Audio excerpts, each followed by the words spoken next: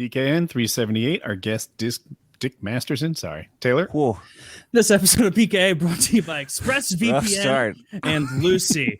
Batting 1,000 off the start. It's okay though because Woody's actively dying. We need to be thanking him for even showing up today. He wasn't able to make our 1 hour bonus show. Kyle and I did it ourselves yesterday because initially we usually do it on Tuesdays.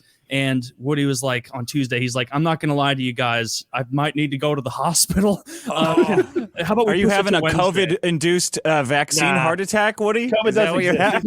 He's got a real disease, okay? He's got that strep. He's got strep throat. Oh. Which is a brute. Yeah, that's what it is, right? Strep? Mm-hmm. Yeah. So after the last show, so the very next day, I started getting strep throat. But I didn't know it was that. And, it's a little sore throat. It starts slow enough. It hurts so much. And on Saturday, we had rented this beach house in Avon, North Carolina, which is in the middle of nowhere. I didn't really know that the beach could be the boonies. What's the address? So this island is not wide. Kyle, you might be able to throw a baseball field from the ocean to the sound. A baseball from the ocean to the sound. So... With those guns, I hope you could throw a coffin across the island. I can't wait to get into that, you sneaky fuck. Okay. I'll do 250. All right. So I felt better for an hour or two. And I'm like, fuck it. I'm on the other side of this. Let's go to this place. And I go on Saturday. By Saturday night, I'm on death's door. And there's no medical care around here. The nearest hospital is over an hour away. And Sunday, I just suffer through the whole thing. By Monday morning, I don't know what I'm going to that's how long I waited to see a doctor. So I let the strep get really bad. Mm-hmm. And they gave me 2 tests, strep and COVID. I thought it might have been COVID because it can present like this.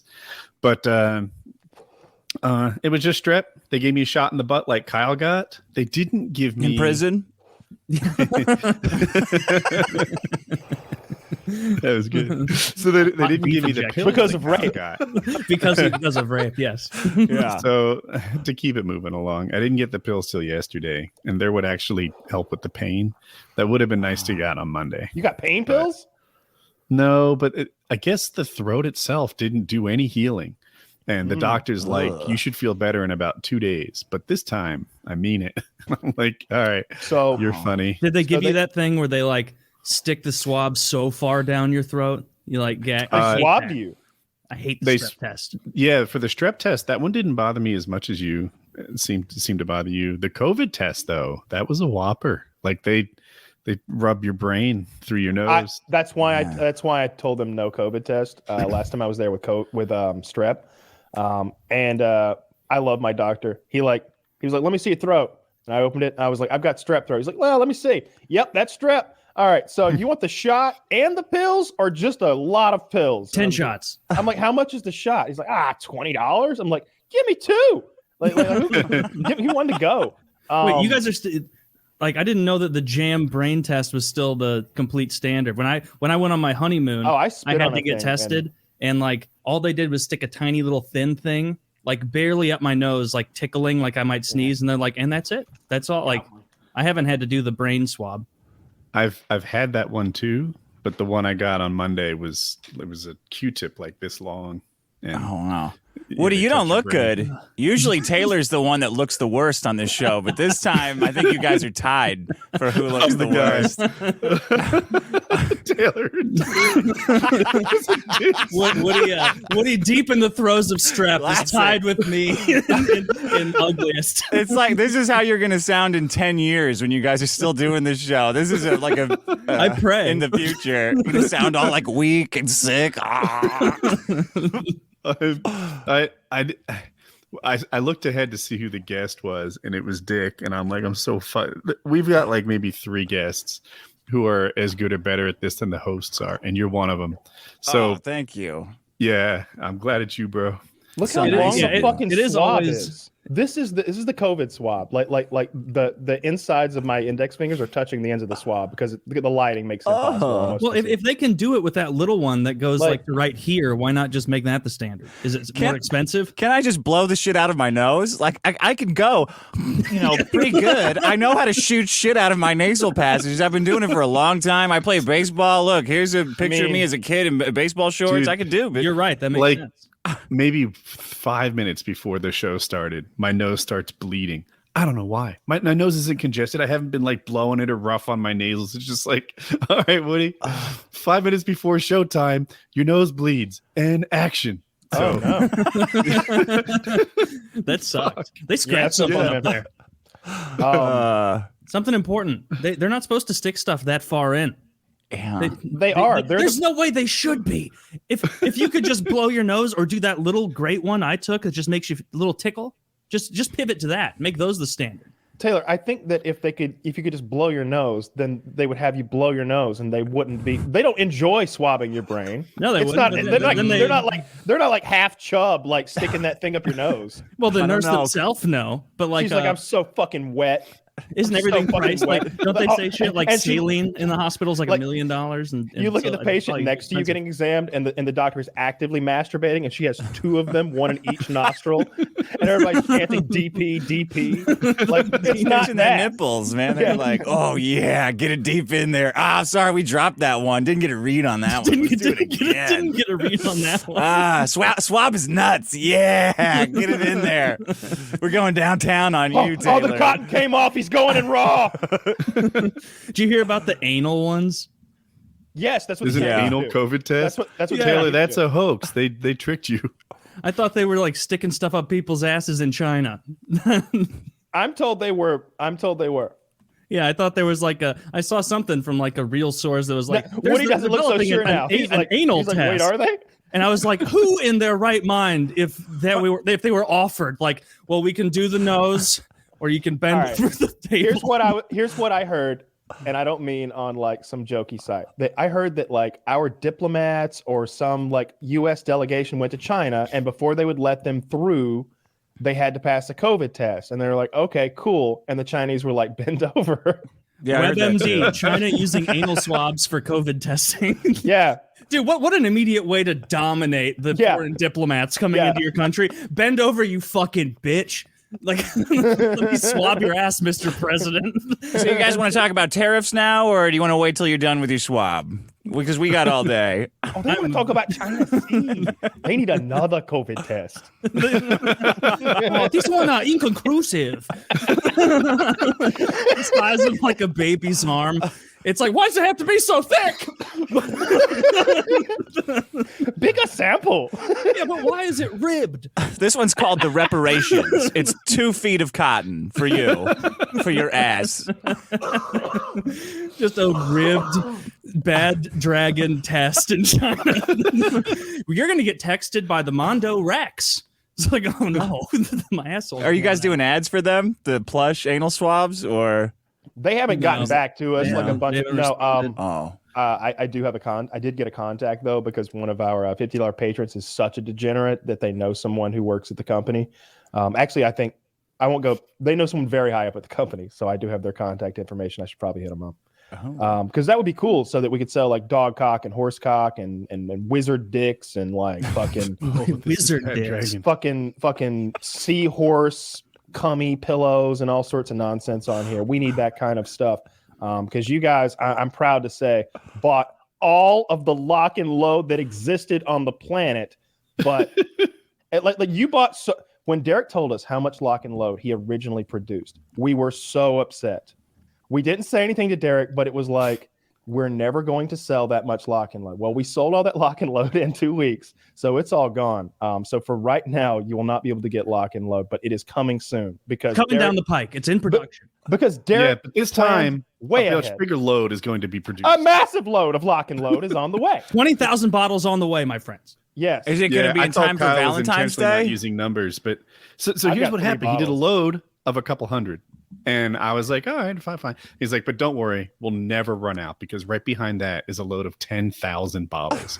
And I'm like, Derek is not a very smart businessman. That is way too much lock and load. These are pills that make you come more. Why would he make 10,000 bottles of it? I need all 10,000. He knew more than we did. He's got so then the we space under sold. control. So then you guys bought 10,000 bottles worth. So now he's making 20,000. So now he's making 20,000 more bottles, and so keep in mind our code works for all the products on Derek's website. Great products. I love the pre-workout, but lock and load for the time being isn't there. We will let you know as soon as it's coming. We'll get a heads up when it's on the way, so you can be poised at your keyboards and ready to go. But it's real cool. We're all happy to have been part of this whole process. And it's pretty neat. My family couldn't be prouder. Your wives may hate it, but no, the audience loves it. They're legit proud to be in the jizz biz like we are. And like, I was thinking to myself, like, with the massive amount of ejaculate that I make and the sweet taste produced by all the kiwi and cantaloupe I eat, it's almost a disservice at this point not to go to a starving African village and feed them. I mean, that's certainly an angle you can take. Yeah. Do you have a version that makes it taste worse? That's what I want. That's my diet. Yeah. Yeah. Nothing but cured meats. 2 cigars at every night before. That's it. Since you brought that up, I talked to Derek about this months ago. I do have a formula for a cum flavor enhancing pill. I'm not going to go all the way down the same road again unless there is demand for the cum flavor enhancing pill. Let's not leak the formula. Come on. I already have the formula. I worked on it for about while we were doing lock and load. I did this as well, and I tested it. He said it tasted great. I shipped it to me. Yeah, I took it like a shot. He keeps asking for more, and I do. It's so sweet. It's so sickly sweet. He dries it out and uses it like confectioner's sugar on desserts, just a little dusting. I dry it out, make sure it's flakes, smoke it in the glass pipe. Yeah. Oh God, you're getting high as fuck.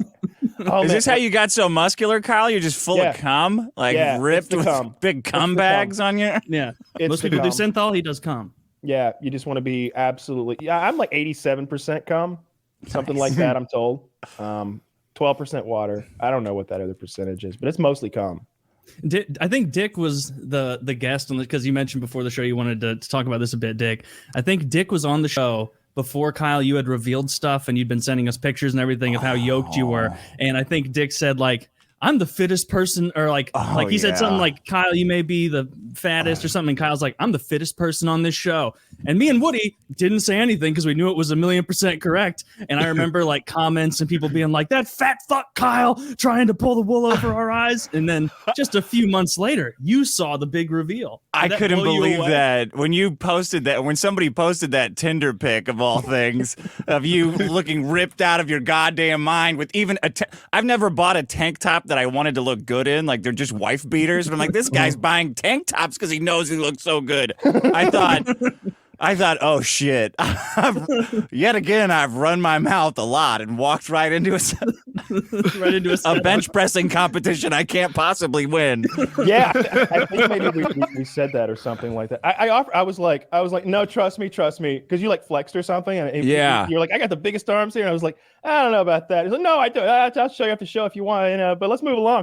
But no, I'm about to start on a whole new program. I actually messaged Derek today. Gonna get right back into the thick of things. So you're just gonna get gross looking. Gonna get gross looking. Carrot top built. Yeah, like carrot top ribbed. Oh, much bigger than carrot top. Ooh. So what are you going for? Size, strength? I think I'll bulk for 5 months and cut for 3 again. I think that worked really well last time. So bulk for 5, cut for 3, and then cruise and bulk for 5, cut for 3. That seems to be a real fun lifestyle. Time? I don't know, the last month and a half, 2 months or something like that. Haven't been doing much, especially since like doing my whole trip in Colorado and everything. So got a really nice base to build on, and I'm still fairly lean, and I know what I'm doing this time. So I think, and this time, like, well, without going too much into it, I think I'm just going to go a lot harder this time, and You went hard in the paint last time. Like you would, like Woody, you remember this, so you can verify. He would send us messages like and pictures of his meal, straight up depressed. At what he's like, this is my 5th bowl of 97.3 ground turkey or ground beef for the day. Oh, God. And it was just a colorless mush of muscle fuel. Yeah, it was. I liked how he would cut water before weigh-ins on like Monday or whatever, because if he didn't weigh a certain amount, if he didn't get low enough, then Derek would increase his cardio, and he just didn't want to deal with that. Is Derek a real person, or is it like a Tyler Durden thing that you have going on? Oh, those pictures you saw, those are of Derek. I'm Kyle. No, Derek. So Zach, will you show him what Derek looks like real quick, just so we can get that out of the way? Let me get my hand on my penis before you. Because like before describing, sometimes describing something, you just can't do it justice. You're like, what's the Grand Canyon look like? Ah, man, you really got to go. So what did Derek's arms look like? I mean, you've got a phone, right? Like, let's just get to the bottom of this. But yeah, Derek runs a channel called More Plates, More Dates on YouTube. Oh my God. Yeah. He works Look at the delts. Yeah. So there's a right angle between his trap and his delt. Even his frowny lines on his eyes are ripped. That's a man with muscular teeth. All right, what do you bench? I need to know. Oh, what does he bench or what do I bench? What do you bench? I don't really max out because I work out alone. My stuff doesn't have like safety stops. But the most I've done is like, I've been waiting months for this to know how much you lift. I've done like 305 or something like that for like 8 reps or something. Okay. Like I don't know what that equates to, or if even if those calculators even work. Yeah, but I don't know if those calculators work, but that's a tremendous amount. But even that wasn't really to failure. That was like me working out with that amount of weight, and like I felt like I mean, could I gotten 9? Probably. Do I want to risk pushing 305 fucking pounds for a night time and then drop it on my trachea in the middle of a public gym at 4 a.m? No. That'd be so embarrassing if a guy as jacked as you died in the gym. I don't know. I got to add it up. I think 235, but I do 3 sets of 10. So, and that's it. That's all I've ever done. Yeah. I do this setting. I do this this training regimen where it's 5 months of working out and then it's 3 months of being injured. and recovering. It's really incredible. Yeah. That's the nice thing about the TRT. If you ever consider doing that, I never had an injury. I had a few like things that popped and hurt along the way. Yeah. But they would heal so fast that it was like it didn't matter because I do push-pull legs. Then like if I hurt myself on push day, it's a long time before I have to do that exercise again. It's 3 or 4 days. And with the TRT, you are healing faster and recovering a lot faster. So like this thing popped in my shoulder one day and I was really worried about it doing rear delt machine. Like it's in a pec deck, but it's the rear delt thing. And something about that angle made something pop in my shoulder, and it wasn't like a joint. It was like a tendon, or it felt nasty, but it healed up fast. Would the TRT help me with the last time I got injured was I was at my family's house for Thanksgiving, and I took my nephew's I took my nephew's bicycle and drove it off a bike ramp and crashed on my face. So would that help with facial injuries? Yeah. Would it help with that sort of injury? Yes, it will. Yeah, it helps with everything. You'll literally heal faster. Yeah, it speeds I don't know. up. What are you shaking his head with authority? Google it.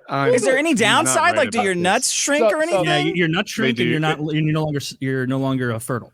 Yeah. TRT helps your muscles heal faster. It doesn't heal your ligaments. It doesn't heal your skin. Your teeth don't grow back. Your hair does not grow faster. Never grow back. This isn't Wolverine. I'm going through. What it does is it makes your muscles recover better and not just faster, but like better. Like the same exercise, you get more from it. But ligaments and bullshit, like as a matter of fact, your muscles grow so fast, ligament injuries are more common. That's true. What's the testicle situation? How much have they shrunk? Yeah, let's see them. But some steroids pull your fucking balls out. I was gonna say some steroids are made for like to help heal more quickly. Like Anavar is for burn victims. It makes you heal more quickly from burns. It helps them get jacked. and it'll help get jacked. Like so you can deal with it. So you can deal with the extreme amount of tanning that you're going to need to be doing while you're getting ripped. He's Mexican. No, my balls are definitely a little bit smaller, but like it's from all the pussy crushing. Nobody's noticed. Well, nobody's said anything. Nobody said anything. Look, I'll tell you right now. What's that about? If I could remove a couple of marbles in the Crown Royal bag. I've thought about removing the balls because here I'm gonna ask Derek about this. Do I need those balls anymore, or is that just wasted?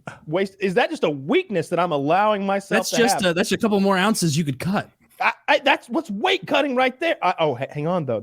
They're holding water that I'm able to hold and deplete. Maybe that's an advantage. I don't know yet. I'm looking at that later. But my question for Derek is going to be, do I still need testicles? Because I'm going to be on the juice for life, right? TRT forever. It's testosterone replacement therapy. That's what I'm doing. So I take my dose every day. I'm always going to take that dose every day. It costs less than fucking air conditioning. I don't know, anything. Like name a thing that you need every day and it's incredibly cheap. It's oxygen.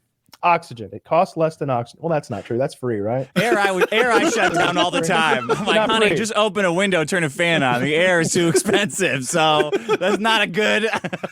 It was as big as a gas station. You don't understand. Oh, God. Get into that again.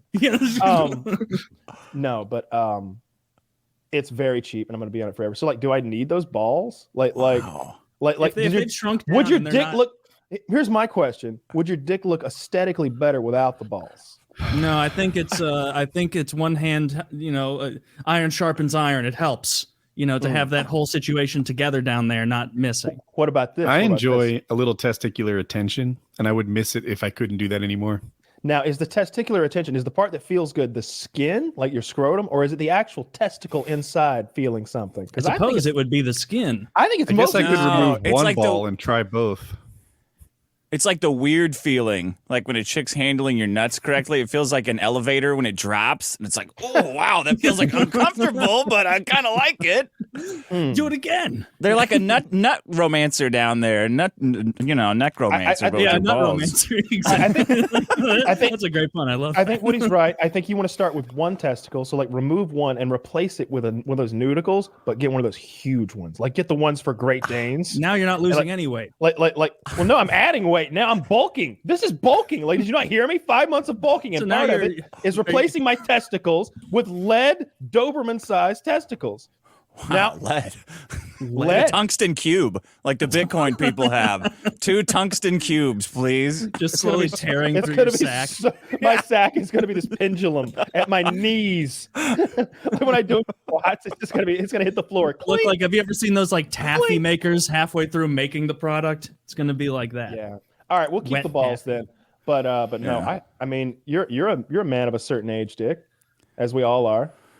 Yeah, I figure I could get a 350 in there. I don't know. I would if I had a little more liquor in me, I would challenge you to a benching contest at 350. But I think I could get that naturally, and then I'm done. My back's gonna blow open like a butterfly after that. Yeah, you're gonna get the 350 natural. Yeah, natural, totally natural. Except for all the cocaine and yeah, the ultimate. I take performance enhancing drugs constantly. One of the silly goals that I mentioned one time. I'm not even sure I'm serious about it. That I talked to Derek about though. I was like, what if I wanted to one day be able to lift 500 pounds? I'm gonna bench press, and he's like, oh yeah, we can do that. It's kind of dangerous though. And I was, it's gonna cost you the last 20 years of your life. No, he made it sound like it was gonna cost like the next 2.5 years of working hard, and it's like, do I care enough though? No. You've said many times, who gives a shit about the amount of weight? Just grow the muscles, look good. That's the point. Yeah. At some point, it becomes for men, doesn't it? Like women just like something meaty to grab onto, but then at some point, it's like I'm working out so other guys will compliment me now. Do you have that? Well, I want the men to be afraid. Okay. So that's a nice look. You want those men to know that anything you want to happen is going to happen. It is silly being that fit and like walking into a gas station with a tank top or something like that. Like it's like, oh, look, people are looking at me. Are they thinking, look at that fucking freak? Or are they thinking like, he works out? Only time will tell. They're looking at the injection points and going, that is the most jacked heroin addict I've ever seen in my life. Look at this, 15 fucking needle points on him. Do guys tell you to smile more now that you're all ripped? No one has ever told me to smile. Oh, they should. But and like I understand how like women would fucking if somebody came, if you were like, imagine you're sitting on like a park bench and you're thinking about the shit you got to do today, your job, your day, your wife back home, the fucking boss, tomorrow, kids, orthodontist, nonsense, fucking bullshit of life, and some cunt walks by and goes, "Smile, you'd look a lot prettier." You're gonna fucking curb stomp her. You're gonna fucking curb stomp her. So anytime like I see some dude say that to a girl, I'm just like, she's got shit. What'd you just say? No. What'd you just say? I'm gonna white knight and not I'm not pussy. your white knight. I'm not your white knight. I don't give a shit. But I'm just thinking like, yeah, nobody's fucking walking around smiling, douchebag. Like we got shit to do. Like nobody's so happy they're walking around smiling. If they are, it's a very rare occurrence. I'm sure we've all had a day where we just walked around and smiled. But like we remember that one day, and that hasn't happened lately. I thought that smile line was more of like a boomer thing that was like a Mad Men joke. I've never heard someone like unironically be like, "You should smile more, toots." Oh, I say it all the time. What's right? Hey, why don't you smile more? Give me a smile. Let's see that smile. Teeth. Looking good, Now beautiful. Love to ask. Let's see a smile. Jumpers. Looks Whoa, horse teeth. Oh, you could. What do you floss with a bike chain? After she smiles. Never mind. Never mind. What did Silvio say in Sopranos? He's like, the ass on that girl, but those chompers. I gotta say, Dick, when you said you were challenging Kyle to a bench off, I thought your bench would be higher than 235. I gotta say. Well, no, that's my regular workout. Like that's all. I'm in this to. I'm playing the long game at this point. Oh, this is. We're gonna do this contest in like 2 years or something. No, I'll start.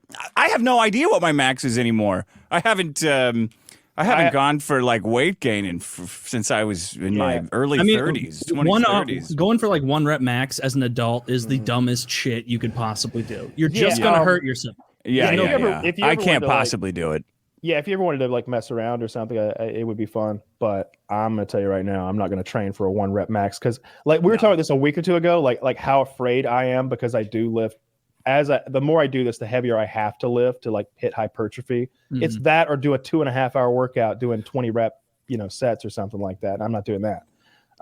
But it's like help you burn more calories though, right? Like with the cut, going ridiculously high volume. So I shouldn't even. I'm talking a little bit out of my ass here, but like I've seen a lot of research that suggests that you should really make your workout more about the hypertrophy. The workout that is about hypertrophy should be about hypertrophy. The workout that is about cardio should be about that. They're both better. You both will work better separate for different biological reasons. I've seen studies about that, about just not combining the cardio with the lifting, because I think they did like a study group where like one group just like lifted weights and one group like went for a bike ride and then lifted weights, and the group that did that didn't gain as much lean mass or something. You're burning calories you need. Okay. What about watching Star Trek Next Generation and working out? 375 reps of 45-pound bench presses is my cardio. Strength, cardio combined. Hey, you're good. You're good. I just carry that around with me all day. I don't even call it a workout. I just always have it on my shoulders, and throughout the day, I forget it's even there. I have you look amazing. I wish I could see it not on a Tinder context though. That was a little. Yeah, you got to get our group chat. Yeah, I have so many shirtless pictures of Kyle saved in my phone. Yeah, I went down a real fucking rabbit hole. That took 11 months to do, right? Yeah. I made posters out of them, Taylor. Pro tip. I think calendar. I think it was roughly Kyle only. I think it was roughly 8 months of bulking and about 3 months of cutting to do that from like zero, So it was every day.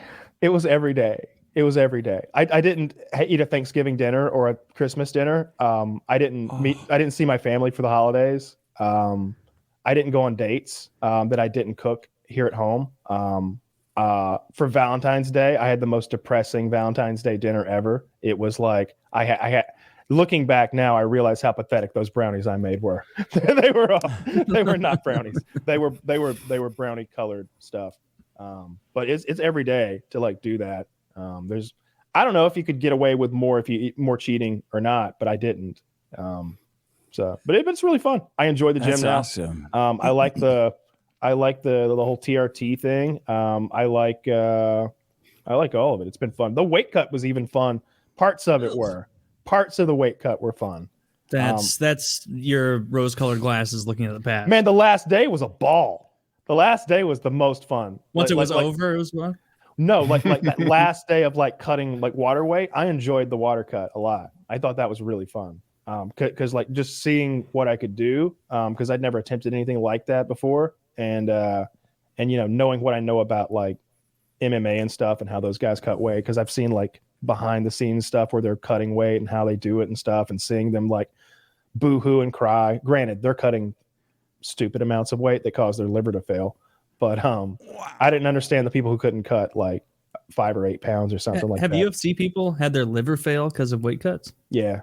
Really? I think liver or kidneys, maybe kidneys. I always thought, kidneys. Okay. How much do you have to lose? Like your body fat is so low, your kidneys just shut down. No, they're so dehydrated.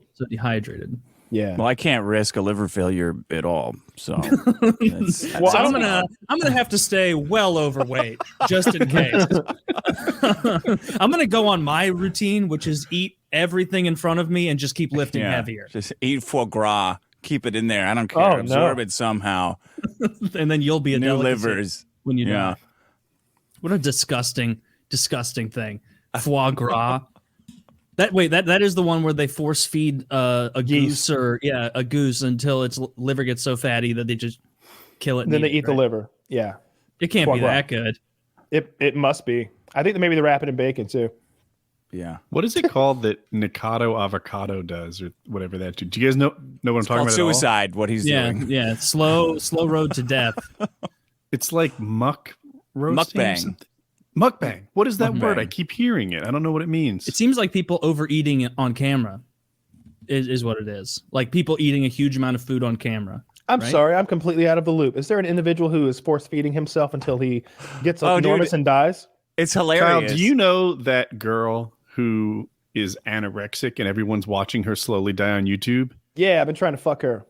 Okay. There's the opposite. His name is Niko Avocado, and he is force feeding himself. He has gained 170 pounds of fat, maybe.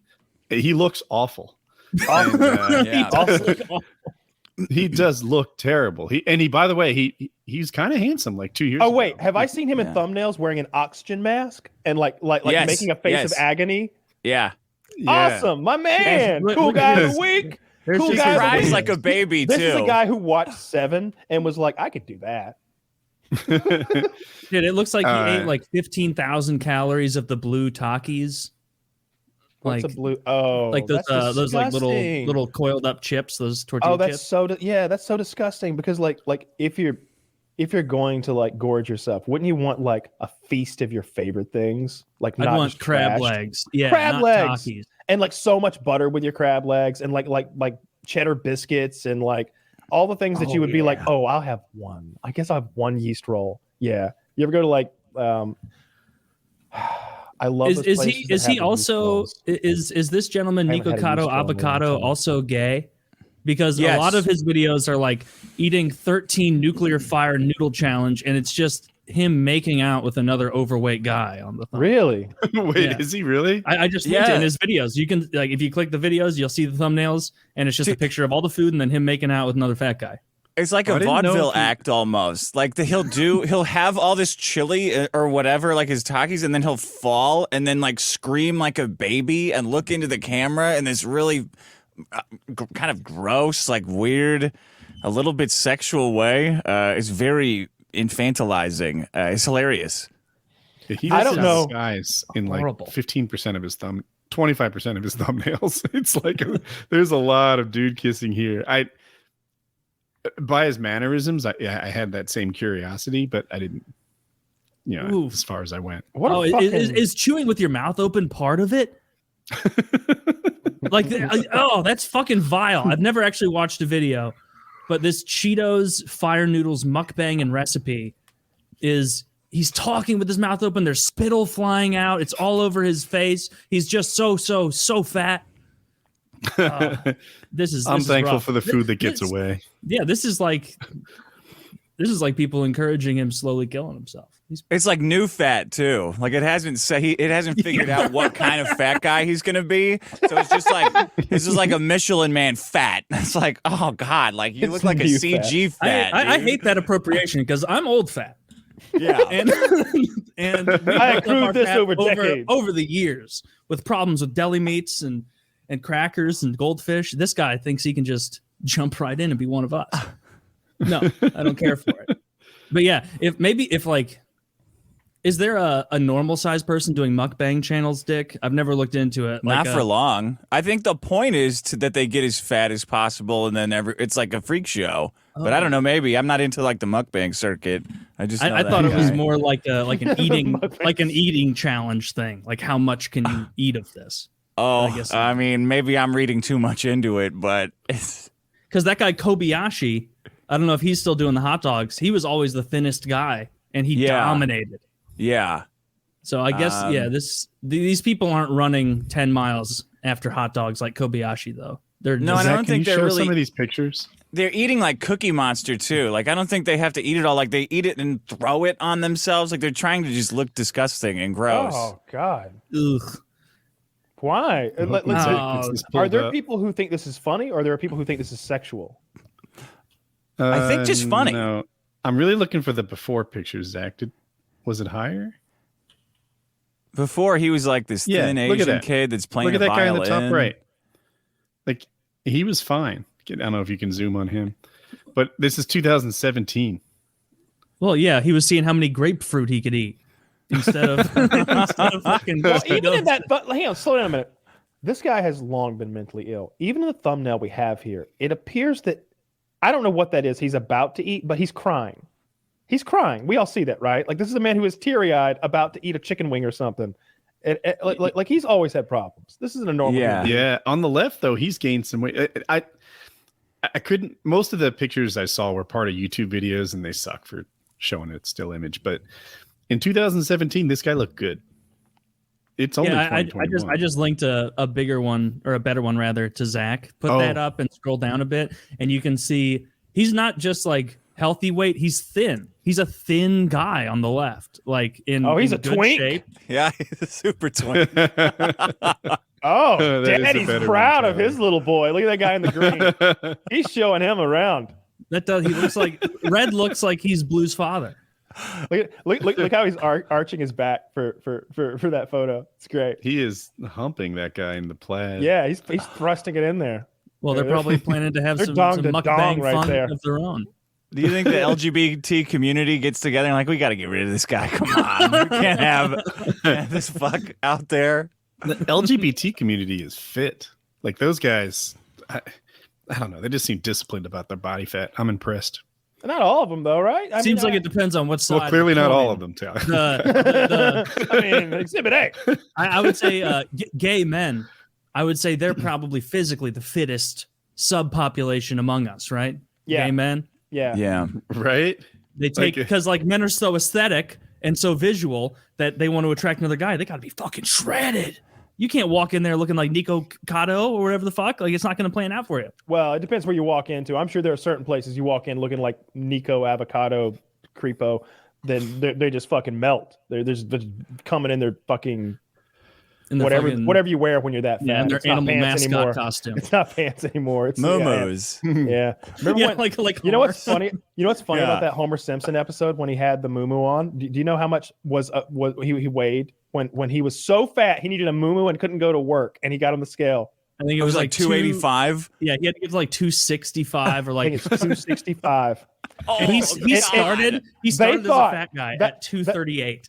Yeah, he was already. Yeah. They thought at that point in the 90s that 265 was comically, cartoonishly fat. They thought 265 was so ridiculous you could put it right next to the nuclear power plant being saved by Homer wedging his fat ass in the release valve.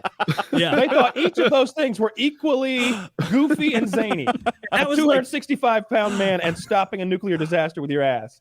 And that was like 1994. It wasn't that long ago on a scale of like humanity. But yeah, you're right. It shows like Homer stepping on the scale in the beginning, and he's 238, and he's like, "I'm never gonna succeed in my goal." And you're like, "No, we're gonna get you there, Dad." And like he's like, "Homer, I'm not entirely sure you should be gaining this much." Like, and he falls into the fucking hole. 300 pounds was no. They knew that no one would get upset about that because no one weighed 300 pounds in 1994. Like very few people. It just wasn't a thing. You were able to I guess get by. What was fat back then? I guess 230. Like someone who you would see today and think he's not too bad. He's not. He hasn't gone like hanging in there. The redeemable zone yet. Oh, that's me. He can come back to one of us. He can be one of us again. He's not subhuman yet. No, I always keep an eye on the shirt sizes that I get. I do a merch run every couple of months, and since pandemic, it's like, oh, the 3XLs, 4XLs. Boys, a lot of 4XLs this time. I'm not selling 5s. I don't want like a dress. I mean, maybe they're budget campers. I don't want a bunch of tents walking around with my merchandise. I'm in a Lululemon here. Nobody, no 5Xs. And some woman called me on it, and I said, oh, you know what? I'm not selling any women's larges or bigger anymore, so deal with that. You just sell women's extra small and small. Yeah, mediums. That's it. Oh, that is so fun. Idea. You've actually noticed like people getting fatter through your merch sales? Yeah, well then because I do the live shows in cities and I'll order a bunch of shirts to go with, and some of the like Chicago or Atlanta, I was like, whoa, where's all the 3X shirts and boxes? And they're like, oh, those were gone right away. I'm like, okay, well, yeah. I guess so you're just lugging medium men's back. Yeah, with you? Yeah. And that I think it was Atlanta. The mediums and the 3Xs sold out right away, but there was no larges. Jesus. Yeah. Damn. Odd size for Atlanta. That'd be an interesting study, like how much fatter people have gotten since like lockdown stuff. It's got to be significant, right? Yeah. Oh, yeah. Imagine so.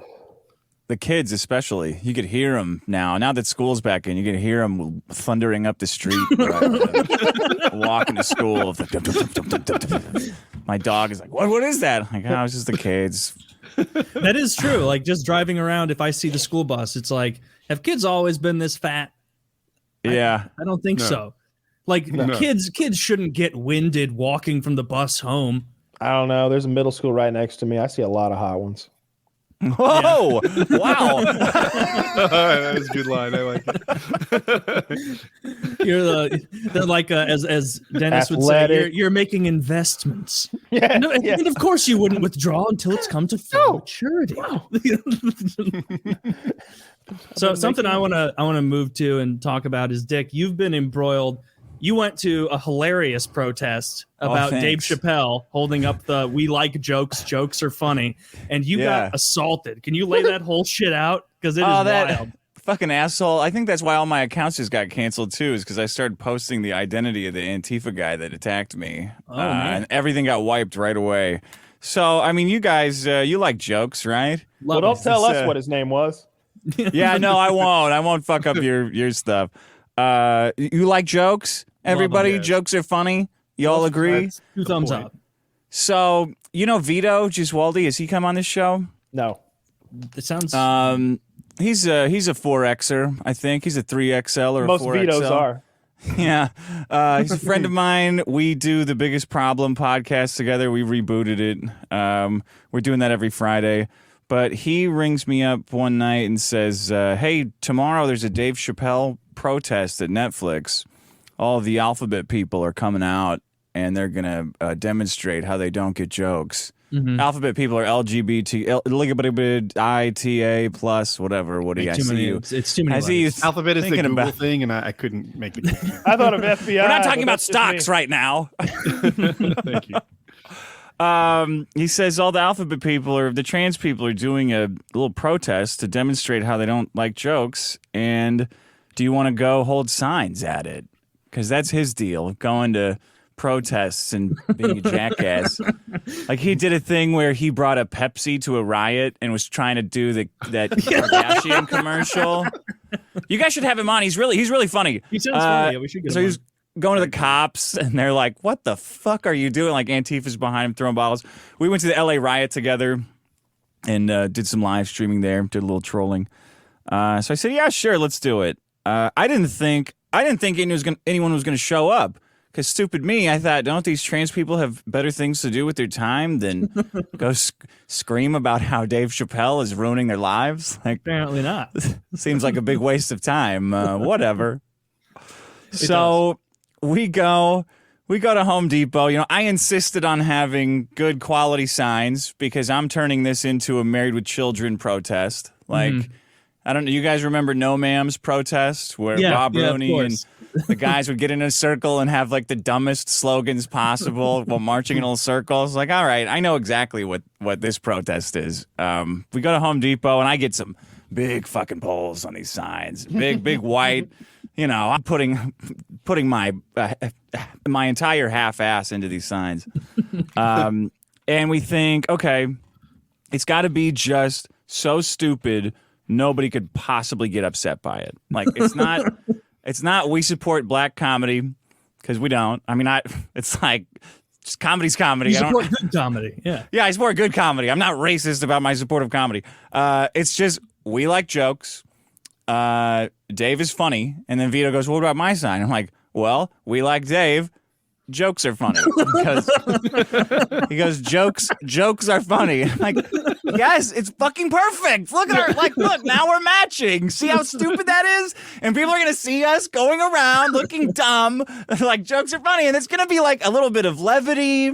I thought maybe even the trans people could embrace it a little bit. Like, oh, you know what? We do like jokes. They do not like jokes, as it turns out. And I mean, obviously, I don't think that those lunatics represent the trans community. It's just a bunch of maniacs that you know want to bully people, right? Like that's the trans community doesn't give a fuck. The trans community's out there working and doing whatever. This is just a fringe group of lunatics that had a bad day, so for their entire life. So we get there and it's like.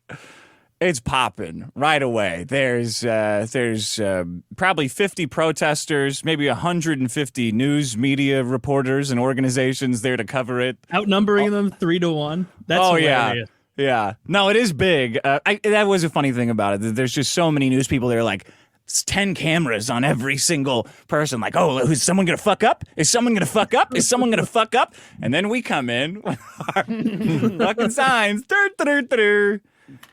And you got all the turf people there, like women who look like they've been left in the sun for about 30 years, and they've got the entire Bible written on their sign that they're holding, screaming about whatever. I don't know what their talking points were. But then on the other side, you've got a woman dressed like the Pope, and like a guy fatter than Niko Avocado with this little like pink dollop of hair on top of his head. He looks like the Punch-Out sequel. Like he looks like a bad guy from like a Van Damme movie, screaming about rights. And I'm like, oh my god, you guys, like we're just here joking. Like, what? I mean, you guys are too, but I don't think you know it. So we're arguing with people and having a good time. And we're recording it too because Vito's going to make a video about it for his YouTube channel. And eventually, Vito said they pull all the lunatics into the Netflix HQ. All this is at Netflix HQ, which is the most upsetting to me because Netflix said, yeah, we absolutely want this. We want this walkout. It's a walkout for Netflix employees to come out and protest their biggest product of the day, and then to attract as many malcontents and psychopaths in the area to come congregate on their property and cause mayhem, and to oversee this boiling this potential chaotic moment. They have their two smallest security guards who've borrowed their uncle's suit to show up, like Juan and Paco, they're Juan and Dose in like suits that are going down by their arms, going like, "Excuse me, sir, can you not stand on the plane?" Okay, and they just go back off. Like, this is fucking chaos. So Vito takes his sign. Did you guys see what happened to Vito's sign?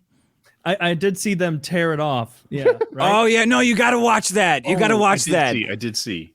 Okay. So they tore off his sign and then they claimed it was a weapon, right? Yeah. So Vito has his sign, and then this dude, this guy Joe Cristalli, who's a showrunner for the new Frasier reboot, like the one show that we needed a reboot, Frasier. He comes over and grabs Vito's sign and tears it away from him, or grabs it, pulls it down, smashes his sign, leaving Vito with only the stick. Like, Vito's not a big guy. I mean, he's fat, but he's not, like, muscular. So he's there holding a stick going, "Oh, you smashed my sign." And the guy goes, "He's got a weapon." And then walks away. It's like, bro, it's like you can't scream, "He's got a weapon" at a trans protest with a bunch of fucking guys, Antifa guys that are, like, mad dogging you and swinging their bike locks like they're in the Warriors, like ready to rumble at any moment. Like, you can't say he's got a weapon. And there's all the cops that are on. Yeah, they're like, all the cops are on bikes in the middle of the street. Like, I know that you know what you're doing, but whatever. So Vito's standing there. If you haven't watched the video, you got to watch it. There's this woman with a tambourine, like screaming, "Repent, motherfucker! Repent, motherfucker!" right in his face, and he can't move because the protesters, they get around you, like they stand there and they put their arms around you like they're hugging a tree, and they're like, "I'm not touching you, but if you touch me, then we're gonna have a serious problem." And you're like, well, I can't fucking move. Like, I don't know why you think what you're doing is legal, but it's not. Like, it's not like it's like the Simpson, you know. Yeah, like, I can't move. Like, okay, well, I don't know how to get out of this. So we're goofing. We're goofing down. Then they win though. Then he's trying to like juke out of them and like spin to get around. You just in that situation, you just have to attack that person with everything you have. You just punch them, right? just and have your life ruined. I mean, you're already in a pretty good position to like grab them in a body, like just slam them on their fucking head on the ground, right? Like, yeah. Like well, if you fall over, I think they're falling too. Hurt me. Oh, if Dick does that to someone, 2 seconds until there's articles. Local white supremacist. Yeah, house is gone. Everything is gone. Justice protester at Netflix. So were you attacked by the? Yeah. So I thought it would be really funny when they're like smashing Vito's sign and going like, we fucking killed jokes. We fucking killed jokes at this fucking idiot. I thought it'd be so funny to just take my sign and like go behind him. You know, so if anybody's recording it, they would see this awful display and then see like the Muppets, like a guy going like boop boop boop boop boop boop boop behind with the exact same sign. So I get behind there. I have the video. We played it on my show. And I don't know. There's a picture too. The New York Times has a good picture of me my head getting shoved into this concrete thing. This guy, the same guy, Joe Cristalli, comes over and tries to grab my sign out of the way because I'm holding it up, and like they're trying to disguise my sign with their signs, but I got that big old Home Depot stick, so I'm going way like, oh no, I got a fucking 9-foot stick, you idiots! You cannot cover my jokes are funny sign. So Joe comes over and like I'm like this with my sign just standing there. And he kind of comes in and starts twerking on me, right? Like he slides in and thinks he's being sneaky and grabs my sign and gives it a yank. And I'm like, no, buddy, this is not like you little noodly arm. You're not smashing my sign. I worked hard on this sign for like 10 minutes. I'm not gonna, go away. I'm not. You already smashed that guy's sign. You're not smashing my sign. So I hold it. So then he grabs it with both hands. And he's like trying to take it. And what do you probably know the feeling of a kid trying to rip something out of your hands? Sure. Like it's just like you can't stop laughing. It's like, what are you doing? Like, this is my thing. Why are you trying to rip my thing out? So I grab my sign, and I go, "Oh, this guy's trying to take my sign! This guy's trying to," like, I start screaming because it's funny because it's so stupid. I'm like, bro, you're embarrassing yourself. This guy's trying to take my sign. So then I see this fucking little Smurf, this Antifa Smurf guy, who he's all yoked up. He's a little guy, but he's all yoked, just fucking staring at me, right? Like staring with his blue baklava. And then I realized, like, oh, fuck. All right, here we go. So I started screaming, this guy's attacking me, this guy's attacking me, this guy's attacking me. And the next thing I know, Joe pulls me away. So I'm kind of like, I'm still holding my sign. The whole time in the video, I have both hands on my sign. Because I'm not going to, I'm there with a "we like fucking jokes" sign. I'm not there to play homoerotic punch up with a bunch of guys who don't have dads, right? So I'm holding this sign, and this fucking guy comes over and takes a running start and shoves me. It's very violent too, if you watch it. Shoves me against a planter, and then I kind of don't remember the rest, but you can see it on video. Then shoves my head into one of those stupid concrete balls that they have in front of Target. You know? Yeah. They're like enameled concrete. So I remember the hit. Like, I saw him shoving me, and I thought, well, all right, this is all right. Just try to stay up. And I remember getting hit in a really fucked, like, surprising place. So I thought maybe somebody cranked me with a bike lock or something, because like you're not used to getting hit so hard while you're standing up. Right? Like, if you're falling down, you're kind of braced for it, but this was just like crack. Like, oh, God, fuck. Most things that hit in general have some give to them. This has no give. It's a special kind of hard. Yeah, so you can see it on the video too. I'm all disoriented and like standing up and trying to figure out who's got the bike lock, because I'm like, all right, well, whoever the bike lock might have a knife or something. So I got to find, like, I'm in danger of being murdered now because these people are they're fucking crazy, the people that show up there. And I'm looking around. I'm saying that he hit me in case so someone can record him and get him. And I shit you not, out of nowhere, this little broad appears and says, "I know this guy. He's got a rape list." I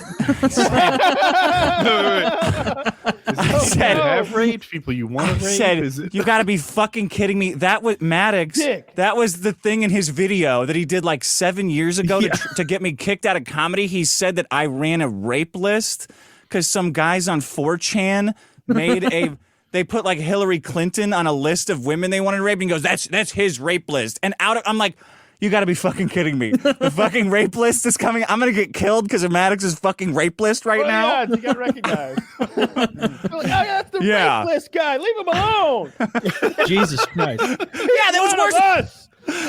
It was worse that he's got a weapon. Like, he's got a rape list. I'm like, oh no. Now, but like, if I'm in that crowd though, and I hear that guy's got a rape list, I'm like, the fuck is a rape list? What does that mean? Is that like a list of conquests? Is it plans? Is that bad?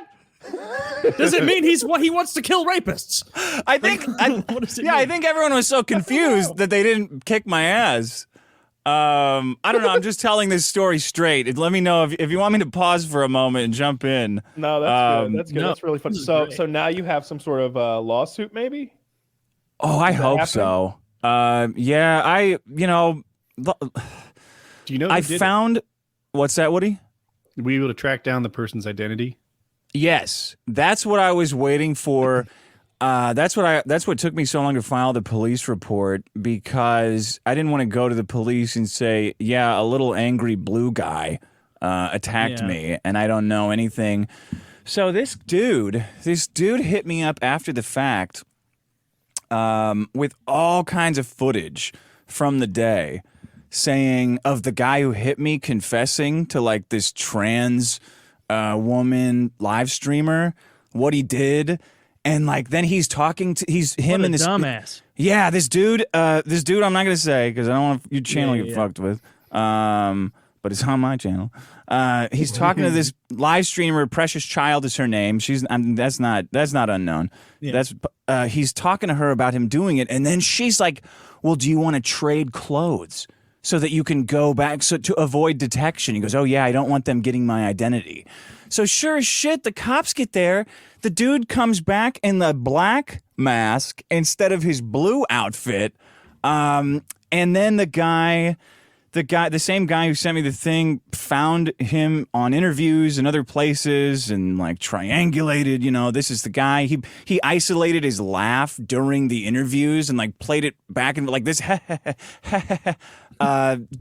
He got different angles of the shape of his skull and his face. The guy's like a CrossFit gym owner and a Olympic weightlifter and like a college football player. I was like, oh, amazing. Okay, so they found the one Antifa who works out to sick on me, and then it turns out the fucking guy who found it all was a rooftop Korean. So in the 90s, you remember those guys? Smoking cigarette? Mustache. That was his dad, was the rooftop Korean in the 90s. He was 18. He was going around to all the ghetto neighborhoods fucking flashing his piece so the gangs there knew not to fuck with the rooftop Koreans. Like they had a whole squad of guys. The guys who were not on the roof were driving around fucking enforcing or whatever, trying to intimidate the gangs from fucking with their stores.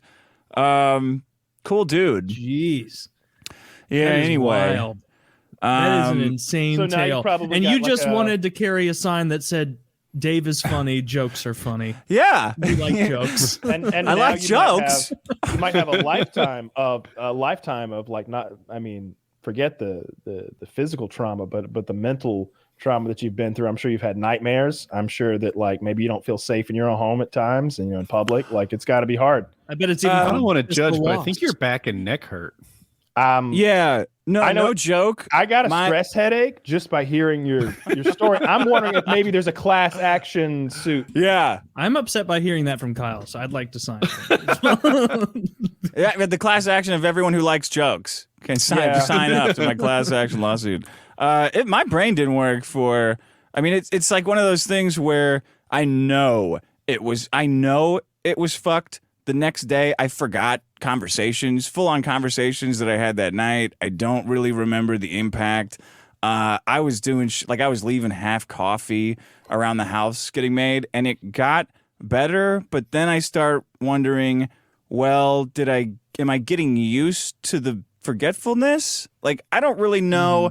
Like the fear of it is, am I getting asymptotically better and it never gets better? Because that is really bothering me and pissing me off. The nature of head injuries are, I can't. I don't have any words anymore to describe these things because I'm retarded Because of now. the head injury, perhaps. Because of the head injury. But it's you very were much scary. funnier It sucks. before this. Thank you for saying that. You were smarter also. Yeah. You used to be able to Yeah. carry a show. I was happy when I heard you came on. Now that I see what we've gotten, I'm a little worried. Now he's all busted up. I'm all messed up now. I'm wondering if we at PKA could seek some sort of financial restitution because we didn't know what we were getting ourselves into. Yeah. We didn't know Not this gonna man was damaged goods after that neo-Nazi attacked him. We didn't know. The neo-Nazi. You're not going to sell as much of your goo juice because I can't keep a conversation going. I know. Everyone suffers. Dude, that But is afterwards- such a fucking insane situation. Yeah, Yeah, afterwards. it's terrible. When Vito and I left, we hadn't checked our phones all day. Because if you take your phone out at one of these things, some fucking idiot's going to slap it out of your hand. And I'm like, oh, well, there's $1,200. Thanks, bud. But when we got our phones back on in the car, which they chased us down to a car, fucking Antifa chased us down to a car. And Jeez. They yeah, cannot recorded. take a joke. Dude, that's one thing I learned about trans women from this experience is they really don't like jokes. When we checked our phones, it was blowing up. Like the clips of him getting his sign smashed already had like 1 million views on it. It was crazy. It was really crazy. Where's it going from here? I don't know. Probably Dave Chappelle will apologize. Dave Chappelle will take a picture of us and say, "These two fucking guys are the reason I'm not doing comedy anymore." Oh. We had a bunch of interviews the day of too. There was one funny one. This little dude for I think USA Today. This reporter, this little gay guy. I mean, I just assume he was gay, but I would bet on it. He grabbed me and he goes, "Hey, can I get an interview with you? Kind of over here. I don't like the suck your sun." cock. I was That's hoping how he you would, assumed. ask for my number, but he didn't. He brought me in this little under this little awning thing, kind of around the pylon of the building. I don't know, somewhere more secluded.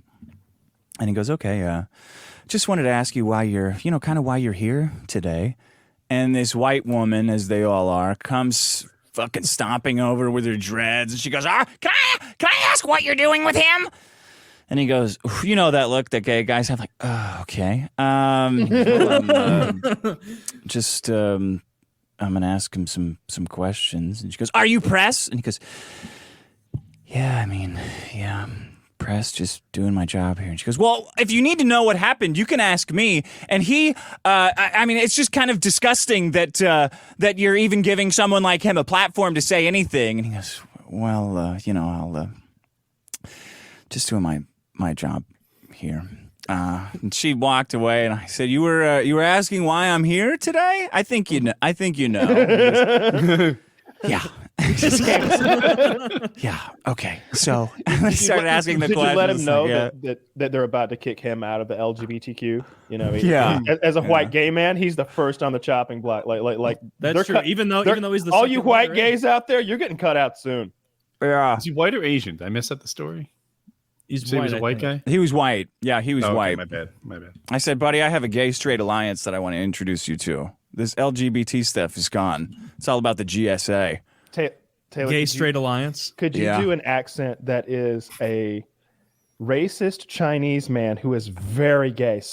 But he does the thing with his R's. Dude, this is too scary. This is too scary because I know he's gonna say brack. And no, you're setting me up for a trap here. I'm not doing that. I'm not doing that one. That's the one he won't tip. All right, fine. I don't care for all of these. No, see, that's you got to slow it down. I don't care for all of these bracks pretending to be gay. When I am the real gay person here. These brack gays keep. See, that's all that it gets to. No, but that's good. It's hard to. Then they were pretending that I was strangling somebody. That was the thing that got out after. Yeah, apparently that was. Well, they always lie to say you're doing something, so some muscle dummy will come in and beat you up. They're like, "This guy's strangling somebody." Yeah. Like, no, I'm just holding on to my fucking sign, man. I'm holding on to my. I want the sign. I don't want you assholes to smash it. That's it. Did you feel like the media gave you a fair shake? No, they're fucked. The Associated Press said that Vito, they took a picture of Vito and they blew it, Associated Press, they sent it to like 30,000 news outlets and said, local comedian Vito Giswaldi screaming profanities in support of Dave Chappelle. And so we got home, we're like, what the fuck is this? We didn't swear. Like, we're pretending like we're in church because we know exactly what's going to happen to us. They released a retraction later, the AP did, saying he wasn't screaming profanities at this moment. It's like, because Jesse Signal or somebody on Twitter found a video and like pieced together exactly when that was and proved that he wasn't swearing. So then the AP said, well, he wasn't swearing right at that moment. I'm like, oh, okay, thanks. You guys. Do you have any video of him swearing or any photographs maybe even? No. But we're sure he swears. What did he say? The narrative the media wanted to run with, so they ran with it. Jesus. Yeah. There's no accountability if they get it wrong, so who cares for them? Yeah, it's crazy. It's really unfortunate. He's on video. What he said was, I don't get the violence. I like Dave. I like jokes. Jokes are funny. And then some version of like, why can't we all just get along? Something stupid like that. Something offensive, no doubt. Yeah. Brought to you by Carl's Jr. I think. Why can't we all get along? Ugh. He dropped that. You disgusting white man. You fat idiot. Why can't we get along? Because you're racist. Yeah. So it was white men, two white men beat up me, a Mexican, and Vito, a bisexual. Well, he's a woman on his driver's license, but is he? That is so fucking funny. Yeah, he put woman on his driver's license just because. I guess he's just because you can. Yeah, just because you can. He did it because you can, and no one can say you can't. Oh my God! I just got my motorcycle license. I could have done that. Yeah, you could have been the ugliest woman in America. Well, no, that's not true. Vito would have been uglier.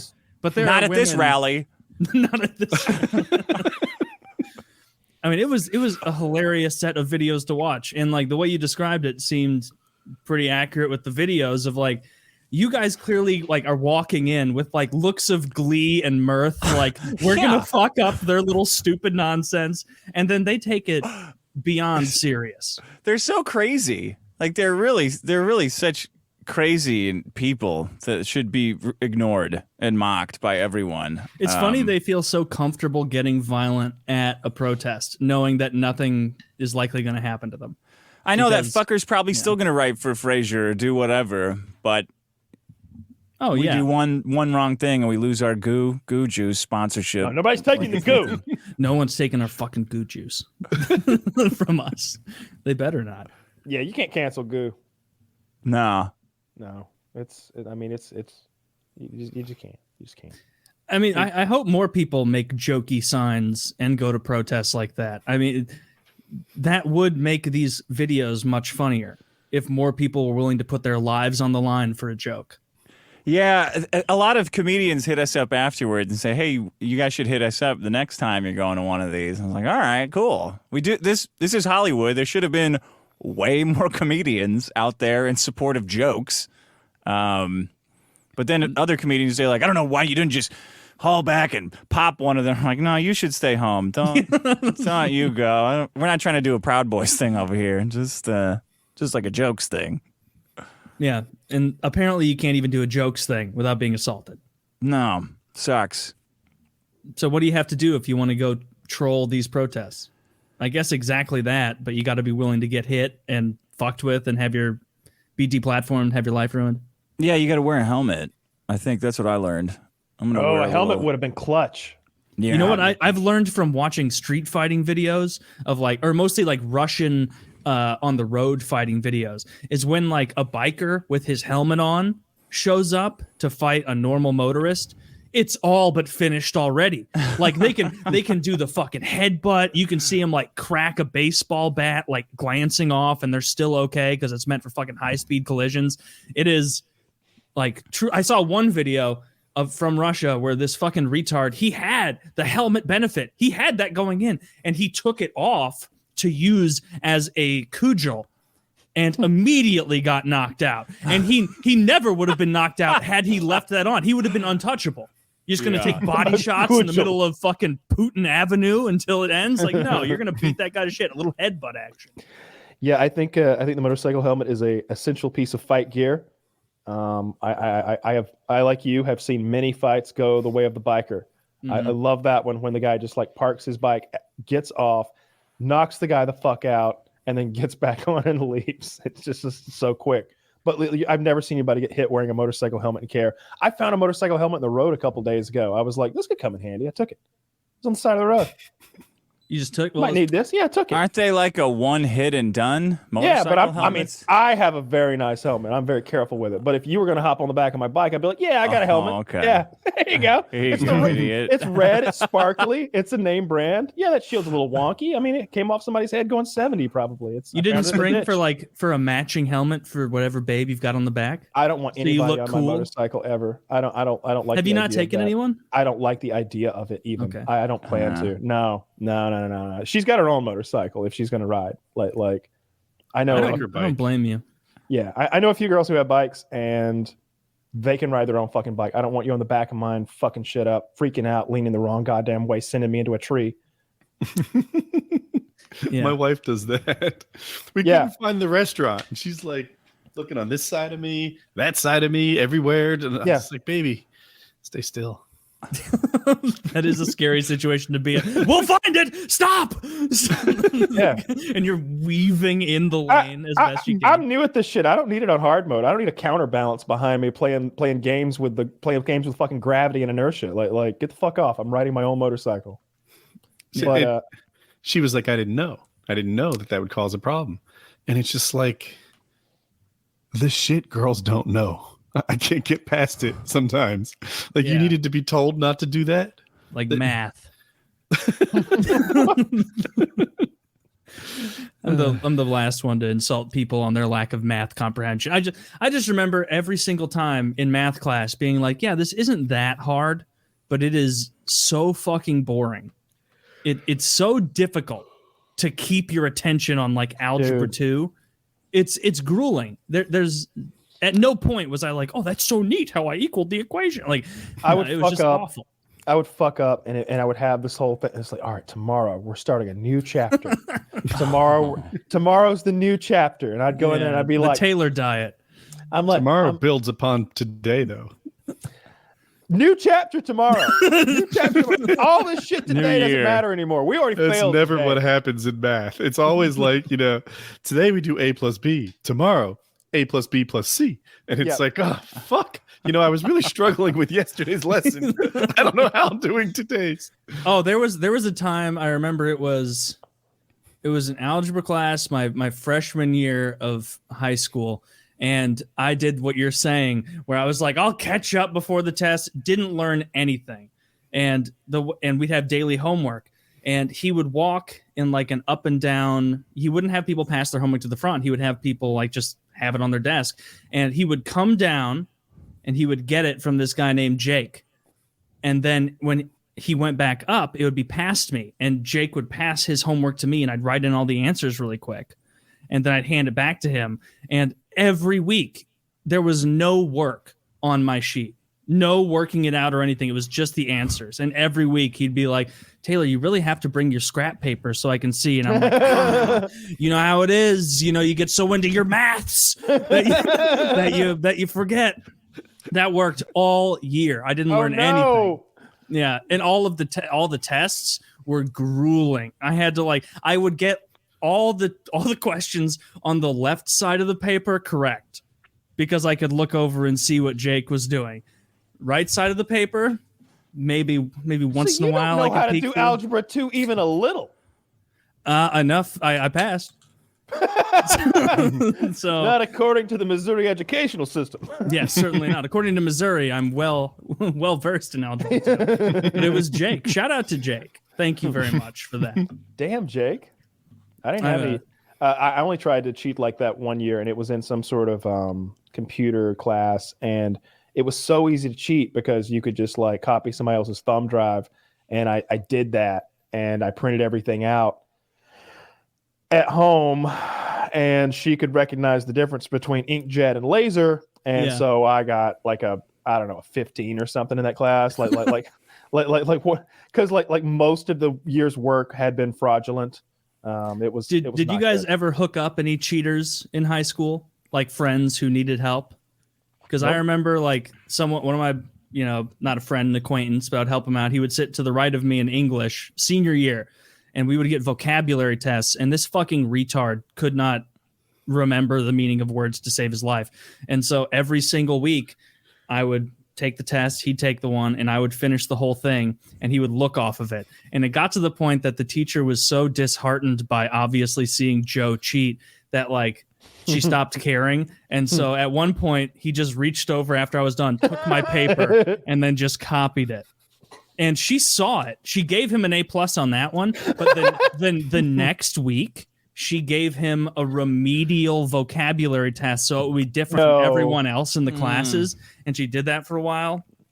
And he'd be like, Taylor, what does sufficient mean? Oh no! And I'd be like, it's right. It's C. It's enough. Like it's C. It's certainly not avian birds or whatever the fuck that B is. And I helped him through that too. I can remember a guy who was trying to cheat off me. It's like, Woody, what'd you get for number 3? And I'm like, pal, I'm not your guy. you want to ask somebody smarter. I have no idea, but if you find out, you let me know, right? I remember I'm lost. I thought this was geography. I remember in a chemistry test once in high school. It was probably 10th grade. Like they didn't have a normal seating thing. It was like a big, almost finished square, and where he would stand at the front, and it was just that kind of U shape with the square desks, and everyone was sitting there. And someone who was really, really good at chemistry was like, I'll sit on the far right. and then everybody just copy to the left of me. And it was like a game of telephone where like our grade, it was like 90%, 87%, 80%, 74%, just like worse and worse as it got down. Thankfully, I was only, I think, 2 from him. And so I got most of the good answers. Yeah, cheating in high school. 2 thumbs up to that. There's no reason not to, you know? Well, Kyle, you are muted, my friend. Yeah, I'm trying to think if I had any other good cheating times. You would think so. I mean, there was plenty of times when like I would have like a little cheat sheet of some kind, like a formula or something. And what I would always do in that situation, because I felt like getting out a piece of paper or like something like that was so ridiculous, I'd either write on my palm or you know, and sometimes it'd be a code anyway that even if they saw it, they wouldn't know what it meant. But to me, it's a mnemonic device or something like that. And that, or my main trick was to write on the desk, write the cheat sheet on the desk and make it look like some asshole just scribbled. And so like I'm over there putting all the fucking answers all over my desk in wonky spots, like if it's like biology or something like that, like how, you know, the inner workings of a cell, you know, like all the little pieces and like how like each one is inside the other or whatever. Like that's on the top of my desk because I'm not remembering that shit this week. And nobody ever saw that. And because at the end you could just like lick your finger and rub it right off. In what was a class I cheated in? Italian. I cheated in Italian a good bit. You had Italian class? Mamma mia! In college. In college. Oh, college. Yeah, I remember taking Italian. And oh no, this is even better one. I remember I was in 8th grade, 9th grade doing math, and I did not know what was on the test. And I remember telling myself in lunch period, the test is right after lunch. I was like, I'll probably know some of it. I've been in class. Like, I get it. And then I got into the class and I saw the test and I was like, oh no. And so I like pushed on my nose and picked it and pushed it until my nose started bleeding. And I was like, I gotta go. I can't finish the test. I can't finish the test. I'm sorry. And so I went to the bathroom, got my nose to stop bleeding, pretended that it took half an hour.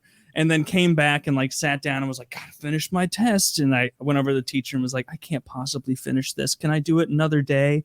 She was like, I fucking guess so, Taylor. I went home, still barely studied, and got a C. I thought that I was I was made, but then she gave me a different test. And so that was what proved difficult. So I was more studying the questions I had seen, but that wasn't the way it panned out. You mean only studying the questions you saw? Only studying the questions I saw, yeah, because I just hated that. And she was such a waste of time, all teacher. This testing and horse shit yeah. that we had to do. It's a bunch of nonsense. Like at no point are they like, we're going to teach you how to pay taxes and build a financially responsible future. Yeah. How to invest in stocks. It's like, what did fucking George Washington eat for breakfast on his 30th birthday? Who cares? Amazing. Thank you. I'm possibly so glad I half know Italian right now. Oh, well, I fucked up. You need to take a full language, you know, at Mizzou where I went. And the only class, it was a 6-hour class. So only 2 classes for Italian could get you your entire language requirement. Whereas you would need 3 classes for Spanish or for Latin, whatever else you wanted to do. And so I took Italian 1 my freshman year, 2nd semester of college. And I was like, that sucks. This is a problem for senior Taylor.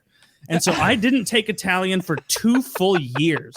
And then I jumped into Italian 2. And this teacher is only speaking in Italian during class. And I have no idea what is being said.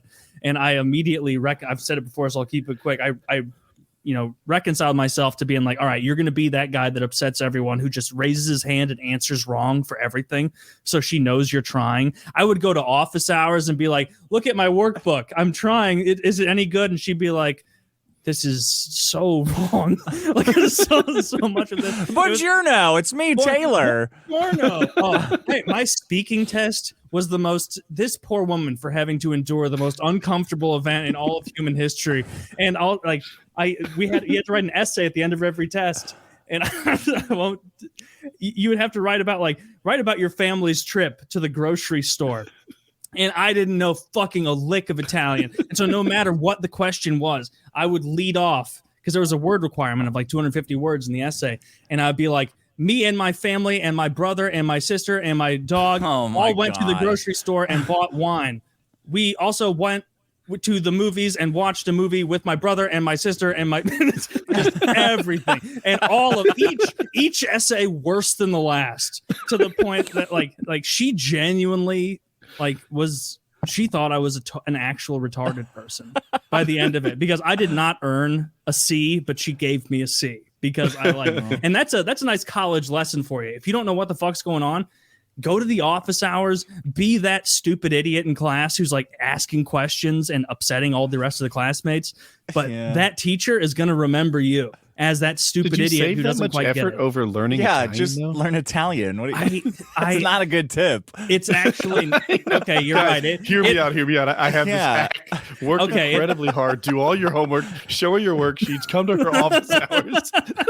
You're right. It would have been easier to learn Italian. It would have been easier to learn Italian if I had done it sophomore year, first semester. But that was the dumbest academic decision I made in my life, taking Italian 2 senior year, 2 years no Italian. So you tried to shortcut the Spanish that would have taken 3 by taking 2 Italian. Yes, 2 semesters Italian, 3 semesters Spanish. See, the whole thing is I couldn't tell you 3 words in either. So I lucked out so much. They introduced sign language at my high school like that year or the year before. And she was like this don't give a fuck hippie chick who was in her late 40s, early 50s. No. Early 50s for sure. Something like that. Oh, wow. Like, I think her husband had just died. She was about to buy a red convertible and she didn't give a fuck. And she thought I was cute. And I didn't know shit about sign language. And I passed sign language 2. And that is my extra language on my fucking high school diploma. I still don't know any. I knew the alphabet. And somehow I passed sign language 2. We would just sit. What's the alphabet like? Is it like it's like A? Shit. What?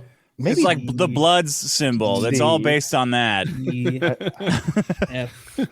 No. F is this. H. Taylor. J. I think that's N. Here's J. This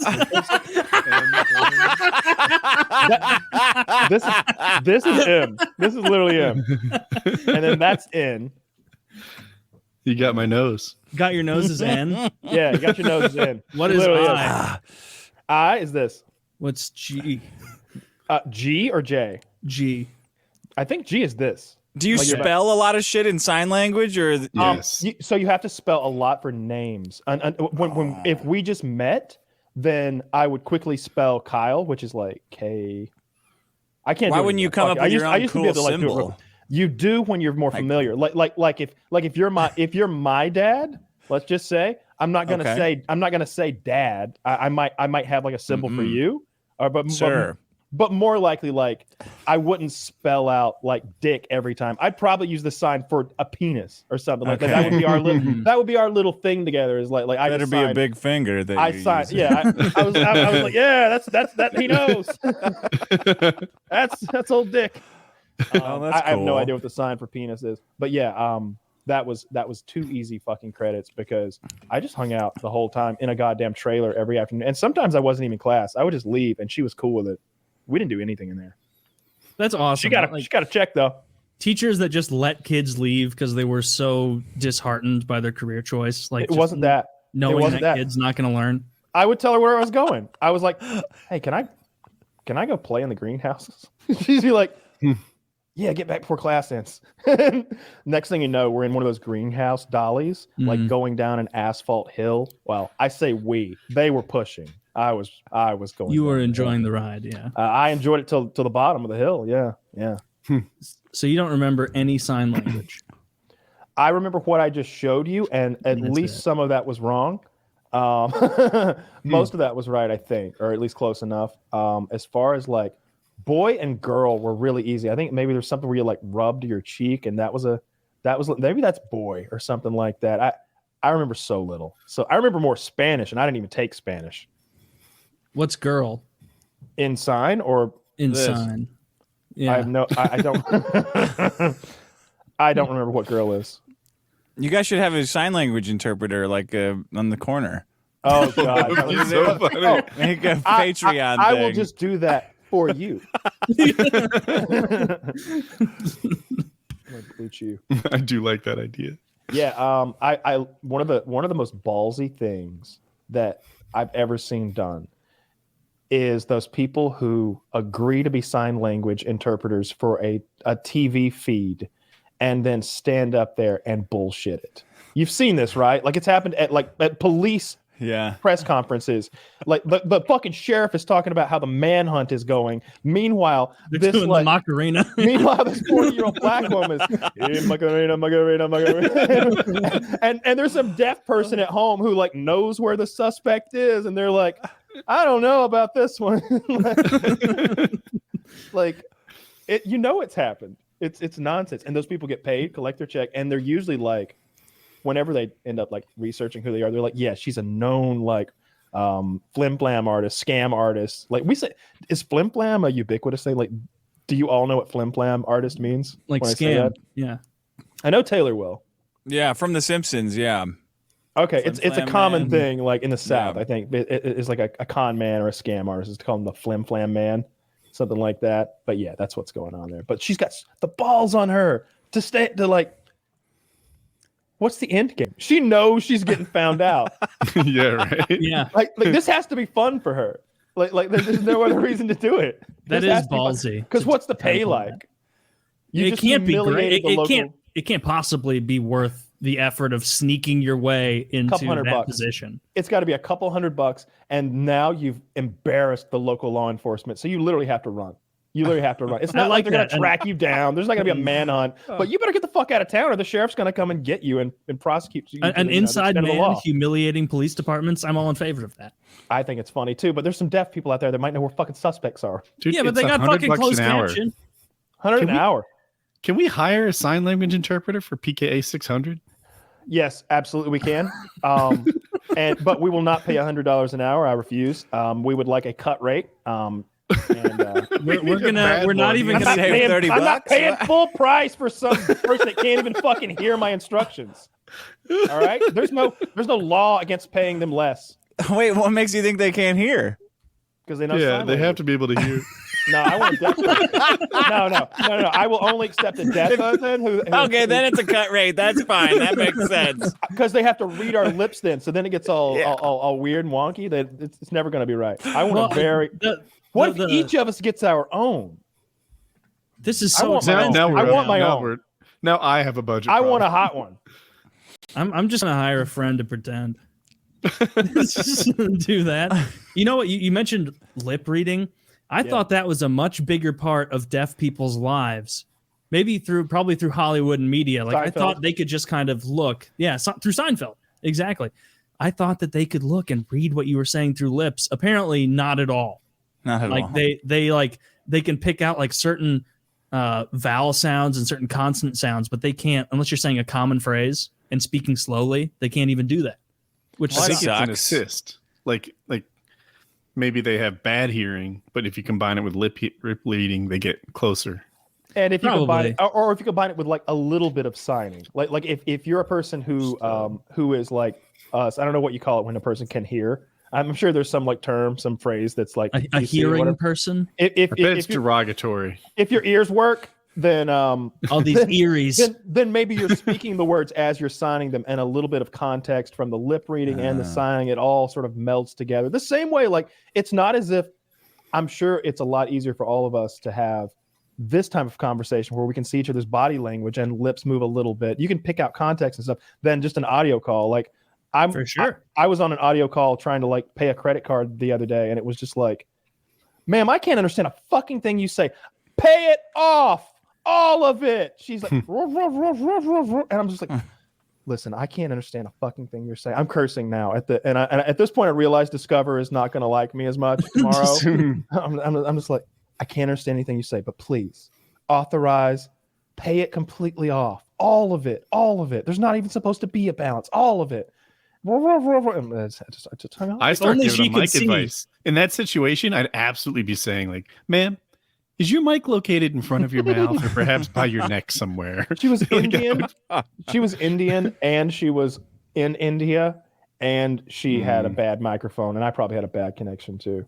I somehow or another I signed up for a credit card that has like a fee, and so like those every now and then I'm like it's like, oh, you got to pay your credit, and I'm like, I've never used that card, and I keep forgetting to cancel it, and it's costing me like tiny amounts of money. You got to cancel it.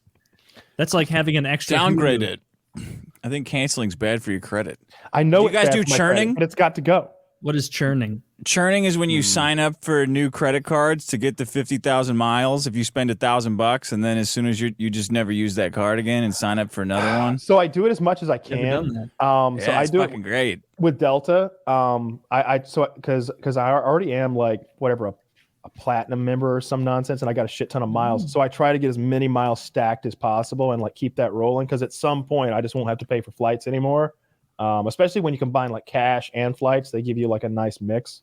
So yeah, I do that as much as I can. Whenever I see a credit card that will do miles for Delta, I get it.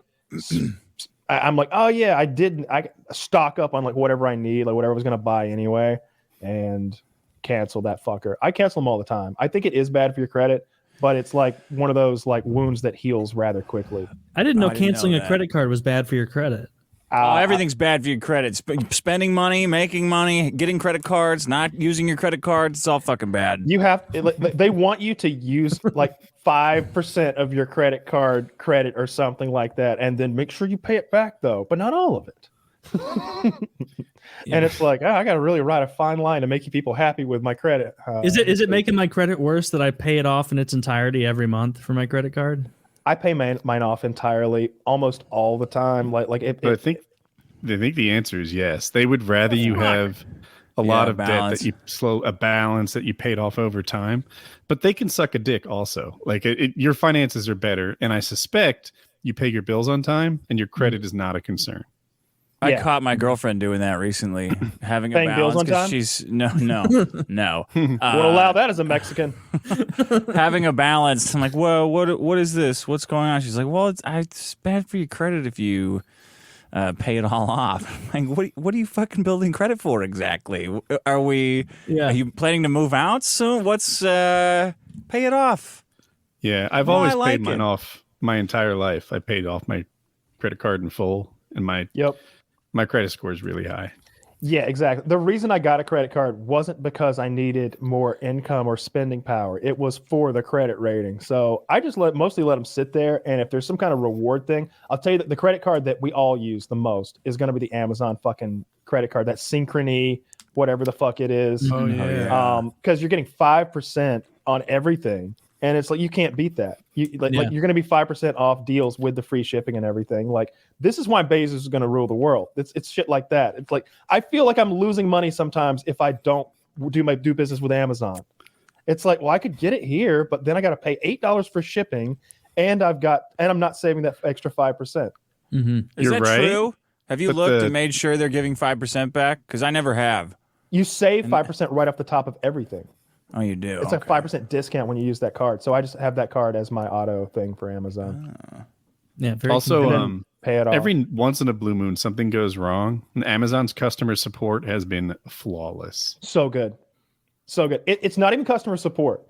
They don't try to get to the bottom of your problem because they've got a pocketbook. They're like, oh, did your $500 piece of equipment go missing? Dang. Would you like $500 cash or like a new one tomorrow? And it's like, well, what if I was lying? Then I just have two of them. You sure would.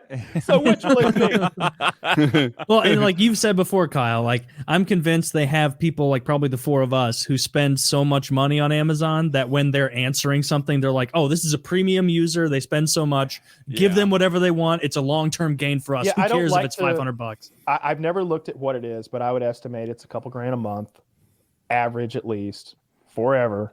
And because it's everything, it's all of my things. Like I get my vitamins from there, I get my like aspirin from there, anything that can be gotten from there, I'll get it from there. I get paper towels from there sometimes because they've got a cool brand that's cheap. And I feel like the grocery store rips you off for paper towels. I know that sounds silly, but look at how much one of those mega rolls of paper towels costs. It's like $40 fucking for paper towels. Oh, dude, paper towels and toilet paper, the prices are ridiculous right now. Like to get like a 28 pack of toilet paper from just a normal grocery store a week or two ago, It was $38. That's what it was. It was $38 for this roll of paper towels I was looking at last night when I was more than $1 a fucking roll. And I was just like, I'm not gonna. No, fuck you. I'm gonna order off of Amazon, and it was cheaper. Yeah. What if I'm so like this is to your fitness thing, Kyle. I've been curious. There's hypothetical situation. There's a supply line shut down. The ingredients needed for TRT are unavailable. You're on backlog. You're waiting. What do you do to like mitigate that? You just keep working out as normal? Do they have other things you can take, or you just gotta like wait and go through that horrible like T depression thing? It's just a scenario that couldn't happen really without like if that happens, then I don't care about my TRT because I also don't have like water and gasoline. Because it's so readily available, so easily manufactured, so cheap, and I keep like a 3 to 6 month supply. Like I've got vials and vials of it in there. Like when I order, I just go ahead and order like $600 or $800 worth, and I've got enough for like almost a year. Is it liquid? Yeah, it's just liquid testosterone I inject into my deltoid. Can you OD on testosterone? You can mess up your endocrinology. You can mess up your body chemistry to the point where like you're causing serious harm to yourself. But like I don't know, like if I injected like an entire vial, which is like 5 milliliters, so it's like 1,000 milligrams or something like that. No, it's 200 per milliliter. Yeah, 5 mils. Yeah, so 1,000 milligram. How long have you been on this? A year and 6 months or so. I'm trying to gauge whether I'll do anything that somebody hands me a baggie of in the desert. I will do, but for some reason, like this chemical makes me nervous because it's like for self-improvement. You want to see my gear, bro? Kind of, yeah. Well, I'm looking like a year and a half. You don't seem fucked up or whatever. Oh no, dude, I get a regular blood. I'll talk about the health thing. I'm super. How's your erection going? That's what I really want to know about. Turgid. What is tadalafil? Is it right? That's Cialis. Yep. Yeah, he takes tadalafil every day. Oh dear. So okay. Yeah. So tadalafil. Before it was an erection drug, it was a drug that expanded your veins and arteries. It manages high blood pressure. High blood pressure becomes normal blood pressure because your volume increases. So that's why he takes it. But as a side bonus, I got to say, awesome cock. Yeah. I mean, because I've been on the receiving end. Little balls. You guys have seen his cock too? I'm making the a group joke, chat. But yeah. Oh, all right. But I mean, when his balls swing and they hit my balls, it's more of a tinny sound. They've shrunk. I don't like it. I don't know. Maybe he's got a super vascular cock that he wants to show off. It is super vascular, and when you get down to like single digit body fat, like your dick gets longer, like you literally like grows like a fucking inch because there's no fat left on your fucking body. No, I get testosterone like in these little vials like this. Okay. Super duper cheap. I think this is like 5 milliliters, and then I think it's 5 maybe I'll milliliters. Inject my dog with it to try it out and see how she. I mean, that idea. Well, don't do it to her. She reacts, but I gonna get hair in a weird place. What's gonna happen? She just becomes angrier. She gets more whiskers. I pull it out of here with this because it goes faster, and then I store a little bit in here. There's this needle is like, I can't remember the gauge, but it's a pretty healthy needle. It would sting if you were injecting yourself with these, so I don't. So what I do is I kind of keep a little bit in here, and then I get one of these insulin syringes, one of these pins, and you just pull the back completely out. You take this, fill it up to however much you're going to inject, and then put the plunger in. The solution comes down. You're able to like, oh yeah, I got a little bit too much, and then you just do the reverse. You just inject into here, God. and now you've got your dose or whatever it is. You're like a little scientist, and you just pop yourself like right here in the shoulder. Right it's there. Like, and it doesn't hurt a bit because this needle is fucking nothing. Yeah, the diabetic one. Yeah. How many guys are doing this? Do you think? Like, what percentage of men? Like I think it's a real trendy thing to do right now. I think the same group of guys who like, I don't know, are like 30 plus and like want to look good and like are like willing to spend the money. The same guys who would get like hair transplants and all that stuff are also into this. Like anytime you see a guy who's just way too jacked and he's just a little bit too old to be that jacked, it's that. It's like that. Jeff Bezos. Like Jeff Bezos. Like looking like a fucking supervillain with his arms crossed. Like, bro, you shouldn't have biceps. You should have like that fat thing down here that dangles. Like, He should have a bingo wing. But I'll say this: if you're considering it, you could go through the same people I go through. It's about, I'm just going to use like rough medium numbers, like I may be off $50 or $100 up and down, but to get started, it's like $750. Thereafter, if you're just doing testosterone and maybe something to make sure that beautiful hair of yours stays where it is, then it's going to cost you like $3 a day or something like that. No tops. Shit. Even less. No, less than that. $2 a day, something like that. It's so little. It's so little because I buy a bunch at a time, which doesn't change the price, but I know I'm not going to run out, and I just stack my stuff and I stay on the same dose, and I don't have any health issues. I do regular blood tests like every 6 to 8 weeks or something like that. Make sure I'm not for what? Why do you do blood tests? Just to make sure that everything's going okay. I do them way more than like a normal person should do. I've never done a blood test. Never. You should. You should check. They'll get your cholesterol levels. You'd get your testosterone. If you wanted to do this, the first thing you do is a blood test, and they find out what your current testosterone levels are, and and then that's how they're gonna figure out a dose. Because like maybe you're like off the chain already, like some kind of a goddamn Olympic athlete, or maybe maybe it's like super. Yeah, probably So elite that you'd have to go on testosterone diminishment therapy. I mean, you don't look like someone who needs any help. But the way that sort of thing is done, though, it's more about the affiliate code. Yeah, I don't know, Kyle. He's only benching 235 for reps. I mean, he's not even the second strongest person with bench on this call. I dominate those numbers. Yeah, I dominate. What do you weigh, Dick? Like that matters. Oh God, 200 pounds. I've weighed about 200 pounds for years. I gotta go count the weights in the garage. Never mind. I thought you were gonna be like 145, man, doing 235 reps, and I was gonna be like, see, this guy's got us beat. He's doing okay. Well, you're still a real strong guy. You're in like the top 5% of like dudes walking around. You're like my age, right? Like 35 or so. No, 41. You look good. You look very good for 41. Yeah. I got a lot of Vaseline. You couldn't in the stand camera. up to like an Antifa smurf or anything, but no, I know. Yeah, he made you his bitch. See, now you get a little juice. You get a little juice in your system. Those Antifa boys are gonna be backing down. I won't get knocked over then. I mean, you can't work your way out to be big enough to resist a lock in a sock. That was just his imagination. That's just coming. Yeah, that was my imagination. If I hadn't skipped leg day so much, I probably wouldn't have moved. But as it stands, I got chicken legs down here, so I was right over. Look, it's really cool stuff. I sing its praises. I've got my family members on it. That's how safe I think it is. You're doing a replacement dose of a bioidentical chemical. That's a fancy way of saying you're not injecting fucking plutonium in yourself. You're putting a little more of something that you already had. That's just identical making yourself to it. 19 again. You're making yourself 19 again. Yeah. So like sex drive like goes crazy. Do women know that? Do they know that I'm 19 again? Yeah, do I have to tell them? Yeah, you smell like a 19-year-old. Your dick is so hard. It's like a 19-year-old's dick.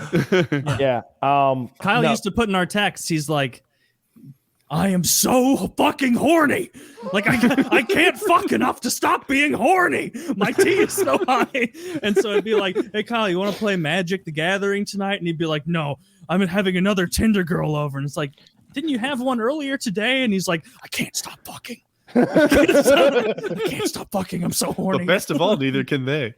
I don't know if any of that's true. I don't know if any of that stuff you said is true. That's probably you could teach them to play Magic. That's some sort of propaganda. Teach the chicks, yeah.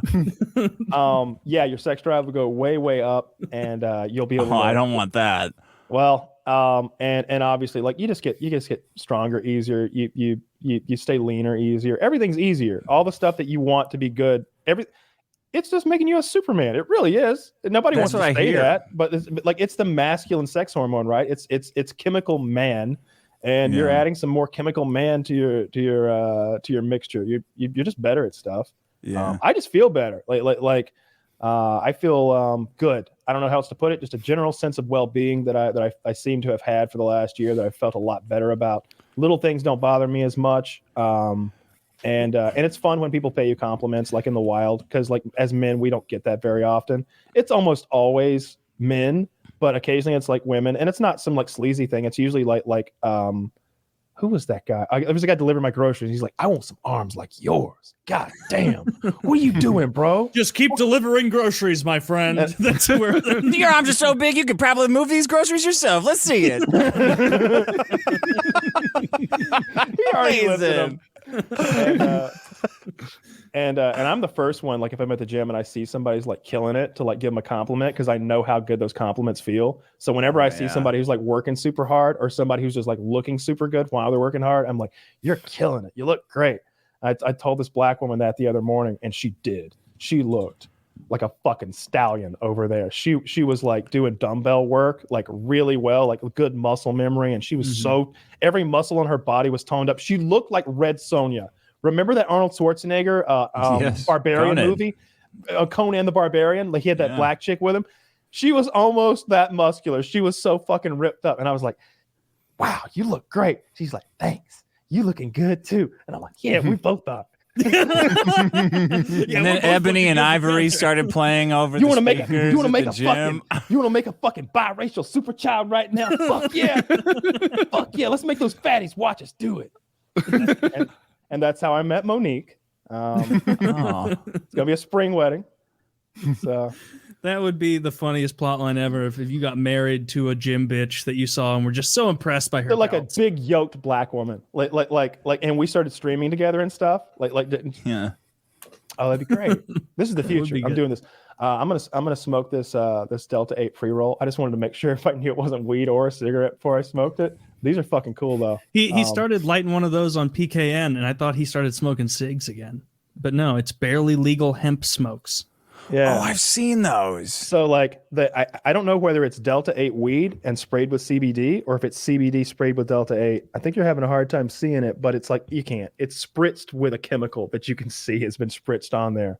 Like so you can see stains all over the paper. Are you like from the future? What do you have any natural things anymore? That you got chemical cigarettes? You're injecting yourself with God juice? Oh, this isn't even the only thing I inject myself. I didn't grab the big vial, so I inject myself with L-carnitine every day, a full milliliter. So with testosterone, I do this little baby dose, like something like that. But with L-carnitine, I do the full fucking shot in my ass every day. Oh my god! Yeah, that's good stuff. That's just a that's like a vitamin. It's got a lot of good things that it does for you, but it's not fucking with my body chemistry in any scary way. But there's plenty of stuff that you could do. Like you Dick could turn into a frightening thing to look at in like 8 months. Like you've already got such a good base that like if you went hard for 8 months on the juice, you would be like scary. Like you would look better than I looked in those pictures. Would I have to give up drugs and alcohol though? No. How much alcohol? A lot.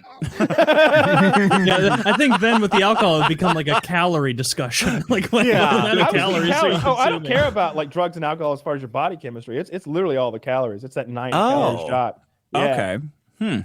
So you could do like White Claws and think of the alcohol as your I'll just carbs. switch to acid. Think of alcohol as carbs, and we're fine. So like, yeah, that's a lateral move. It So is. You have like your sirloin steak. Dare doesn't want you to know that. The big liquor doesn't want you to know that, but it is. I've never done acid. Would just switch to acid? Oh, the move. This will change if you're dealing with liquor issues in your life. This will change your life. You get I got a big water bottle in the fridge, and I drop like 2 or 3 hits in it. And I got it dosed so that a regular shot, you come out, is like a buzz of a beer. So and it'll last for hours. So if I'm going to a Dodger game, I'll line up 3 shots of my diluted acid water, pop 3 shots, head to the Dodger game. I'll have 2 $20 beers at the Dodger game, and it's like as good as getting shit faced. You don't overdo it. Like you're a lot more mellow, but you're still enjoying baseball. Like that's the measure of any drug is does it make me enjoy baseball? Yeah. Yes. Sign me up. Like Dude, a drug must be amazing if it makes you enjoy $20 beers. Yeah, and baseball. But only 2 of them. Usually I'm good for like 7. Like, oh, this is fucking miserable. I got to go buy another $20 beer. That's an expensive baseball game. Yeah, they're so expensive. It's no good. No. Wait, so like do you like acid? Oh yeah, I love. Yeah. What's love the most acid. you've ever taken? Just one or two. One or Okay. two. It'll last you like 12 hours. You know, it makes your. Have any of you done acid? I've done No. this. You done acid? It makes my.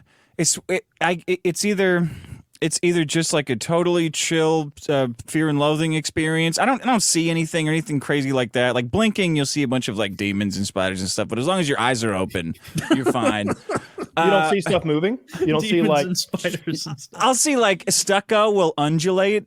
And yeah, like the sort of breathing, pulsating thing. Yeah, but you have to look at it. It's not like you're getting like all these fucking posters are Yeah. coming alive and getting me. If I don't stop and look at it, then it won't be there. But if I stop and I look for it, almost, it's there. So like a TV that's paused might look like it's still playing, or like a cell phone might have like wiggly bits around the perimeter or something like that. I took a lot. I took 4, and like the sky was breathing, and it was a lot of fun. It was a lot of fun. That's the best drug. That's the best drug. I agree. The only bad time I ever had on it was I did a bunch of acid and I took my dog to the dog park, and a bunch of these fucking kids were there screaming and hollering and like trying to pet my dog and fucking with my dog with sticks, and it turned into this weird oil painting, like oil painting. Nailed it. Yeah, that's an aesthetic that acid plays up, is this oil painting thing. This Really? like you know how brush strokes are in oil painting. Like when I would look at my phone, it would have these sort of scallops of that oil painting color wiggling around the perimeter, sort of how like a fancy painting has that border that it's framed in, and it has those little scalloped shapes of like, you know, maybe just brush strokes or something, or maybe it's usually wood that's been like notched out or something with like a hand tool to make it decorative. But my phone had those, and they were fucking wiggling around and shit. But I was still like plenty sober enough, at least mentally speaking, to be like, so right now my phone has some oil painting bits around the perimeter. That's weird. I'm not like wasted out of my mind, like not knowing what's going on or being. So you're still with it enough to be 100%. like, what I'm looking at is clearly because I took acid. Oh yeah, I know. I'm like, well, this much acid makes things look very odd, doesn't it? Very odd indeed. It turns you into a bit of an asshole too. Really? Oh my, what a sophisticated experience we're having right here. It will make you a little meta, overly meta, intolerably meta. But you will never laugh harder. You'll never laugh fucking harder. I've never laughed harder. It was very, very funny. And I watched some animation, like some of the classic shit, like Alice in Wonderland and maybe Fantasia, and it was fucking great. There was another person there on acid, and they were freaking out, like having a minor, like I called it like white girl having her third like Mike's Hard Lemonade drum.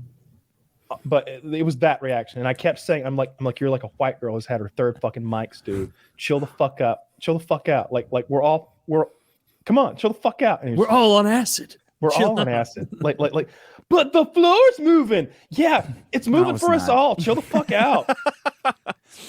We all see the floor moving, and we're enjoying it. Stop being weird. With the amount you guys were doing, you don't need a babysitter or anything. You can just go about your life. Like you're not getting sculled off of it or anything.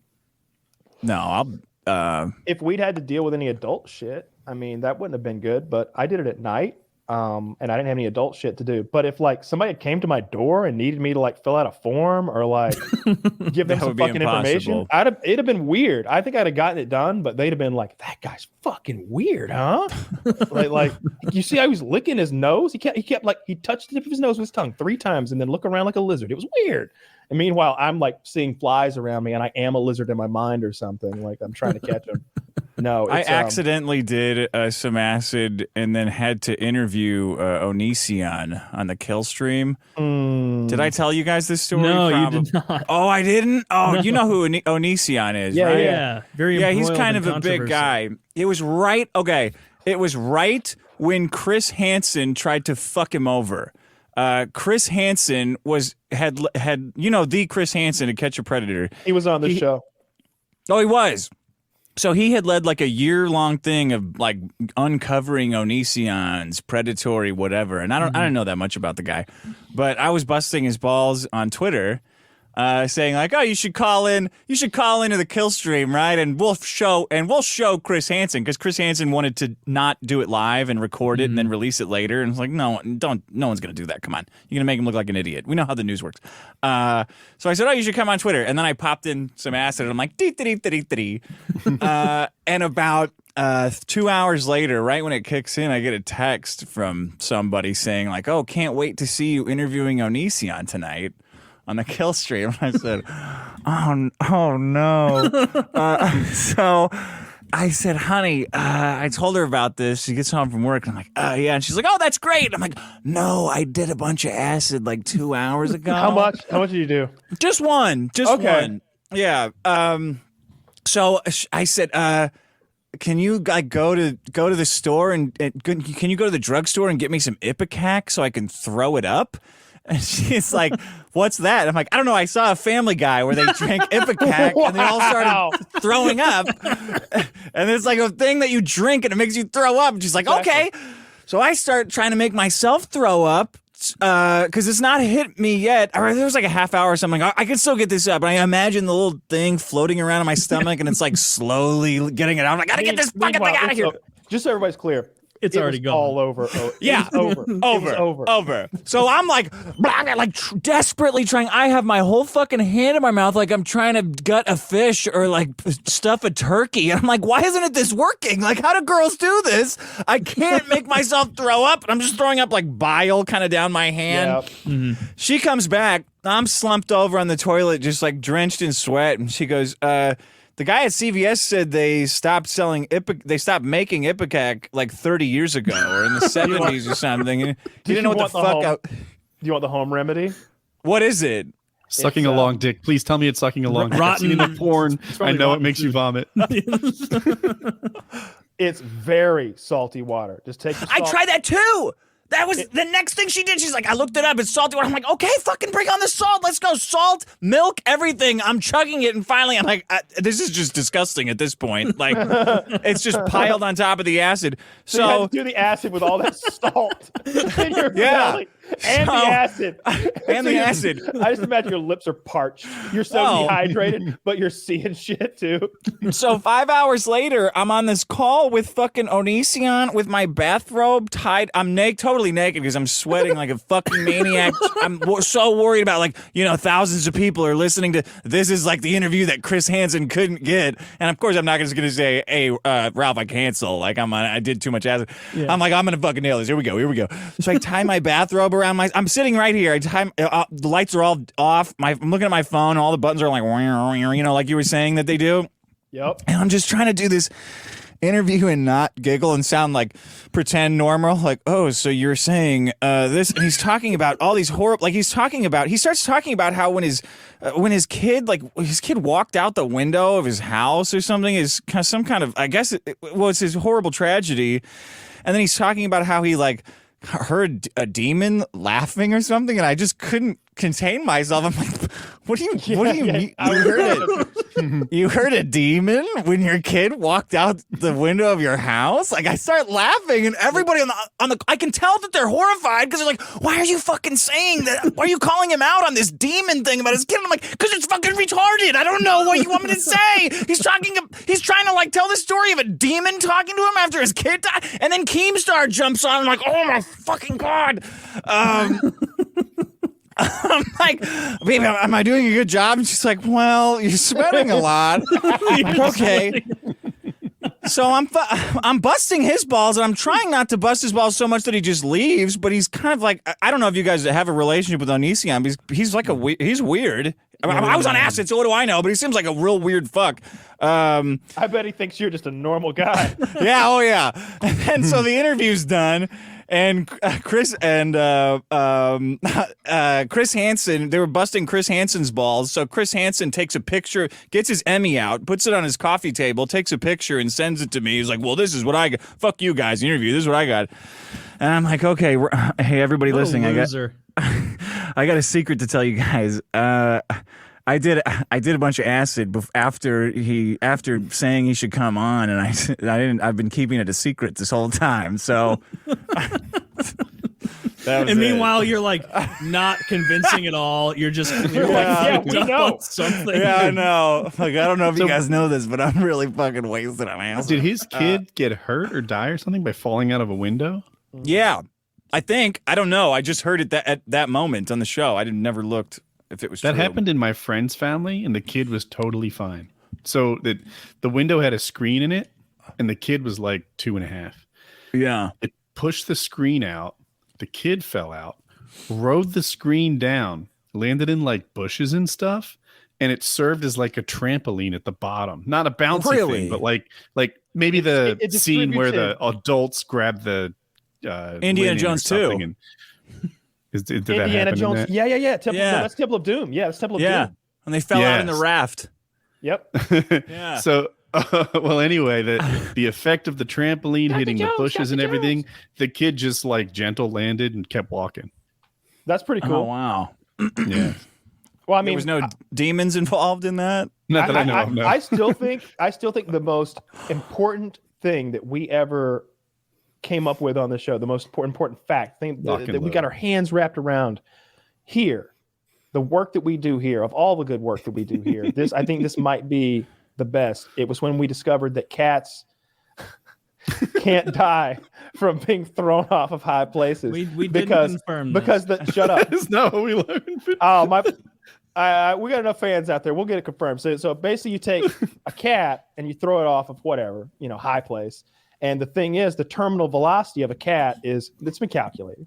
Let's just call it 87 miles per hour. Let's just round number. Can't possibly beat that fast. I mean, I think it's like 150 for a person, isn't it? Well, it's a cat. Cat go faster. No. Slower. I feel like it would be going slower. It's spreading its body out. It's built for that, right? It's fuzzy. So the thing is that a cat can't fall fast enough to die. The terminal velocity of a cat. There's a death. No, there's a death zone. What you're saying is kind of right. If there's a zone that it's more dangerous for them, but then once you get, it's like 4 or 5 stories. But once you go past it, they're more and more safer because they need time to ratchet their body around to spread. Like they instinctively spread their shit out. But if they don't have, if they don't have time to ratchet, then they just hit on their side and they're dead. So a cat, it's better to drop a cat like 20 feet than it is like 6 feet maybe, because then maybe it can't get twisted all the way around because it does this corkscrew thing with its tail. They've shown in slow motion. It's pretty ingenious. But what I'm getting at 6 feet. You could throw one from 600 feet is what I'm saying. That's what's cool. Yes. 600 feet. Cat's fine. Cat's fine. Put a fucking GoPro on a tabby and somebody get up on that St. Louis arch. Taylor will be there. I got a paramotor. I'll be there to watch. Yeah. You've got the GoPro might throw off the weight. I don't know. We're gonna need 2 cats. That would be so bullshit. If they threw a cat off the arch with a GoPro, Kyle would be like, "It was because of the GoPro that it was." And then, like Woody would be like, "All right, we're at 2,500 feet and release," and the cat would go right into the prop. Turns out Kyle was wrong. As you can see, the cat is very dead. And soon I will be too. Poor cat. You don't think the paramotor could chew up a cat and keep on going? It would definitely be fine. I don't even need to turn it off and land without it. I love that. It would definitely be fine. Like if you were falling from a super high height, like there has to be, like, you saw those like people jumping out of the towers on 9/11. Like there's definitely a thought in that person's mind as they're falling. I'm just picking a tower people jumped out of. Any tower. The happiness tower. Yeah, it could have been the North or the South Tower. Or Tower 1 or 2, Kyle. Don't get all hung up on which tower it is. Like, I know that if I jumped out of a tower like that or a building or something, like part of me would think like, how do I maneuver to survive? Like you would in your like brain, it's just you would know in a logical way you're not going to survive, but like that survival instinct is going to be like, how do I fall to make sure I kind of and then you die. No, I would absolutely be like, I've got 2 minutes of life left. How much fun can we have? What should we aim for? Where should we go? How can I figure out how to like wingsuit this shit? I don't know. Take your clothes off. Now, I feel like if you worked in some sort of like what if you had access to like the interior of like a like sporting goods store? Do you think you could fashion yourself some sort of parachute device that you might think would only cripple you at the bottom of, say, 100 stories? Out of an office building? Out of a sporting goods store. Could we get like a couple of tents together and some fucking rope and make something happen? Can we slow ourselves down enough to only break a few legs? What about like 2 surfboards? Tie them up so it's like a raft in the sky. So you could glide. Would that work? You want something heavy and solid above. Yeah. I want something that's long and very thin and unwieldy. So when the wind catches it, it's gone. Yeah. To Woody's point, like you'd want to spend like the most fun you could in the last 2 minutes. I bet there was a lot of sexual harassment at the end. Oh my God. A lot of people, some creep from accounting finally being like, here's my chance to go grope the HR lady. How bad does it feel when you're like, you and the HR lady are like holding each other, like shielding yourselves from the flames? You're like, if we get out of here, you think maybe Friday night? Because this was a Tuesday. Yeah. No, I'm not feeling it. I'm surfing her down. I'm wearing her. Like I feel like she gives me a decent shot. A better shot than going naked. I'm not hitting the floor raw. That's all I'm saying. I'm bringing something with me. A desk. Definitely not raw. That'll kill you. Yeah. A desk. No. I feel like if you gave me a night with the supplies that are in my home, I could fashion together a parachute that would have saved me in the Twin Towers. There is no. Well, you have parachutes. I got like 8 parachutes and 10 wings. You're like, not only would I survive, I'd do it in style. So I'd start by. You're the one guy that shows up for work that Tuesday with a paramotor on. I got tandem gear, Kyle. We could both survive this. Well, if you're gonna have attitude, I'm gone, and you just leave. I think you'd have a hard time taking off out of an office building, though. You'd have to be at the top, right? At the very top, so you can get a running start. No, then that updraft you want gonna catch you. You want the prop or whatever behind, not the prop, the wing behind you. So like taking off the top of a building, just like Escape from New York. I think you just want to ride the reserve down to the bottom. I would just use the reserve and just get out. I think. Yeah, oh, what do you head to Staten Island? You're like, fuck you guys. I'm out. Well, you're not dying. But I'm getting into the details here, but I can definitely jump out of a window with a wing and have it expand and fix it. I'm pretty sure people do it out of helicopters and planes and shit. Well, there's only one way to find out. Yeah. Woody needs to go to the Freedom Tower and jump off and see if he can survive. You show up in the street down below the Freedom Tower and just try to gain access while wearing that gear and record it, and that's a big video. Like just show me like, today we're gonna call the video paramotoring off the top of the Freedom Tower, and then just without any preparation begin your day attempting to do that.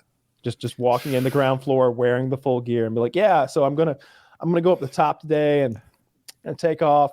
I think I'm trying to make it to Jersey. I think I can do it with that much. I mean, I don't have to burn the fuel getting the elevation, right? I think I can do it. They've got hike and fly gear that looks like a backpack, right? So you just wear that up. That's great. Hike and fly. Yeah. That's a good prank. That's a good prank. It's like a proposal. She said no. And then you bust it out. Give her lifelong trauma, thinking you killed yourself, cut yourself off, delete your social. Just fully commit. So before we jump to whatever our next thing is, we're going to hear from a couple of wonderful sponsors. This episode of PKA is brought to you by Lucy. Lucy Nicotine is a company founded by Caltech scientists and former smokers looking for a better and cleaner nicotine alternative.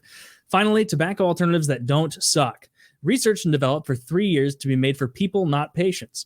Lucy has created a nicotine gum with 4 milligrams of nicotine that comes in 3 flavors: wintergreen, cinnamon, and pomegranate.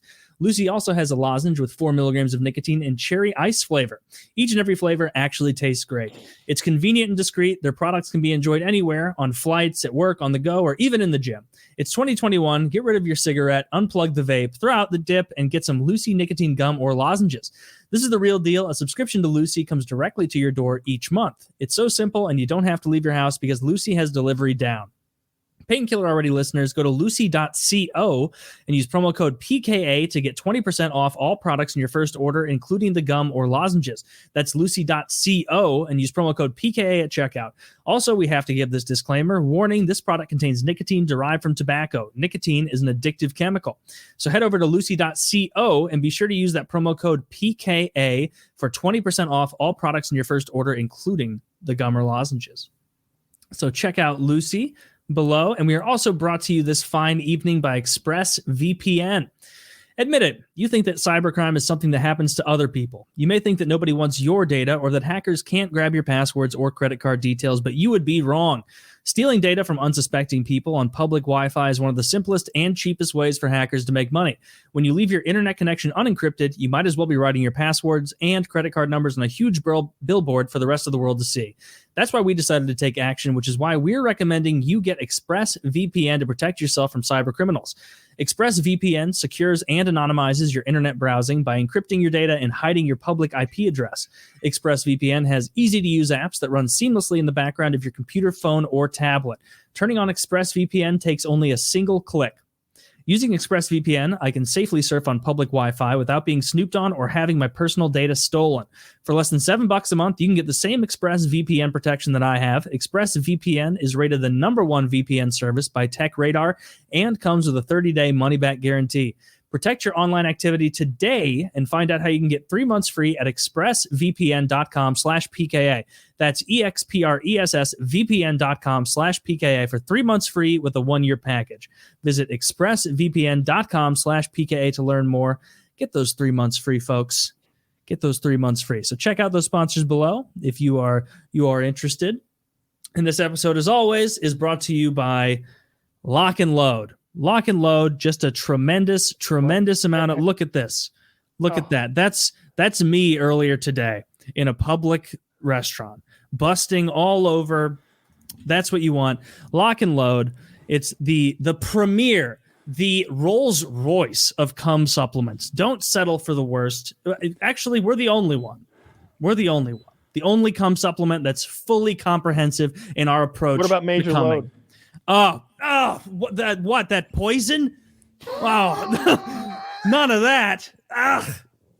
None of that. No, thank you. I'm going with Lock and Load, formulated by geniuses like myself and Kyle, with the instruction of Derek, a true expert in the supplement world.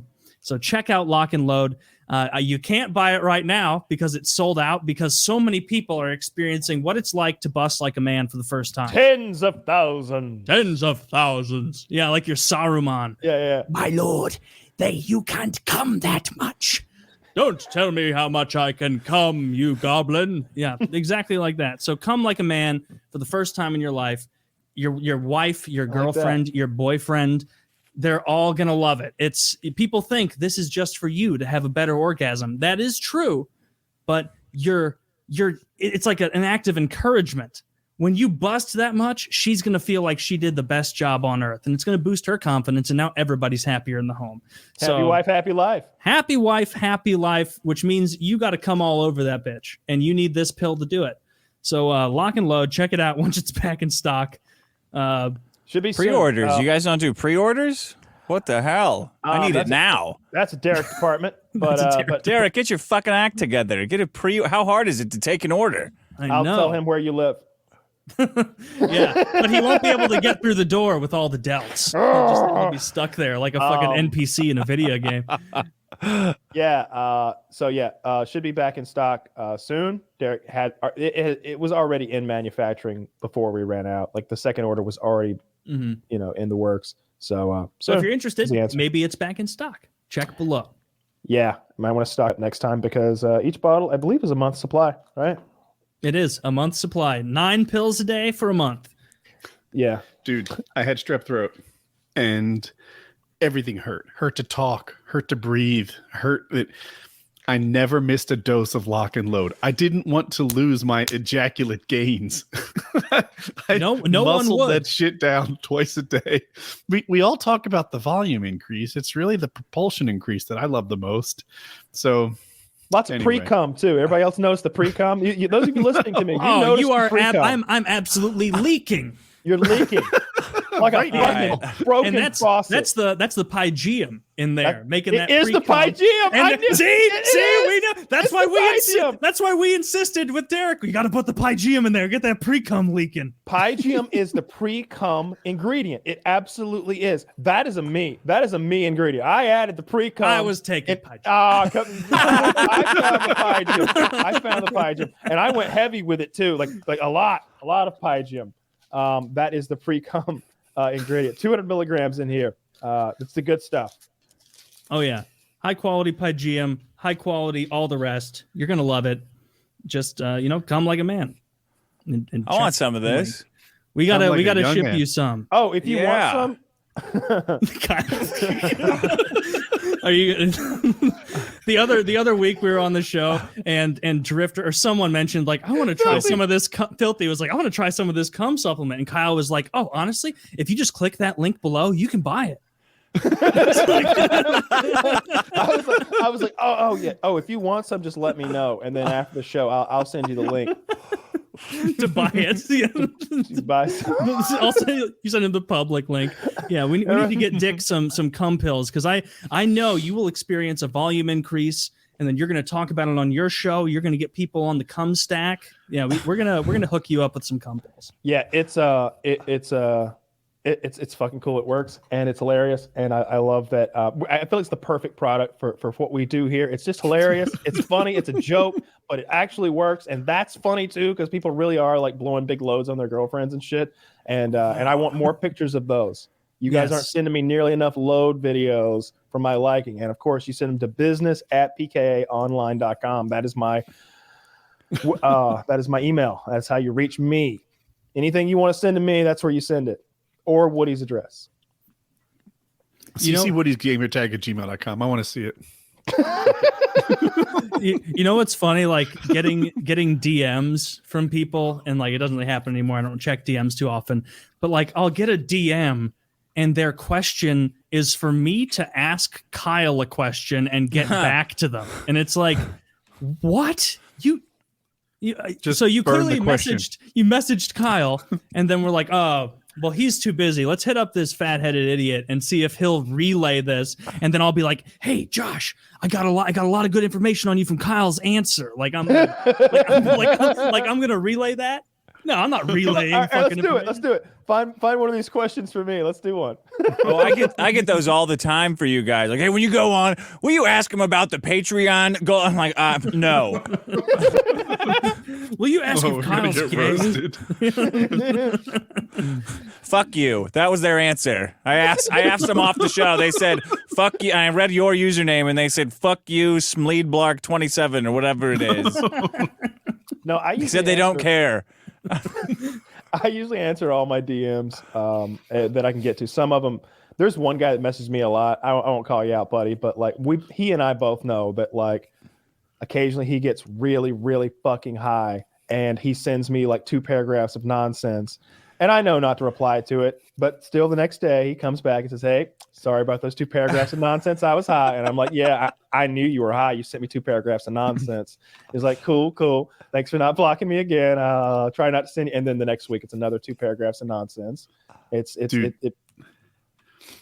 get a message on Reddit all the time. Different people all the time, but it follows this format.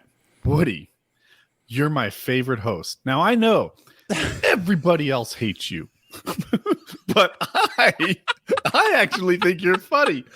You take so much shit online. I don't think it's deserved. Nobody likes you at all, but I do. And that one thing they did that you don't even know about yet. Oh, did you believe it? Can you believe they went to your hometown and had them name it Woody's a faggot? They renamed they're like, I know you don't know about this yet because it's coming though. But man, you're really tough through all the evil and hate that comes your way. You probably don't even know about a lot of it. But let me just tell you how bad it is, Woody. But I love you. I get messages in that format all the time. You're my favorite. You probably don't hear that a lot. People don't understand what you bring to the show.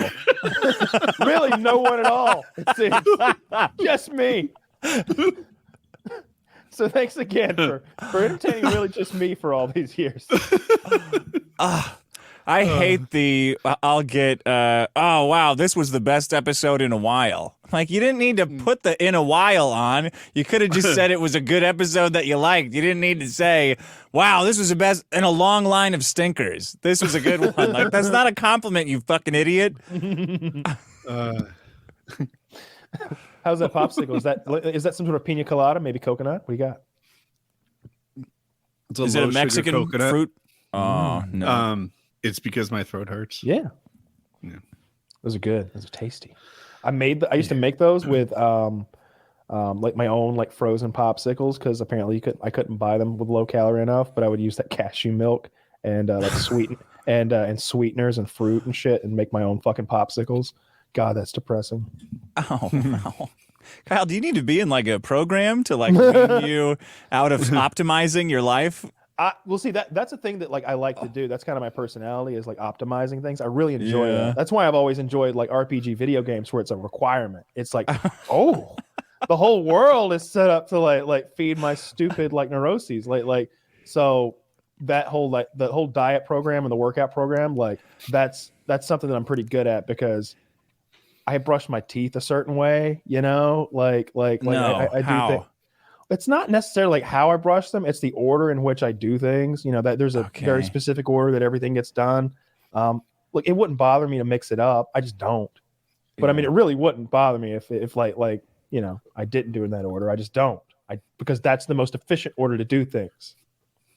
So my like teeth brushing is not efficient at all. I like it that way. I brush my teeth while I'm taking a shower. So like I'll spend 12 minutes on it or something. I'm sure you could do it much faster and a lot less water than a fucking shower for 12 minutes. But I don't get cavities and I enjoy the time. In my like calculations, time is currency. So the water doesn't matter to me. I don't care how much water it takes if this is the most time efficient way to get things done. I'm happy about that. So I kind of did the same. It's like the order in which I would take my fucking supplements or eat my meals or like do specific workouts. Like all that stuff was like in my head. I was like, this is like 0.5% better if I do it this way. But if we do everything that's 0.5% better, by the end we'll have gained 5% that no one can even figure out. and so that's kind of what I tried to do. Like I would take these hour-long scalding baths every day because you burn calories in a hot bath. Oh, really? Yeah. Oh, so, wow. and over the course of 11 months, it probably added up to like me not having to cut 3 or 4 or 5 pounds or something like that. Don't you burn more calories in a cold one, like an ice bath, than a hot bath? But you're shivering, you're moving around. Yeah, I thought like shivering and like your body constantly trying to get your body temperature up burns a bunch. I think an hour-long hot bath burns as many calories as a 30-minute walk. So, and I'm already going. Wow. Yeah, but it's got to be 104 degrees. That's too hot. That's about like hot tub level. So like you can so if you're in the hot tub works too.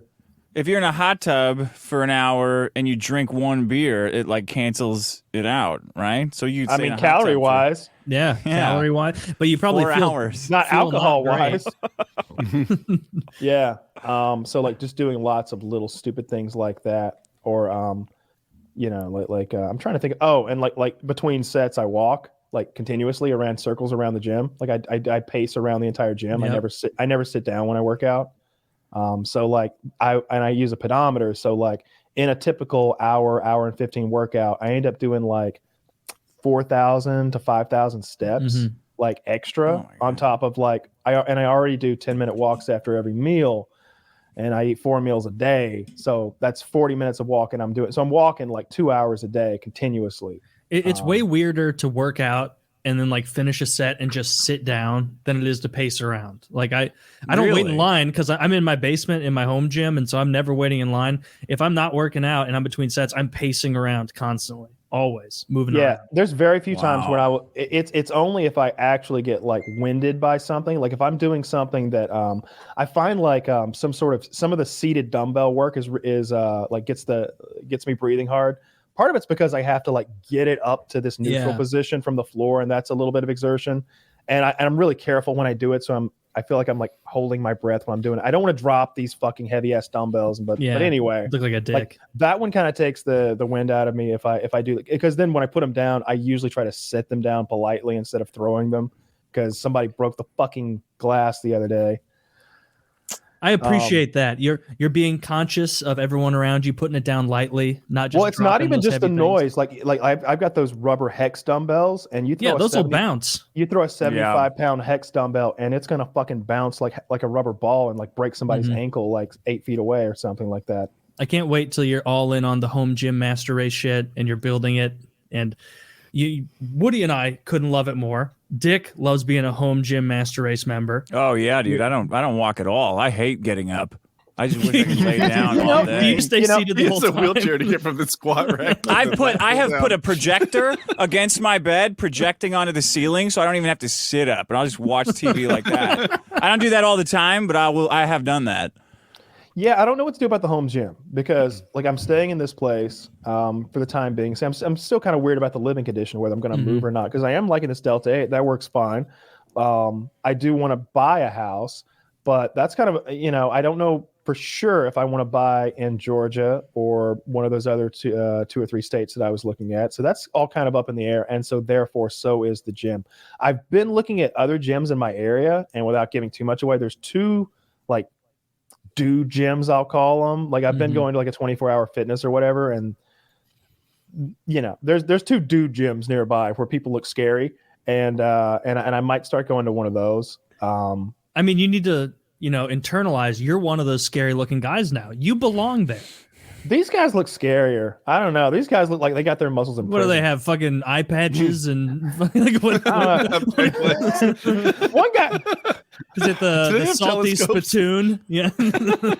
one guy's always spitting in that spittoon, and he's got an eye patch, and he I don't know. They're scary. They're scary. I don't think of myself as intimidating. I think of myself as like friendly. I'm always smiling at everybody I see in the gym, and like. No, you're baring your teeth at people. Yeah. like a chimp ready to fight. No, I try to be as like nice as possible at the gym, and if anybody ever asks me for help, I'm super duper helpful. I try not to be a douchebag at all, because I've like known those douchebags at gyms, and I've seen them before, and I don't ever want to be that person or be thought of that way. Most of the people in my gym are super duper chill though. There's this one guy that was just like, I don't know, mean mugging me one night and like dropping his weights and groaning or something while he deadlifted like 800 fucking pounds over there, fucking cretin. That wasn't the fat guy? He's just a giant black man. He's not fat. He's not just fit. Built. He's just gigantic. He looks like an angry ex-college athlete who can't play because a white cop shot him in the kneecap or something. He's blaming me. Like he's so intense and big, and I'm like, oh, you're doing legs today?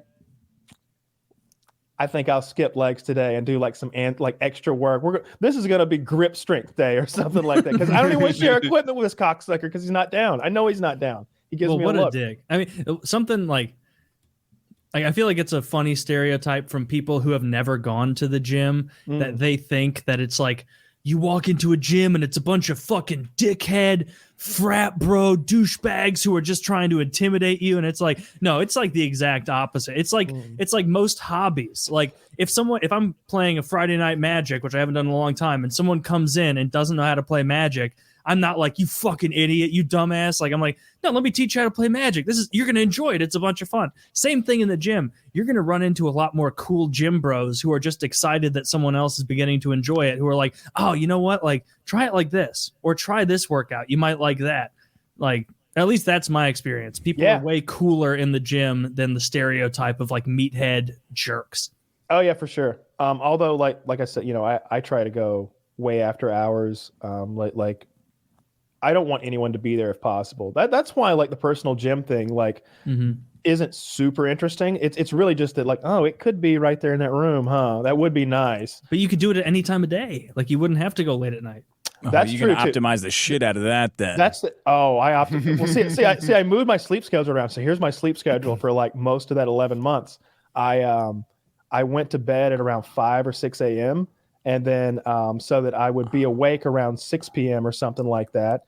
So that because I tried to sleep 12 hours a day, So then I can be at the gym at 2 to 3 a.m. for my like an hour and 15, because I was trying to both avoid COVID and people. Like, wait, 12 hours of sleep a day? I tried to, yeah, as much as I could. How the I didn't fuck realize do you were do going that? How do you force yourself to sleep for 12 hours? I would take as many naps as I could. Like anytime I wanted a nap, I would absolutely take one. Because I read this thing where this guy broke some sort of powerlifting record, and while he was training for it, he was sleeping like 12 plus hours a day throughout the whole training process for like muscle recovery. And I thought about it, and it was like, this is like when I was trying to like bulk and add muscle. And it's like, all I really care about is getting X amount of calories, doing Y amount of exercise, and the rest is just sleep. Like, yeah, is it more responsible to go to sleep, like sleep an extra hour every day, than just watch TV? Yeah. So I mean, don't your muscles build and repair while you're asleep? While you're asleep, yeah. I mean, it will while you're awake, but it's like way more efficient while you're asleep, right? I think that's when work gets done. I don't know. The one thing that I definitely noticed the feeling of was the lactic acid, or whatever you want to call it, like muscle burn or muscle soreness. Like I don't really get muscle soreness ever unless I go so hard that it's just probably too hard. Like there's sometimes when I just do so many supersets, and I'm just there for an extra 30 minutes working like biceps or like one individual body part, and after it I'm like, did I go too hard? Like, I don't even know if that was too much or not. Like, I've never hurt myself. I mean, on everything you're on, like if you get sore, you pushed yourself to the fucking limit. Or if I hit a muscle I haven't been hitting, and that's like if I like change to some new exercise and I randomly hit something that I haven't hit quite like that before. When I first started doing the pec deck, like adding that in, it was like, oh yeah, we're definitely hitting some like stuff that we normally don't hit here with this motion, because it like was, that outside pectoral area. Yeah, like armpit down to nipple. Yeah, like that sort of that part of it, because the pec is this weird like. It's an important area because that gives you like muscle. that side definition working that area. Yeah, side boob. I like the it pec gives you deck. that side tit. I like the pec deck a lot. That's one of my favorite pieces. I would have to have a pec deck if I had a home gym. I have one. It's great. Yeah, I dig it a lot. I enjoy the burn of it. Like really just going until failure on some you don't think stuff. The cables get you close enough? I can't keep. That's what I do as a substitute. I worry that like maybe my form gets off sometimes. I do the cables as well. And so I do this ridiculous little like thing at the end of like that chest day where I do cables, pec deck, and butterflies in a superset with no rest in between, as fast as I do 3 sets of each. Butterflies with free weights. Yeah, free weight butterflies, then over to the cables for like a very specific, like, because the cables can be anywhere. So like it's a very specific one. Sometimes I'll do them like this, like low to high, sometimes high to low, sometimes straight across, sometimes bend elbows, sometimes not. Just always trying to hit something different. And then just immediately over to the pec deck at like 240 pounds or something like that for like sets of 15 and then the last set I always go to failure. And sometimes failure is like low 20s, like 22, 23 reps. And I'm like, yeah, nobody's here.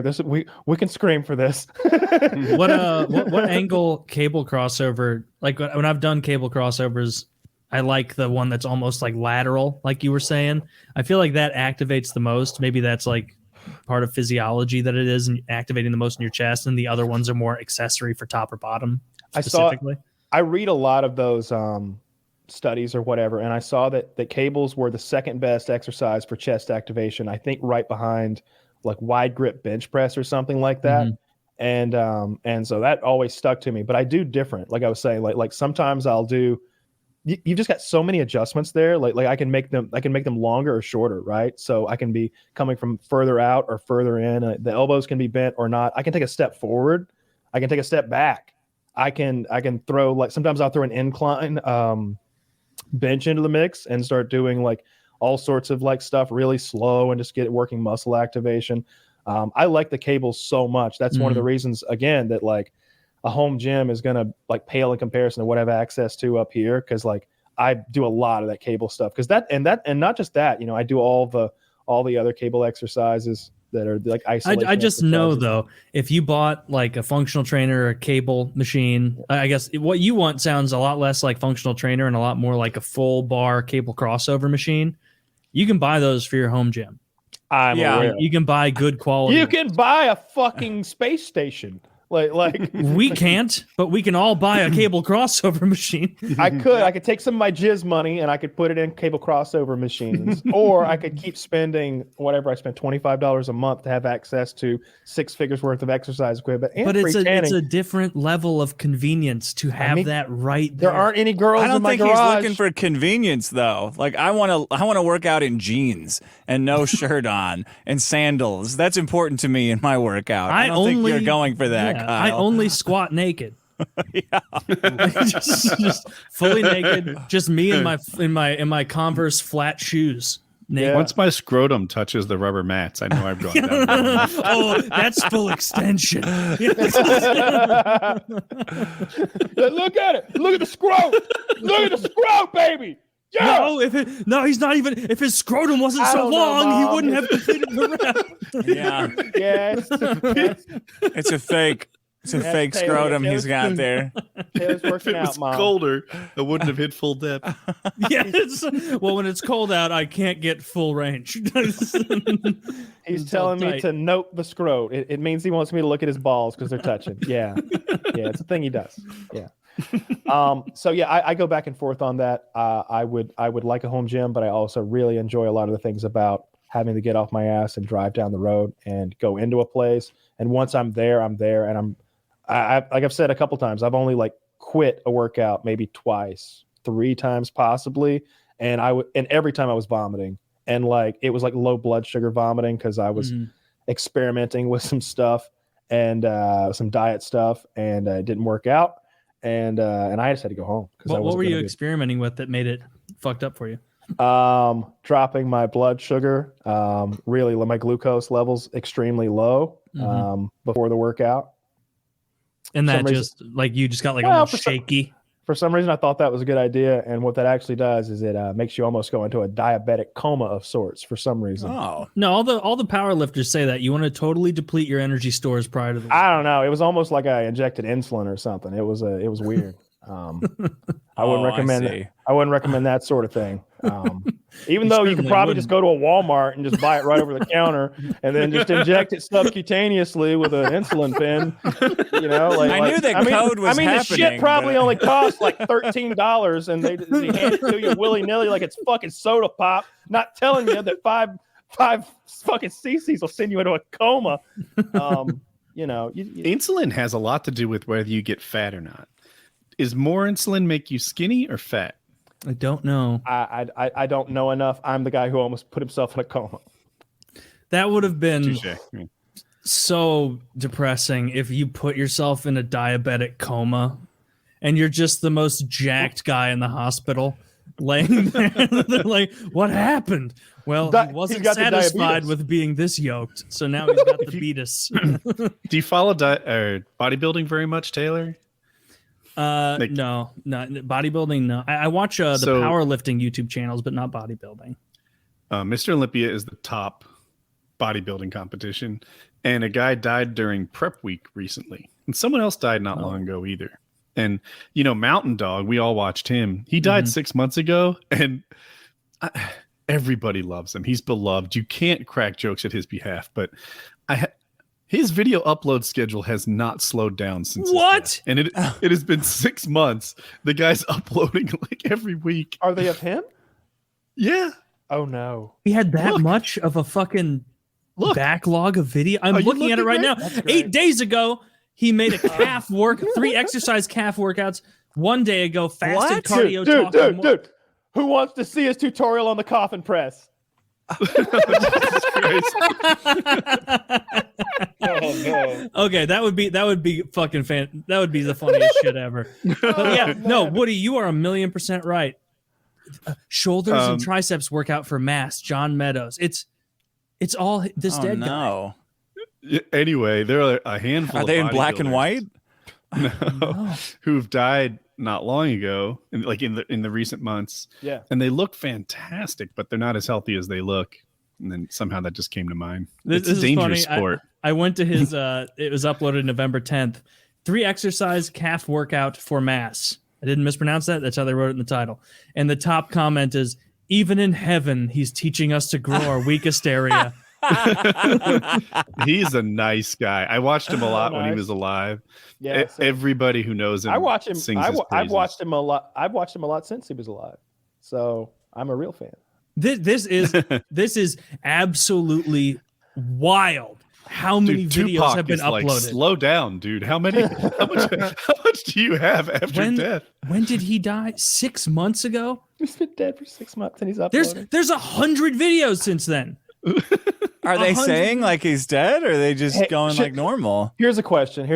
Should we record like an extra PKA 1 week so that if one of us does die, we've got that one to roll out to freak everybody out with?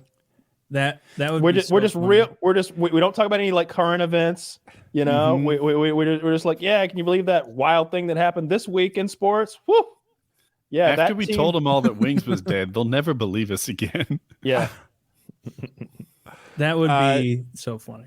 Have you guys ever plugged yourselves into one of those like script creating artificial intelligence things where you give it a transcript of one of your shows and it will spit out dialogue that it'll make new dialogue that you guys have? Really? I've never. Oh, dude, you got to I do didn't know that. People do it on my show I don't know who did it on my show, but they fed it into the system and then just have it shit out like a page of dialogue that we're supposed to have, and sometimes I'll read it and go like, I don't know if this is a fake one. Okay, yeah, this is definitely fake. Like you'll read it and you'll get to a point and then it's like, well, Sean, I'm off to go jump off. Like, okay, yeah, this is the fake one. But up until that point, it looks eerily like something you would say. Do you know what it's called? That we can No, I gotta find it. I'll find out. Some listener right now now will transcribe a whole episode and plug it into this. It's so funny. Let me ask the chat what it is. To work, someone. That would be to work someone. It's not even work for them. They're going to be having a grand old time transcripting and then making us look like retards. So is that it? It's going to be like no, I'd love to see that. It'd be cool. Fake voices or fake lines of fake things lines. we would say. Yeah, so you guys can record yourself saying all the words possible and then have a computer just generate episodes forever. I don't think there's any words I haven't said. Here. Yeah, I think everyone said every word. Here, that though. Can't be. All the good I ones. don't think there are any like pertinent words that I haven't said here. Oh, okay. Well, that changes. Yeah. Phlebotomist. We haven't. Well, the computer will use I've words said phlebotomist you've used. because I was going to have to.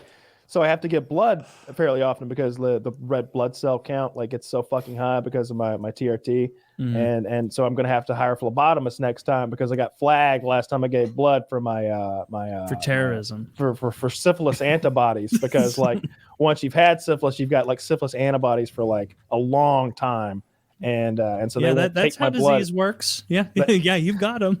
They won't take my fucking blood down at the fucking Red Cross anymore. So I'm gonna have to hire a fucking phlebotomist.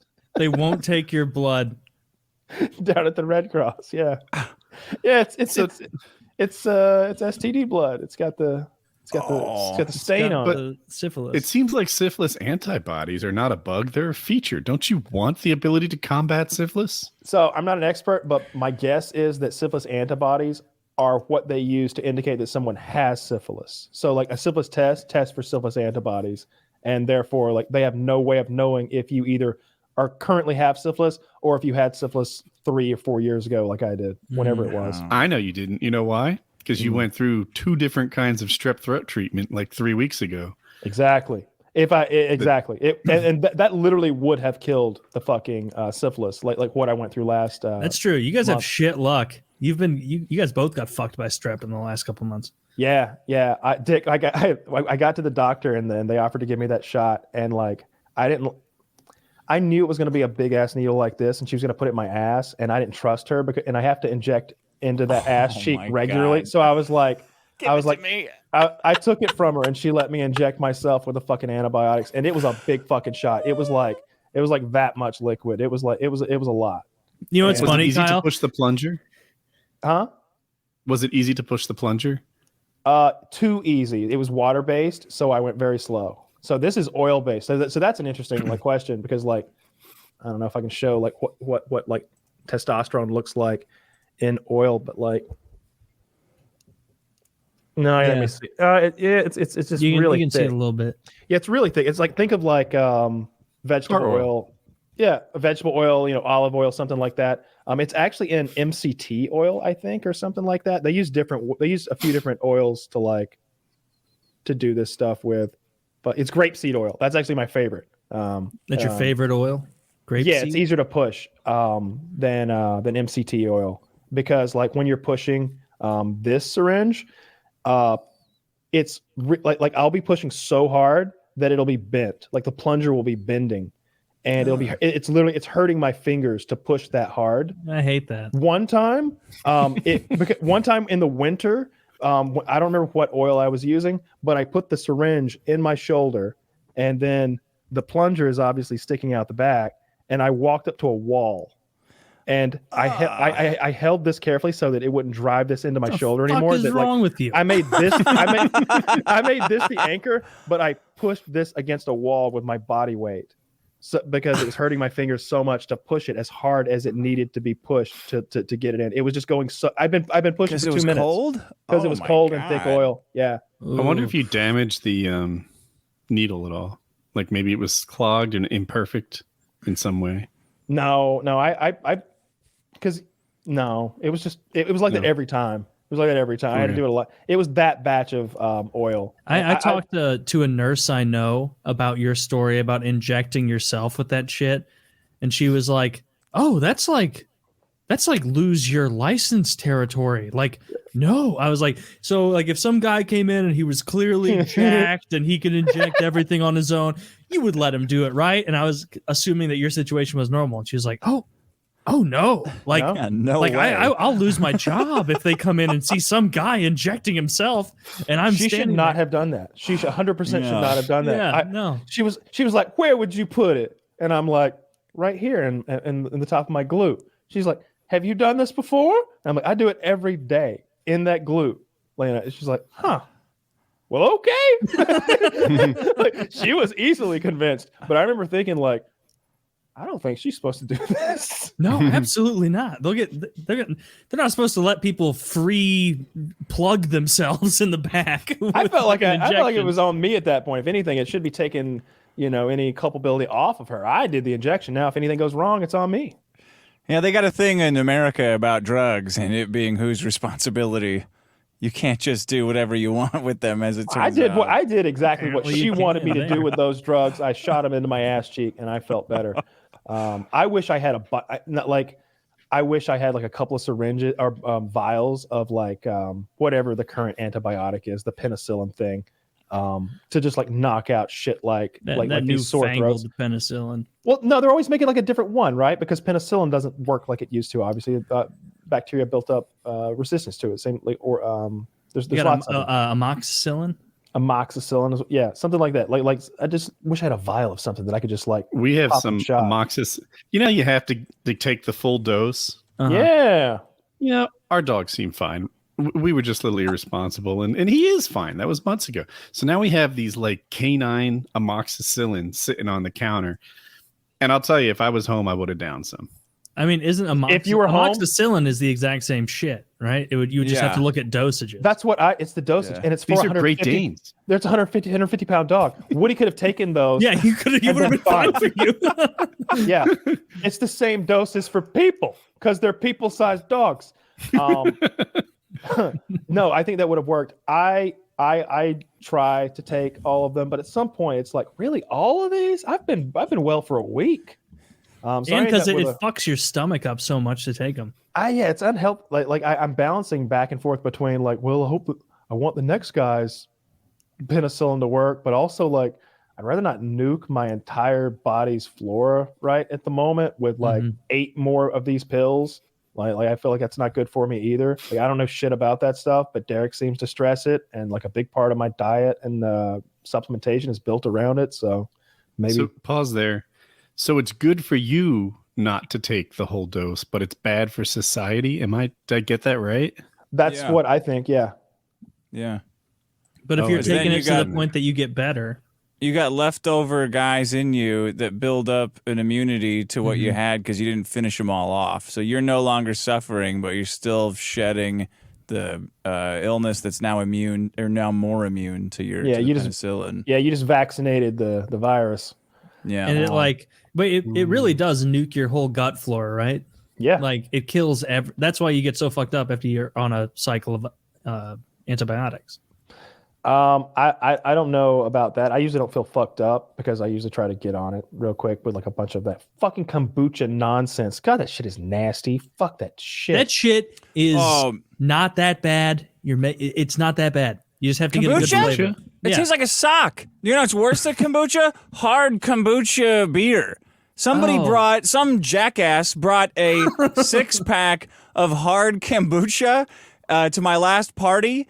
And every time I have a party, I'm cursed with an 18-pack of Miller Lite or something, and like a sour fruit beer. And now I got to deal with a 6-pack of kombucha, dirty sock beer that somebody snuck into the fridge. I can't throw it away because of the alcoholism, but eventually it means I got to get into it, and I'm not looking forward to it. Those sour beers are the grossest shit I've ever tasted. I'm blown away. They're horrible. When I go to a restaurant and they're like, "We have a wonderful sour." It's like, why would I want this? It tastes. Kill yourself. Kill yourself. It is. What he doesn't know because he doesn't drink beer. A sour beer is the grossest shit. It tastes like all the bad parts of sweet tarts and none of the good parts. None of the sugar. None of the good kick. It's all the nasty, puckery. Ugh. I like sour. I'm half thinking I might like this beer. You probably would like this beer, Woody. You probably would. I'm going to send all of them to you. What were those super sour candies? Warheads? Warheads. Yeah. Oh, my mouth just watered thinking about Warheads. I remember thinking my dad was a fucking psychopath because we would get Warheads, when they were popular, and I was maybe 10 or something, the big bag there, and he would suck on them until the sour went away, and then he would spit them out. Because the way Warheads worked, I don't even know if you can still buy those, is it's the most intensely sour, uncomfortable flavor for about 2 minutes. And then it melts that away and it's like nice and sweet. It's like you get a little reward after dealing with it. Yeah. And some of them had gum, I guess. I never had a gum one. Mine's but gum. he would suck on them. And then as soon as it got to sweet, he would like spit them out. And it was like, you're a monster. That's one of those Lemon things. drops are good. Like growing up, like playing baseball, we had the concession stand, and that was one of the things that was in there for like a quarter. That's like a quarter like thing at the concession stand, and I would always have a pocket of those when I played baseball. So like I just had those like cemented, and it's almost an olfactory thing.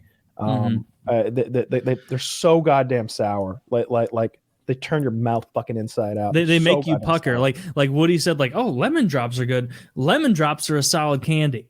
Imagine you take all that wonderful sweet and you remove it entirely from a lemon drop, and then you take the sour and you magnify it by 50. That's what a Warhead is. Yeah. They're covered in some sort of acid. I remember a kid in my school was like, I can eat all the blue raspberry Warheads in this pack at the same time, and he got rashes on the inside of his mouth. And he died. He passed. He was hit by a car, but his mouth was so blue at the funeral, it was humiliating for his parents.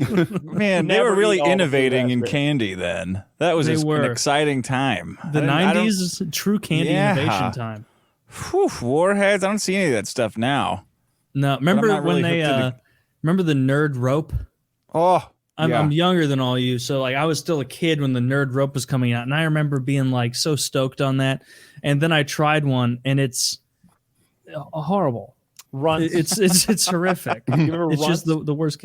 Runts are the most bullshit candy. I hate Runts. I love Runts. I had the dual pack of Runts. It's this little. It looks like a juice box, and on the right side it was grape, and on the left side it was like strawberry or something like that. And you could get a few of those out and mix and match. Fucking little sour. You loved sweet Runts. Candies. I was 4. Okay, sugar. 4. Okay, fair enough. At 4, I like I Pop got Rocks. a box of them right here. You want some Runts? Like no, I was childhood. Why are you being mean? I'd rather have a Good and Plenty than a Runt, and I would rather die than have a Good and Plenty. You don't like Good and Plenty? What are you? What year were you born? 1908. What are you talking about? Hang on, what's in a Good and Plenty? It's the licorice flavored Mike and Ike's.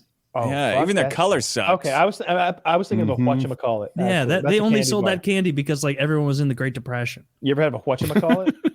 A whatchamacallit? Yeah, I have. Those are They're solid. like Nutty Buddy bars, but But it's not as good as a Nutty Buddy bar.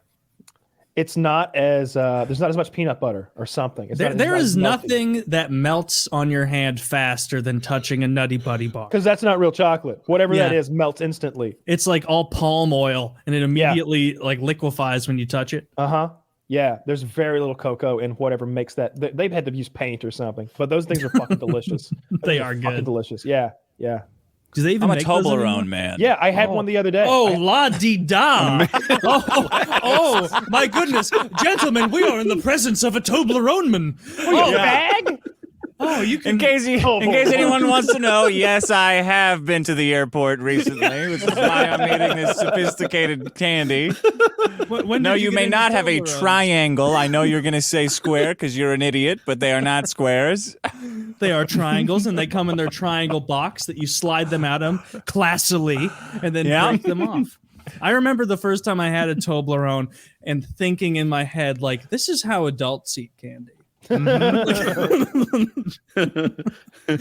of a big boys. triangle container. Yeah. Do you like the Ferrero Rocher things? Those are good. Yeah, I like those.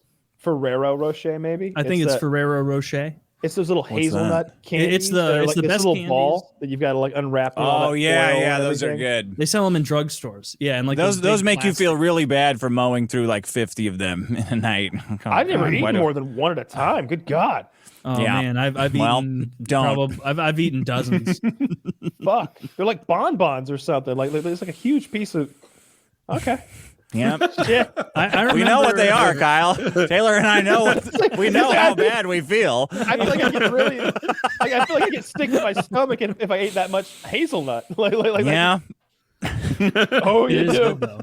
Do you? I remember being a kid and like wanting Turkish delight so much because I saw The Lion, the Witch, and the Wardrobe, and I didn't know what it was. And that kid was like willing to sell his family to the fucking farm for some Turkish delight. And so I imagined it was this really, really good candy. Apparently it's not. I've never had it. I did this same thing, but I was an adult. I'm 48 years old now. I probably did this at 47. Wow. All right. So for those who and don't I'm know, like, dude, Turkish delight must be fucking amazing. This kid would do anything for it. Yeah. And so what do? You fucking go to the rainforest, Amazon.com. Like, do they sell Turkish delight? Fuck yeah, they sell Turkish delight. This is the thing I can make happen. We will redirect the finances of the Woodworth Empire to Turkish delight. They don't have a lot of it. I think it was kind of expensive. Whatever. $28 later, I've got candy. I try like one of them. Hate it. Is it rose? Second one. Is it rose flavored? I don't know. Rose flavored. It was too hard to chew. It was coated with no. It was white coated, so you'd think it'd be very sugary. Somehow, still not. And I tried a second and a third, and I couldn't convince myself that I liked the stuff. I threw the box away.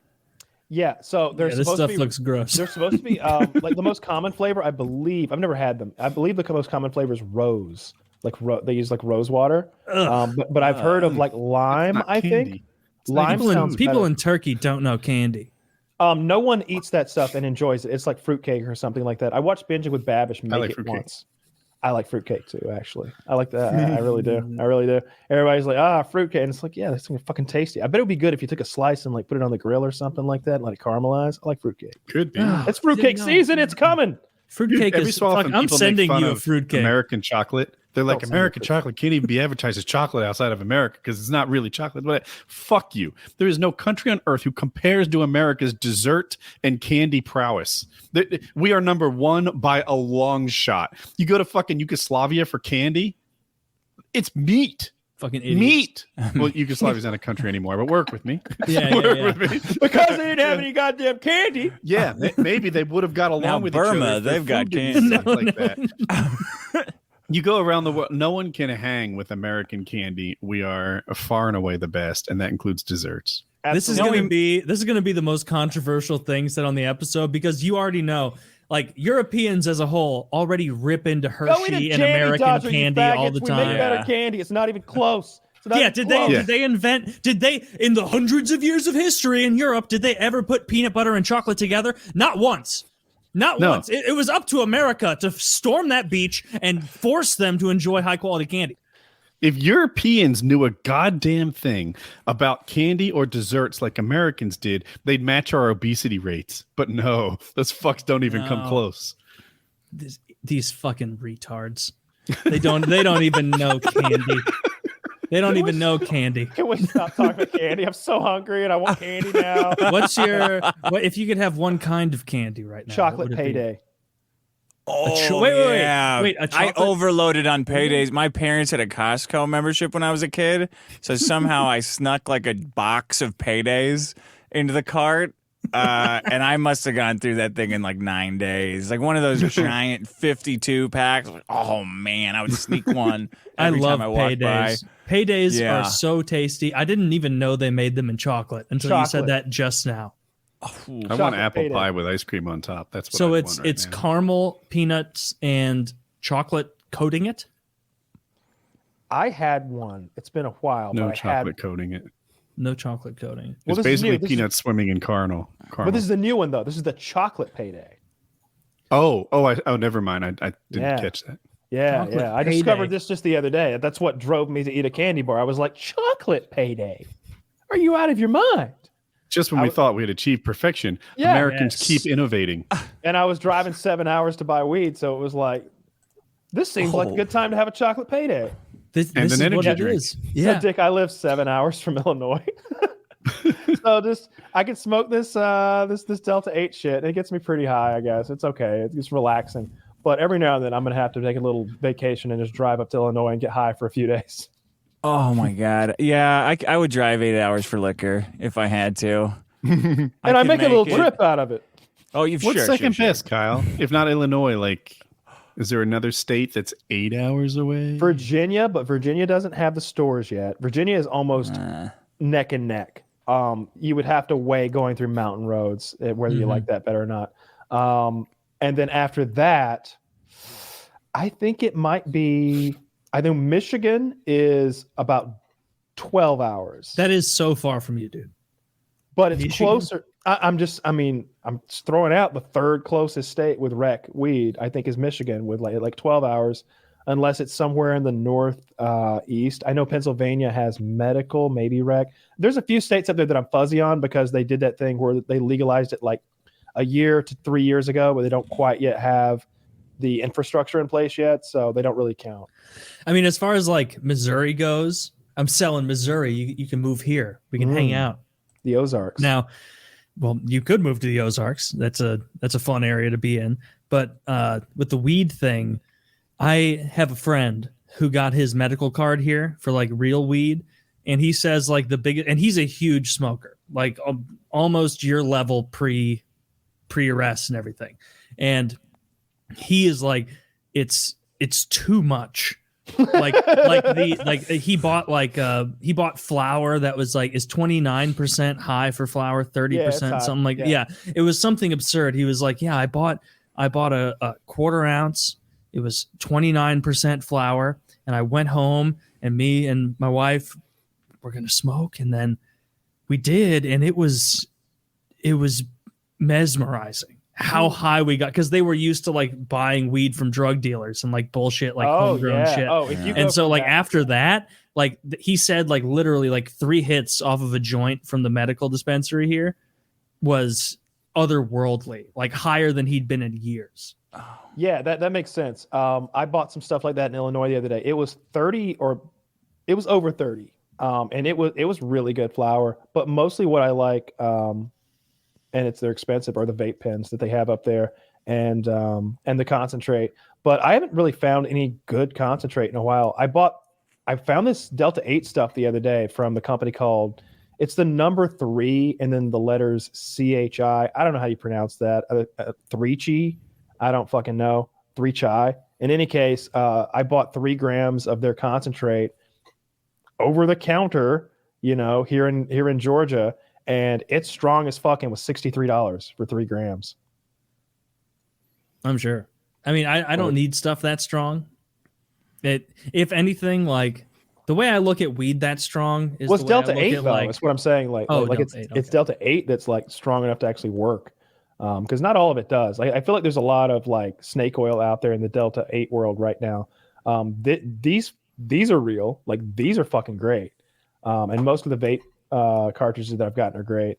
But I've gotten some edibles that just didn't fucking work. That thing you just showed us, I didn't get it the first time. Do you light it with a lighter? Is it a vape pen? No, it was what he was smoking earlier. Yeah, I was cigarette. Yeah, earlier I was smoking these. They're like pre-rolled joints. So okay. So like I've smoked it down to the the butt, but this is a cardboard filter, whereas cigarettes have like those cotton filters. So this is like a little hand-rolled filter, and then it was just like cigarettes, just like a pack of cigarettes, but it's Delta 8. Does it make the room smell much? It smells like chocolate and weed. For whatever reason, these smell like chocolate. I don't know why. Weed doesn't ruin a room like cigarettes do. It's gone the next day. Mm-hmm. Yeah. Unless you're like really, really like fucking a room up, like smoking it constantly, you really can't fuck a room up. I don't think like if I were to spray air freshener 10 minutes after smoking this joint, I feel like this room's good again. Oh yeah, like one of the apartments I lived in college was like absolutely no smoking. Well, no, I had people over every day, and we smoked a tremendous amount of weed for 2 years while I lived there. No one knows. My guess not is, cigarettes though. It doesn't. One cigarette. If you smoked a cigarette and someone was nearby while you smoked that cigarette, that person would smell like cigarettes. You know what I think it is? I think it's the tar. I think that tar is taking a smell, which a smell is like little particles of whatever you're taking in, but it's adding a little like glue to that, so that literally is sticking. It's making smell sticky. And what does that say about farts? Like what it says about farts. What does that say about farts? You know what it says about farts. That's your memoirs, Woody. That's how I guess. I'm going to blame farts for all cases of pink eye that I've ever gotten, because I wash. Particle floated into my eye. That's same thing with the AIDS. Isn't that how pink eye actually works? You get particles in your eye. Yeah, you but with your finger, you disgusting human beings. Have you ever had it? Yeah, I've had pink eye. Knew it. Have you ever had pink eye? Of course not. I'm not disgusting, you pig. You had syphilis 15 minutes ago, you disgusting fuck. You absolute monster. I got syphilis from dirty pussy. You rub shit in your eyeball. No, I got it from shitty pussy. That's what I got it from. Trying to get like a close. Trying to get a real close. Trying to get like one of those diamond like lenses to like check out a little monocle. Yeah. No, don't you ever ride that high horse, you syphilis fuck. I had the syphilis and I'm proud of it. God damn it. Just people who have syphilis are cool. Right? Yeah, like Al Capone. Yeah, like Al Capone. Because of it. Well, he should have gotten his shot and he'd have been all good. Remember I had to diagnose my own syphilis because the doctor couldn't fucking figure it out. That's when all the skin was falling off my palms. That was cool. Yeah. You successfully braved late stage syphilis or mid stage syphilis. Yeah.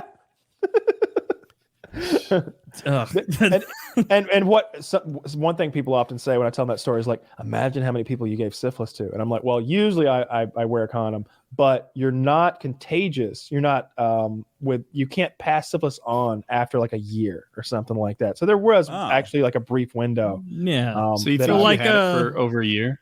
So like maybe 200-300 women, something like that at tops. So it's tops. It's not, no. I don't think I gave anybody so just a syphilis. Month or two, right? Yeah. A lot of times syphilis doesn't get that bad. It's lower than I thought because it would be. it's something else you get along the way, like strep throat or whatever. Exactly. Yeah. Antibiotics it doesn't handle them well.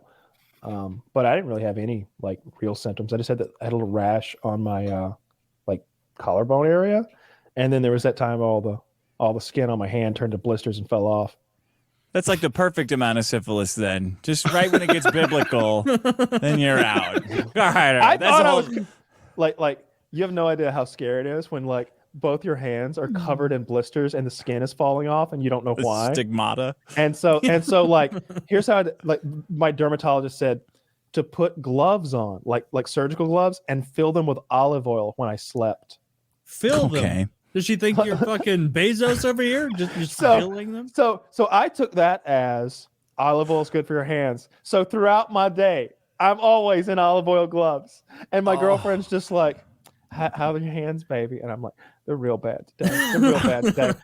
I grabbed a pistol and it was real grippy and it hurt because of your blisters. Yeah. Oh my god! Like I think I filmed a couple FPS Russia videos. Then if you can go back and like find videos where I'm wearing any video where I'm wearing gloves, like that's what's up. Because I under those gloves are rubber gloves with olive oil in them. So I'm like olive oil glove and then a tactical like glove on it, like I'm some kind of a fucking operator, so nobody will know that I've got syphilis hands. This is like Madonna's regimen when she sleeps. Yeah, a bodysuit of lotion or oil or something. Yeah, Placenta. Madonna does that. I think she did some anti-aging crazy stuff back in the day, but I ended up. I didn't know if she was dead or not. She's alive, very alive. I ended up finally just being like, could this be? I looked it up on the like WebMD and like I literally looked at like images of. I think I searched hands blistering. Hands? No, I think I searched like skin falling off hands, hand blisters or something, and then I looked at Google Images of disgusting hand like infections and mutations until I saw one that looked like mine, and I was like, that looks like what I have, and it was syphilis. And then so I went. Now I had like gotten off on that syphilis road. I could find more evidence, and I was right. And they were like, "Huh, well, I guess you're right. That? Let's fix this now." And it's just like, you bitch, you bitch. Could have done that at any time, you stupid bitch. Did you ever find the guy who gave you syphilis? Did you ever get him? You know, it's mostly a gay disease, right? He remains at large. He remains at large. I don't even think it is a gay disease. I think everybody gets syphilis. I don't know if it's a gay disease or not, but I know I don't know how I got it. I know it wasn't that, but I know I got it. Can you get it from oral? Like, could I have eaten some girl's butthole one time and gotten some syphilis out of there? Yes. Like, what about a hand job? If her hand was falling off, did that ever that ever happen? Like maybe she had bloody hands and she jerked me off. Like she looked like she had like Django Unchained hands. And she gave me one of those rough, like rawhide hand jobs, and maybe I got something out of there. I don't know. I mean, syphilis is a more intense one. Everybody's had a few bouts with chlamydia. Everyone has. Never. Everyone's had it a few times. Taylor has had a couple of bouts with chlamydia. Everyone's had chlamydia. Oh, have you? Taylor has had a few bouts with chlamydia. How'd that go? Oh, it was fine. It was. Did you know right away? You no, it was like, she's got chlamydia. I know. No, I got a text from a girl that I fucked, and she said, "I have chlamydia now," and I was like, "Oh man, that's weird." And because apparently it shows in women much sooner than it shows in men. And then I went to the Mizzou Health Center, and they were like, "Yes, you have chlamydia," and that only happened twice. I got a call. There was that time. The same situation happened twice. And then there was that. I got a call from the Reno Medical whatever center nurse saying, this is just to let you know somebody you've had sex with has chlamydia. And I was like, okay, well, thanks for letting me know. I'll go get tested. Let me tell and then the girl called the next day. She was all sheepish. I had her number, and it was some girl I met at Burning Man. She's like, "Oh, okay, so I have to tell you." And I let her go through the whole thing. It took her forever, and I'm like, "Yeah, I know. The medical center called me yesterday." She's like, "What? They did? Those fuckers?" And I'm like, "Yeah." She said at the beginning, "I almost didn't call you." And I'm like, "Yeah, they do that because they know you're not gonna fucking call, you idiot." But I didn't get chlamydia off of her because my friend, I would have never used a condom, but my friend had one. He had like a bunch of condoms there that he was giving away. That was his thing. And he threw me one. I miraculously used it. I didn't get I remember being told, like, so you're going to want to call all your previous sexual partners and tell them. And I remember being like, oh, definitely. Did they give you the option of doing it themselves? No, they were just like, you're going to want to call. And I was like, nah.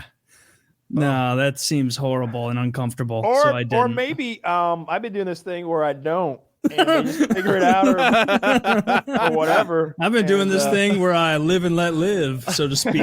Like the Bible says. Now, look, I believe in science. I'm not a denier, but you're not going to change my mind on this one, man. Oh, thank you. Give me that shot. I'm not going to call all of them. What's statistically how many of them have it? I'll call that many. Yeah. I'll call none of them. I only had... I want to say I took what was the other time? Oh, how did that happen? And I'm trying to remember this correctly. Oh yeah, okay. I took the test, like one of those tests you order, and then you like spit in the vial, and I think you like prick your finger. This is like an at-home STD test because I don't want to do that at the doctor.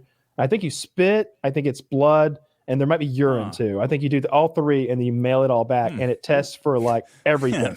A full panel. Yeah, you're in a little envelope. You get your thinnest envelope and cram it in there. Well, it's thinnest paper envelope. They had this little piece of paper that you like. Once you've pricked your thumb, you're like putting drops of blood inside of like 5 different circles of paper. I guess that's enough blood. And you know that's I'm trying to remember. But anyway, I had tested positive again for those syphilis antibodies. They don't go away. So it just always looks like you got syphilis. And the health department came to my door over an online test. Like I guess the online cocksuckers reported me to the health department in Georgia and let them know that I had the syphilis. And so this like Indian guy, Dots Not Feathers, showed up at my door and was like questioning me as to whether I had gotten my syphilis treated. And I refused to tell him. He was like, I have to know. Right on. Refuse to treat. No, I treated it years ago, but he's just like, we've got to know whether you got it treated or not. I'm like, no, you don't. No, fuck you. I was like, I'm not going to tell you. Maybe I did, maybe I didn't. He's like, we'll just come back. And I'm like, I dare you. I dare you to fucking come back. You want come to on in my house, buddy? and you'll find out on your next blood test. I'll give you a fucking. If I hadn't still been like I was getting drug tested daily because of my fucking pretrial probation at that time, I'd be like, come on inside. I'll give you a little sample. Fucking asshole. Like I couldn't believe they just showed up at your door and they're like, hey, we heard you got the syphilis. Did you get that fixed, or are you a piece of shit? And I'm just, yeah, I went and got the $85 shot at my doctor because I'm a normal fucking human being. You think I want syphilis? Who tests positive for syphilis and is like, oh, it's not so bad then, huh? Yeah, you go a little crazy. I'm positive for syphilis, but I'm gonna ride the tiger. Yeah. I don't think that's the move. But I heard it makes you more creative. I heard it makes you more aggressive. I heard it makes you more aggressive, like elk meat. Like elk meat. What are you fucking crazy, Joe? No, I don't. I've never had any of the other STDs. Luckily, I usually. How have you only gotten syphilis? You've never had chlamydia, the common card of STDs? Never once. Never crabs. Any of that stuff. Just that one thing with syphilis.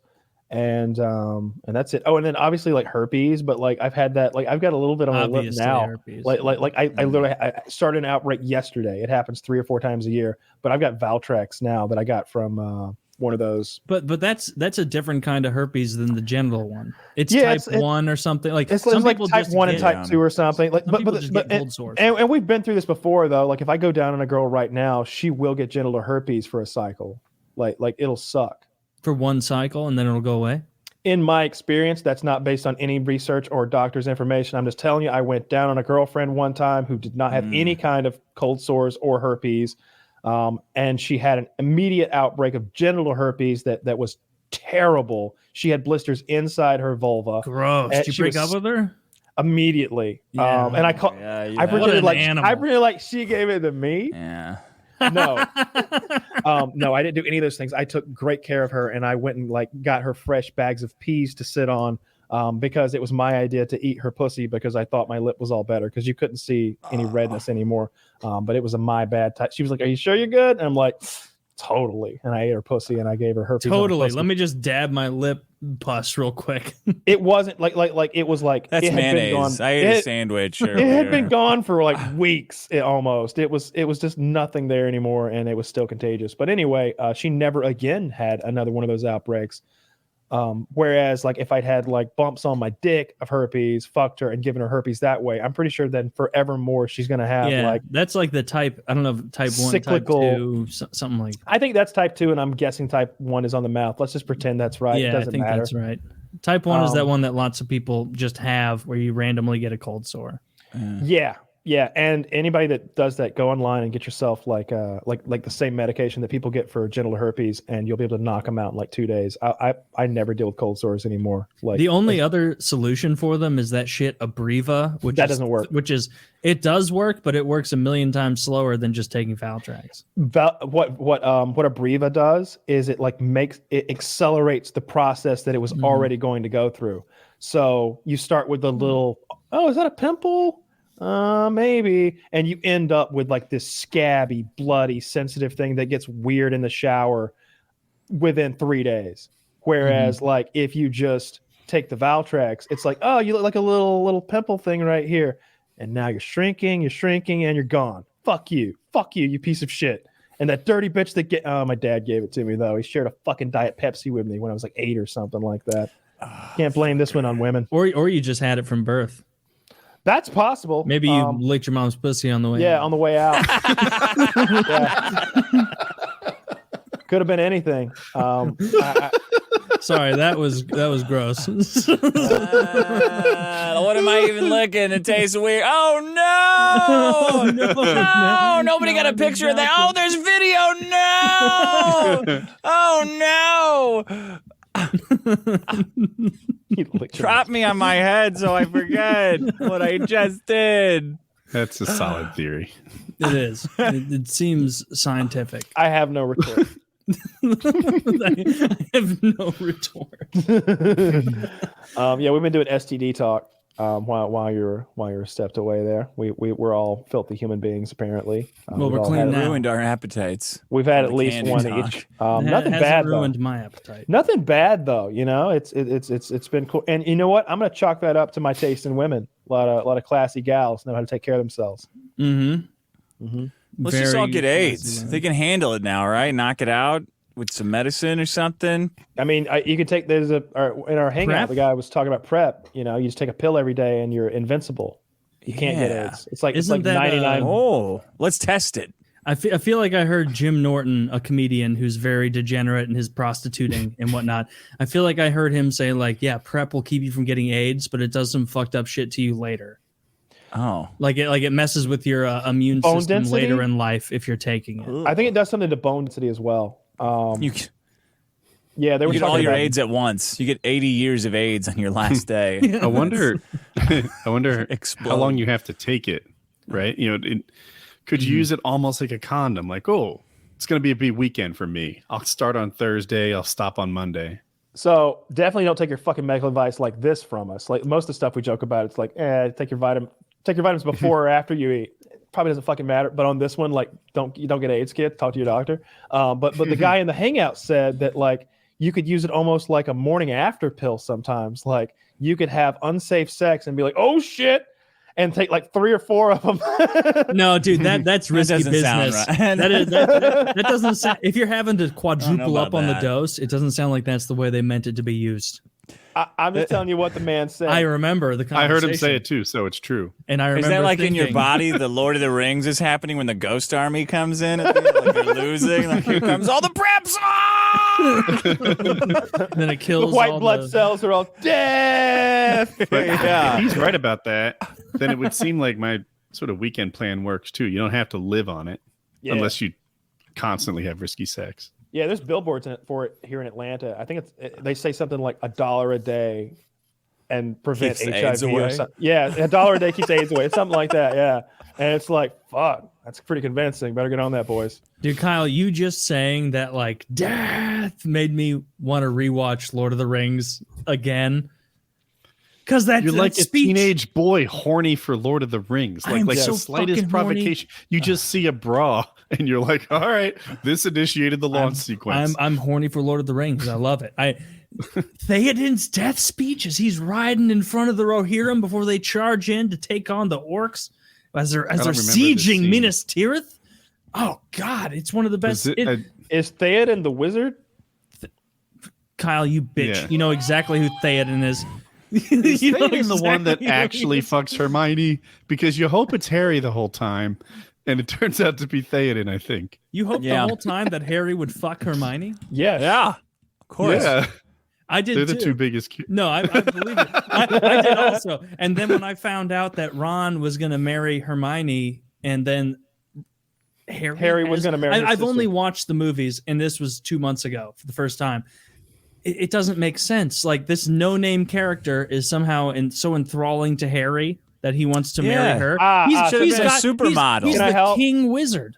So let me help with this. So you've only seen the movie. So in the book, their relationship is a little more fleshed out. And so like from the moment she sees him, she has a crush on him. Like when they're like, before she's even old enough to go to like wizard fucking school. I don't remember how old that is. It's like 7 or 8 or 10 or something. Yeah. But she's always been like, she's always liked him. And then he rescues her in the first movie. Like she's the girl that he rescues from the basilisk. Oh. And then, but then they're like spending all this time together at the Weasley's house. Like she's the little sister playing like Quidditch with them, and she's always there. So they form a real bond that way, you know. Although, but everybody wants Harry to bang Hermione, and Ron to die. That's how the book should have ended. Do they? Do Harry and Hermione ever fuck just for fun? Yeah. That's a good part of the book, then. Yeah. Yeah. It's when they're hanging out. It's when they're hiding out in the forest from the centaurs or whatever. No. It's he's lying to you. It's really Theodos that fucks Hermione. I know he's lying. I'm just pushing him. It's one of the horse riders. I don't know which one. I think Carl Urban plays him. He's the king. Carl Urban, isn't that a country singer? Keith Urban. No, that's Keith Urban. Carl Urban is the guy who plays Judge Dredd. Judge Dredd, but also in Lord of the Rings, Éomer, right? Isn't he Éomer? Is he? I don't know. Is Éomer Theoden? Who's Theoden? Not Theoden's son. The Theoden's nephew. You give me your name, Horsemaster, and I shall give you mine. I shall give you mine. Yeah, Éomer is Theoden's nephew, and Éowyn is Theoden's niece. Yeah, or his daughter. No, his daughter. His niece. But no, what I was saying is like that's Carl Urban that plays that character. Okay. Well, he does a great job then. You didn't know that. How do you not know that? Because I guess I never looked it up. No, I just recognize it. I am not looking for. Oh, you know what? A show I started watching recently is Altered Carbon on Netflix. Decent nudity. I started out like this is a really cool concept, and now I'm like a part of the way through season 1, and I don't know if I'm still sold on it. I don't know if I'm still that into it. Did you guys watch that one? Nope. I didn't give it my full attention, so I feel like I'm not qualified to rate it. Okay. Do you want to talk about Midnight Mass a little? Yes, I do. I love that show. You like it? We all finished. Yeah, I finally watched a show. Midnight Mass was fucking fantastic. The guy who plays the priest is just every scene he's in, the other actors have to be upset because he dominates the scene. Like he makes everybody else's actor, talents diminish every time. I just realized that I'm talking about Midnight Gospel, the cartoon. God damn you. All right. Well, look. For those of you who don't listen to PKA, first of all, shame on you. I was talking about Midnight Rider, the Western. I thought I was finally part. I was talking about Midnight Cowboy, the 70s movie. Yeah. When he dies of AIDS. Yeah, I thought that's why you wanted to talk about it. Yeah, it makes sense. No, Midnight Mass. It's a Netflix show, and it's very, very good. It's a bit of a vampire tale. It's a bit of that, but it's very, very good. You look it up online, and that's the first thing in the fucking review. My recommendation is this for this show: go in blind, because it is a mystery. I was until now. I know, right? Jesus Christ! You go in blind, you won't know what the fuck's going on. We're going to put a spoiler tag in now. You've ruined it. You've ruined it for so many thousands, tens of thousands. And they put you in the jizz hundreds of thousands. And they put you in the jizz biz. I give it fucking 2 thumbs up. And I really enjoyed it. I watched it in one sitting, 7 hours worth. I will say this, if you're not convinced by us, like RLM did a review, Red Letter Media, they really enjoyed it as well. I watched 2 minutes of their review and then immediately went to Netflix and watched 7 hours of this show. Like whenever they tell me to watch something, I do. there was a horror movie a while back, like the something, the Black Coat's Daughter or something like that. They were also right about that was really good. But in any case, this is a really fucking good TV show. There is a lot of talking. There is a lot of character development. There is a little CGI that works out really well. They use it sparingly. It takes you a while to figure out what's going on. I want to say about 15 minutes into episode 2, I had figured out most of the story, and I knew exactly what was going on by like episode 4. I was like, oh no. I know. I'm mostly done episode 2, and I don't know shit. It's apparently a TV show about dead cats. Nope, there's a lot more than that. I was like, more than that. I was super like when Kyle he recommended it to I'm us. Mostly joking. I know. When he was like, there are dead Kyle cats. was like, in our private text, Kyle, because you were like, if anybody thinks they know what's going on, just text me privately, and I sent stuff to you, and you figured it out so fucking quickly that I was like, I felt like a challenge was issued where I'm like, all right. By the end of episode 3, I need to have this figured out. And I thought I had it mostly figured out by episode 3. And I texted Kyle my predictions, and he was like, spot on, my friend, spot on. And I was like, he would never say that if it was correct. So obviously I missed something here. And I did miss a couple things, but it's really, really a good show. Midnight Mass. I like it a lot. I don't know what the actor's name is who plays the priest. Don't either. I don't think he doesn't look familiar to me with his face and anything, but he's tremendous. I hope he gets more work because I do too. Are we supposed to hate the chick that criticizes the priest? Yes. Or wait, which one? Well, then I'm on the right track. The white lady who's very churchy. I don't think there's any black people in this show. No, there are. Maybe you haven't watched far enough, but Maybe. She's very churchy. She criticized his choice of gold outfit. Oh, that wasn't she wasn't criticizing. She was like curious, like, and see, that's a clue in itself. See, I caught that clue. That's one I caught. Oh, did you catch it too? I did, but only because I have Catholic family, so I know. Yeah, so like you wear different colors on different days, just like, and I'm not a Catholic, but they lay it out there. Like I want to say you wear the gold one on like feast day, and the green one was the one that was more appropriate for whatever day it was. Time. Yeah, for ordinary. So I found that very interesting, and that I read a lot into him wearing that because he didn't seem like the type of man. But I knew two things at that point anyway. I knew who the priest was, and I knew that he's not the type of man to not know what fucking color shirt to wear. And so those two things added together led me to like go down that rabbit hole that got me to like solving the whole mystery of the show in like 2 episodes. It's a good fucking show. It's not a fucking challenge. It's TV meant to be enjoyed, but I highly recommend it. There's a mystery going on. There's some neat characters. It reminds me so much of something that Stephen King wrote. I had to do a double check. I was like, Stephen King wrote this, right? They did Stephen King better than Stephen King does Stephen King. Like you even have like the inciting incident with a Volkswagen involved right there at the beginning, and the character haunted by the flashbacks with a little bit of ghost stuff going on. And it's like, man, this is Stephen King beat for beat, but it's not. And then you also have like the core concept of the show that I won't spoil too much. That's another Stephen King. He loves that shit. He loves that specific subject matter. All the stuff about loss and regret, family, groupthink, the way that religion can twist people's minds, perception-based information. You know, the way that like think about how those first cavemen were down here. They've got their fire at night. Other caveman has his fire at night, and they look in the sky and they say, "Wow, who builds their campfires up there? Who are those people?" And you know that sort of mindset, like they had this okay, lights are campfires. There are lights must be campfires. Yeah. Well, they put things together that way because it was what they knew. They had this framework, and they plugged in outside information into the framework they understood, and they end up with a flawed understanding of reality. And you see that concept repeated later on, and it's a really, really smart, well-written, well-directed, all the way around, enjoyed it kind of show. Well acted. Like there were so many characters. Like Woody, you said there weren't any black characters. The black girl in the wheelchair. She's Right. a very And big. He's a character. halvesy. And I like her a lot. She's a very good actress. I like her, but the priest stole the fucking show.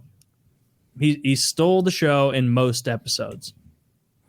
Well, Midnight Gospel is pretty good. It's what's that about? I don't know anything about that. It's about a podcast that gets animated. I don't know if you guys know anything about that. No. But it's a good. Yeah, we don't, it's a good it's show. really not our subject matter expertise. It is about that, but it's really good. You should check it out. I got a couple of those. I got a couple of those animated stories. You should. We should do something with them. You We should should. upload them or something. Yeah. I don't know what to do with them. I don't know what. Maybe we just watch them on the show. I don't. Raise fucking know. some money for it. So, Oh yeah. Let's sell them. yeah. No, let's not do that. Let's not do Yeah. Oh no. Guys, I'm gonna take off. With I every love. bottle of. Oh no, Steve! You've only got like 40 minutes to go. Oh, really? No, Yeah, 20, okay. 20, With every 23, 22 minutes. 23. and with every bottle of lock and 22. load. Oh, okay. In Yeah. 2, 1. 22 and I can't talk well. We need you to cover. Oh, yeah. Sure, you got it. Yeah. Well, you should if you want to get high and watch a bunch of cool visuals. It's a good show. If you want to get Yeah. high and watch a bunch of cool visuals, I think you want to take acid. I think that's the main trip. Have you ever done DMT? I tried. Yes, I have done it, but I didn't see any of the goofy shit that people say you see, like little gremlins running around and journeys and stuff.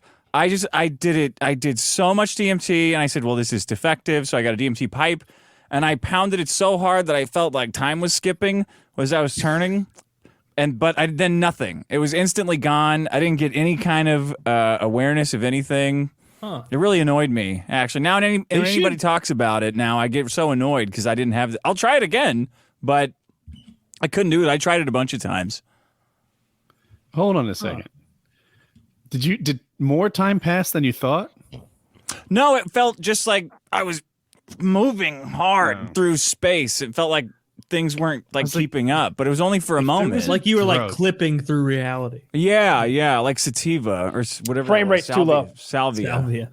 Yeah, the frame rate's. I wish the there was frame a rate's drug too low. that made lines at the DMT seem faster or like all over the place. Like if you could just avoid waiting. There are that'd be drugs that make the great. wait fun.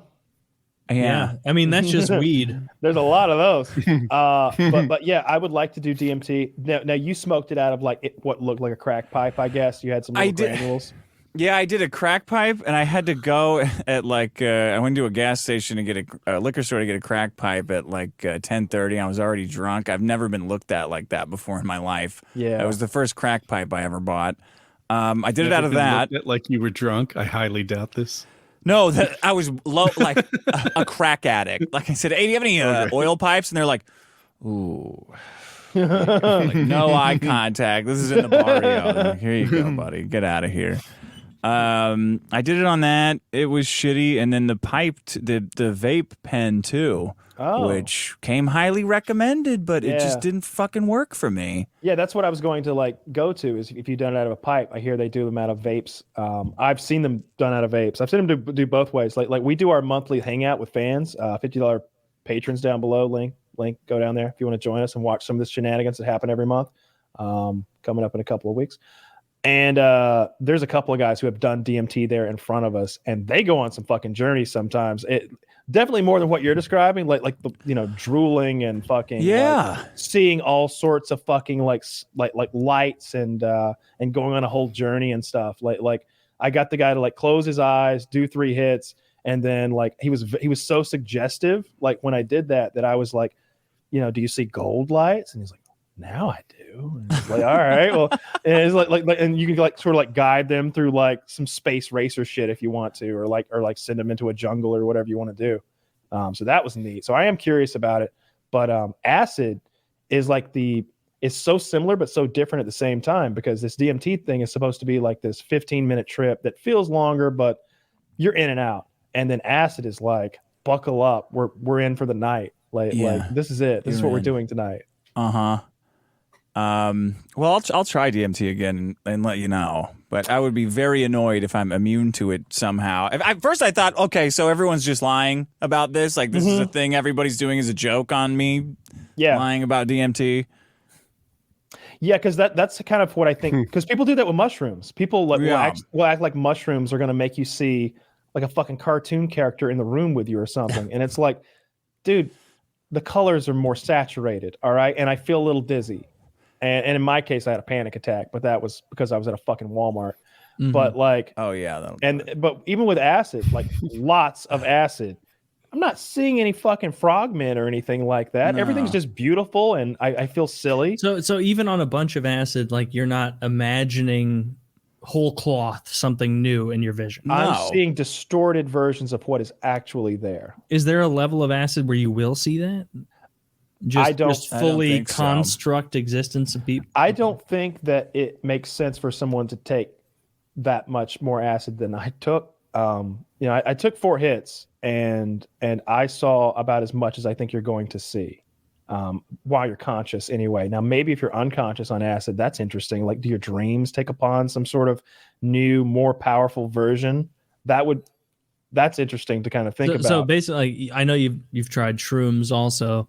Yeah. Acid just a million times better in every way. Oh yeah. Like, well, I mean, first of all, like you've got to power down the shrooms, unless you're drinking them. There's a lot of ways to do it. I'm aware of people, but like I always ate straight up mushrooms and that sucks. But with acid, you're putting this tiny little piece of paper that's a square on your tongue. And I mean, tiny, tiny, like it's hard to grab it correctly sometimes. And it tastes like nothing. It doesn't make you feel nauseous in any way. Like you're not hungry. You don't have a loss of appetite. You're just you. But now we're about to go and have a little fun. Everything's silly and funny and everything looks squiggly. Isn't it? I always heard like it's weird to eat on acid. It's disgusting. It's like you can feel the molecules ripping. I can't even think about eating food on acid. So we planned what like the all right, we're gonna do acid now. So what are we gonna eat? And I was like, I want a maple donut with bacon on it, and that's what I ate that night for dinner. I had a maple bacon donut, and it was so fucking delicious on acid. I was like, y'all fucked up. Y'all fucked up. And Fish was like, then you're the weird one because like everyone I've heard talking about acid is like, oh, I can't possibly eat on acid. I can't at all. Everybody think ate on about it. What if the food was more like homogenous? Like I don't know, like an orange juice or something that was just even in the same all the way through. I don't know. It's like the concept of chewing through something seems totally disgusting to me on acid. I'll eat a couple chips, I guess, but maybe it's a meat peanut thing. butter on a spoon or chips. Yeah, something that doesn't have lots of texture and variety. So meat is gross on acid? Yeah, well, the thing with acid confuses the senses. It swaps all your senses around. So it's weird thinking of taste in when you're high anyway. At least for me it is. It's not quite the same. It doesn't work the same. Like you don't think of a big hamburger like, oh, delicious, I can't wait to bite in. It's more like that's a foreign. I suddenly don't understand what it would be to eat that hamburger. Like you're it's just disconnected. You don't understand what it would be like to eat. Yeah. Yeah, and then your head fills in the blanks. Like, well, maybe it would be like, what is that I'm doing? I don't enjoy it. I try not to eat. That's interesting. I'll eat right at the beginning, but not in the middle. I was right in the middle. I've only done it the one time though. Had a great time. Everything was beautiful. Everything was funny. That was fun. Well, some people say not that they don't have sex on it either. That it eliminates their sex drive, and it is the most indescribably amazing sex I've ever had in my life. Every single time. I was thinking like when I took it, I was like, I want to fuck on this now. I want to see what that's like because like marijuana like helps sex so much, and it's just like this is like super. Like, it reminds me a lot of marijuana without like the dopey kind of part. It's more of the like euphoric, silly kind of part. I was just laughing my ass off at just about everything, and even if some of it wasn't that funny. But even the stuff that was funny, it would be like that contagious laughter where like even after you're done, you think about it again and you're like, oh, you're just like rolling again. Just thinking about it. And then, or you look at your buddy and he just starts like smirking and laughing, and like now you can't stop smirking and laughing. It was just, you had the giggles for fucking 6 hours or something like that. It was fun. I did. I went to this show in Chicago. My friend Carl had a comedy show, and I got everybody to drop a half a tab of acid and go to this White Sox game. So it was 3 comedians at a stadium, a baseball game where the clientele, it's like the scummy version. It's the scummy team in Chicago. It's not the Cubs, it's like the fancy team, but the White Sox is like guys with shirts, guys wearing like with dyed white hair. Everybody's fatter than hell. So we're walking around watching fights break out in the stands that dogs are getting dragged in on. Ripping on everybody for like 5 hours. It was one of the funniest days of my life because we were all on. It was great. I would have been okay, I guess, without it. But there's a thing on YouTube. I think maybe Vice does it, and they have like people go do a thing on acid, and they pick interesting things for them to go do. They send this one guy to go to a monster truck rally.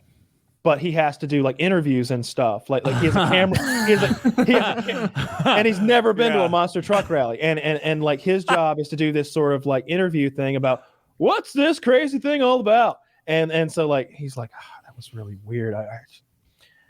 He was behind the table, and the normal fucking thing would have been for me to walk around the table and interview him like a human being. But instead, I reached awkwardly way across the table. So now I have to go back and forth with the mic. And I didn't even have a fucking question in my goddamn head. So, of course, what do I ask him? What's it like to drive a monster truck? And do you like it? And it's just the most... And it's just super. And then they have another guy, and so that guy like he was on the struggle bus. He had a hard time. Then they sent another guy to like, what's that big dog show? Like the big one they televise every year. The Westminster Dog Show. They send him to like the fancy ass dog show in New York. That's funny. On acid once again. like I think he had to interview people and stuff. Like completely different guy. There's dog? like 3 of them on there where they send someone. Well, what kind of dog do you have? That's why is it so long? Is this a good boy? Would you qualify your dog as a good boy?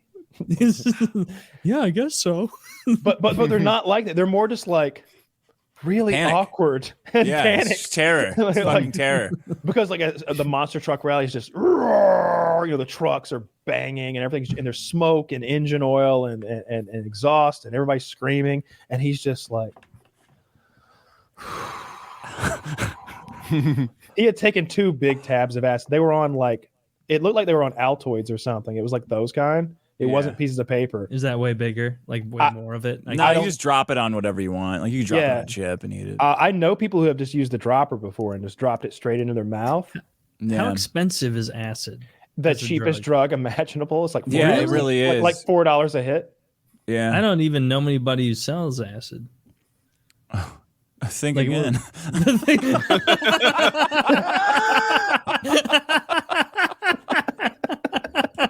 All right, I know one person who sells acid. Think again.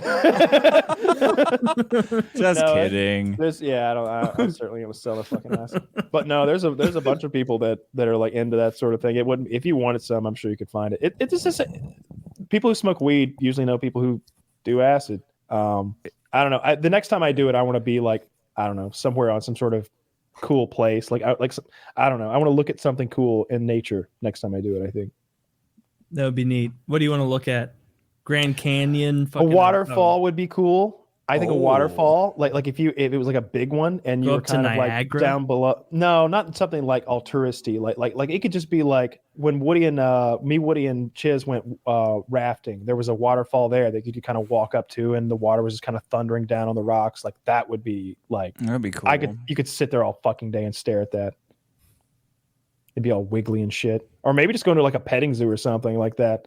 Or maybe something totally more mild. Stay away from kids. I'm telling you, they're the fucking worst. They seem like little animals tearing things apart. They're horrible. Well, I'm at a petting Kids zoo. are hard to deal with on acid. Kids, yes.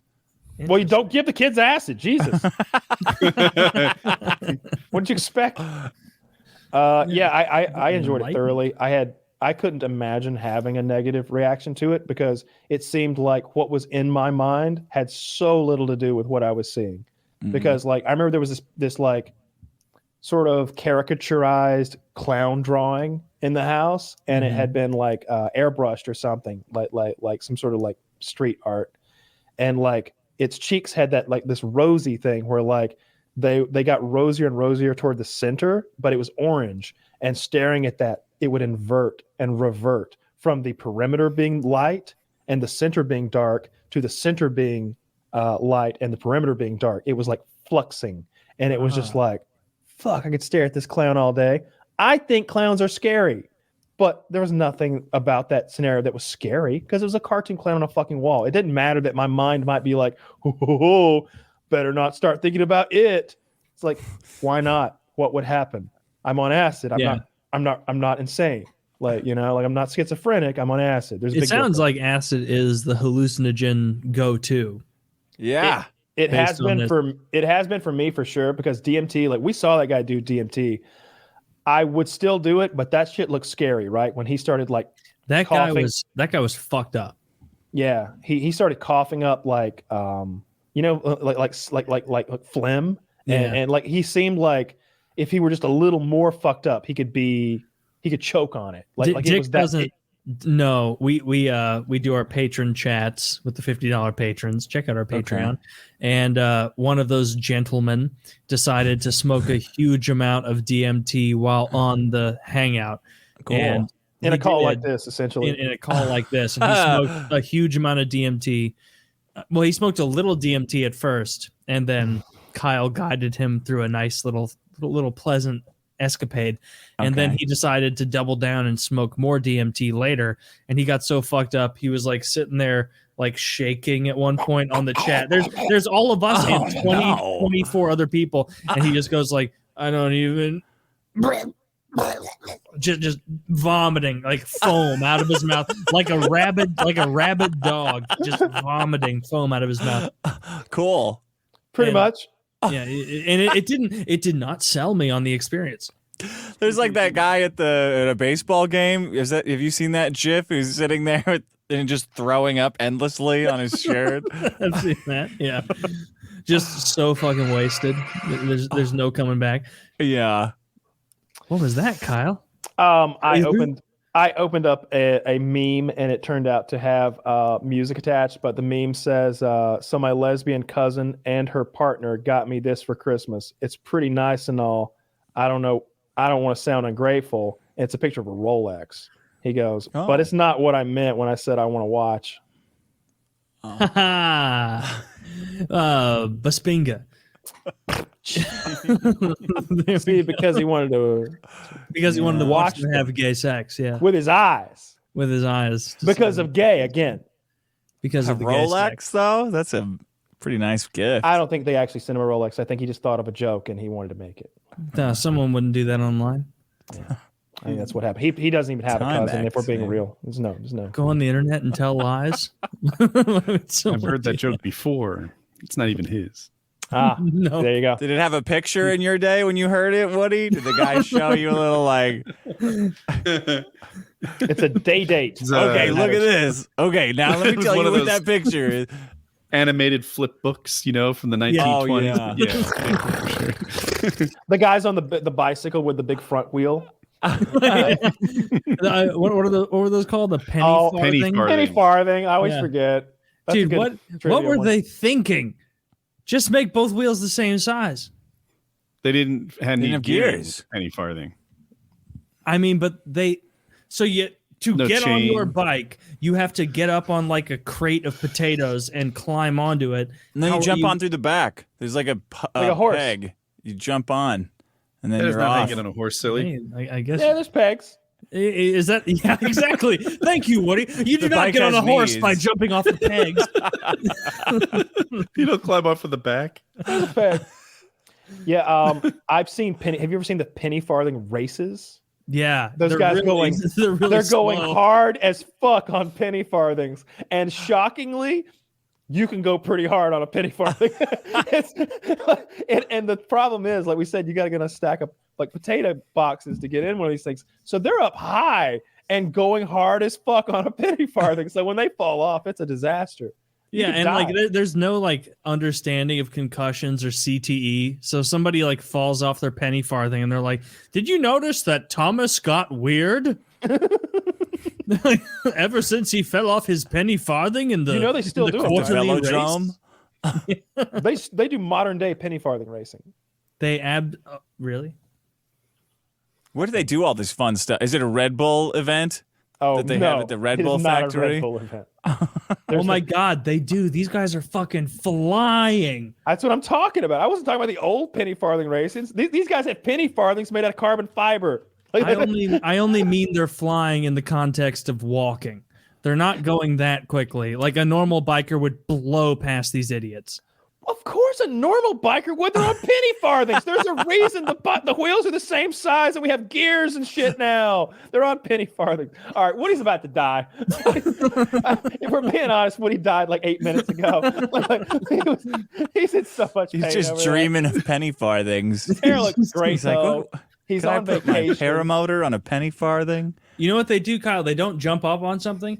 They hold the top ones and then they like use 1 foot to run and then they jump up on it. The more you know. And you know what? What was the alternative? None of this is impressive. Like nobody's going fast. Okay, that guy's going fast. Okay. Why are you such a hater on that penny farthings, Taylor? This is video seeing people ride them. It's so funny. And then penny farthing crashes. Penny farthing crash. Number one suggestion. What the fuck was that? Oh, that was probably me. Oh, okay. I wanted to blame Zach. I want to see this video Taylor's looking at with all the penny farthings. I just put crashing in into penny each other. farthing. I'm looking for penny farthing crash. Oh, this guy's gonna eat shit. He's flying down the highway. He's got his great radio. Legs on a penny farthing, drooped over the steering lever, and He's in an he's aggressive died. position. And he's died. Okay, this is what a fucking stupid sport. We figured out bikes the right way, idiot. Just do regular biking. Yeah, if you put in penny farthing crash, it's not nearly as fun as you'd like, but it looks like there's a lot of other ones. Oh. It's just one guy on a 2-lane highway eating shit, and then his giant wheel crashing into his jaw and falling away. Oh no. Yeah, That's terrible. so it wasn't great. We enjoyed having you, Dick. Thank you for coming on. You guys are fantastic. God. Didn't even notice that we only had. We didn't even notice that we only had half a Woody tonight because you filled that hole so well with your girth and your speed in my swab. Thank you, Kyle. I'm honestly linked. I'm gonna think about your obsessive optimizing every time I'm being lazy, and it's just gonna make the laziness. Oh, so I'm much lazy better. too. Don't misunderstand. I'm very lazy at times. But it's when I do a thing, Right. it has to be done well. I might not do a thing for days at a time though. Well, whenever I do a thing half-assed or quit, which is always, I'm gonna be extra happy that I did it then. Imagining you not quitting. Yeah, and if you want to get on the juice, let me know because I can guide you. He can hook you up with that juice. It's very tempting. Every year it gets more tempting. It's very cheap. There's no side effects, no downsides. You just get big and strong and sexy. You'll be better looking. You'll get smarter, funnier, faster. You'll drive cars better. Your handwriting will improve. Your vocabulary will increase. You'll be able to type about 180 words per minute. It's rather shocking. Nobody likes even listening to it at this point. Yeah. You smell better. You don't have earwax anymore. I don't know if that bothers you, but you save a lot of money on Q-tips now. That's about it. Maybe if you guys have an affiliate program for it, I'll do it. If you give me $50, I'll help you though. Hey, just pretend. No, just buy our good affiliate pills. program. Yeah, I want some of those too. Thanks, guys. Oh, patreon.com/The Dick Show. That's where I am. Dick.show. Check him out. Woody, I hope you feel better. Thank you.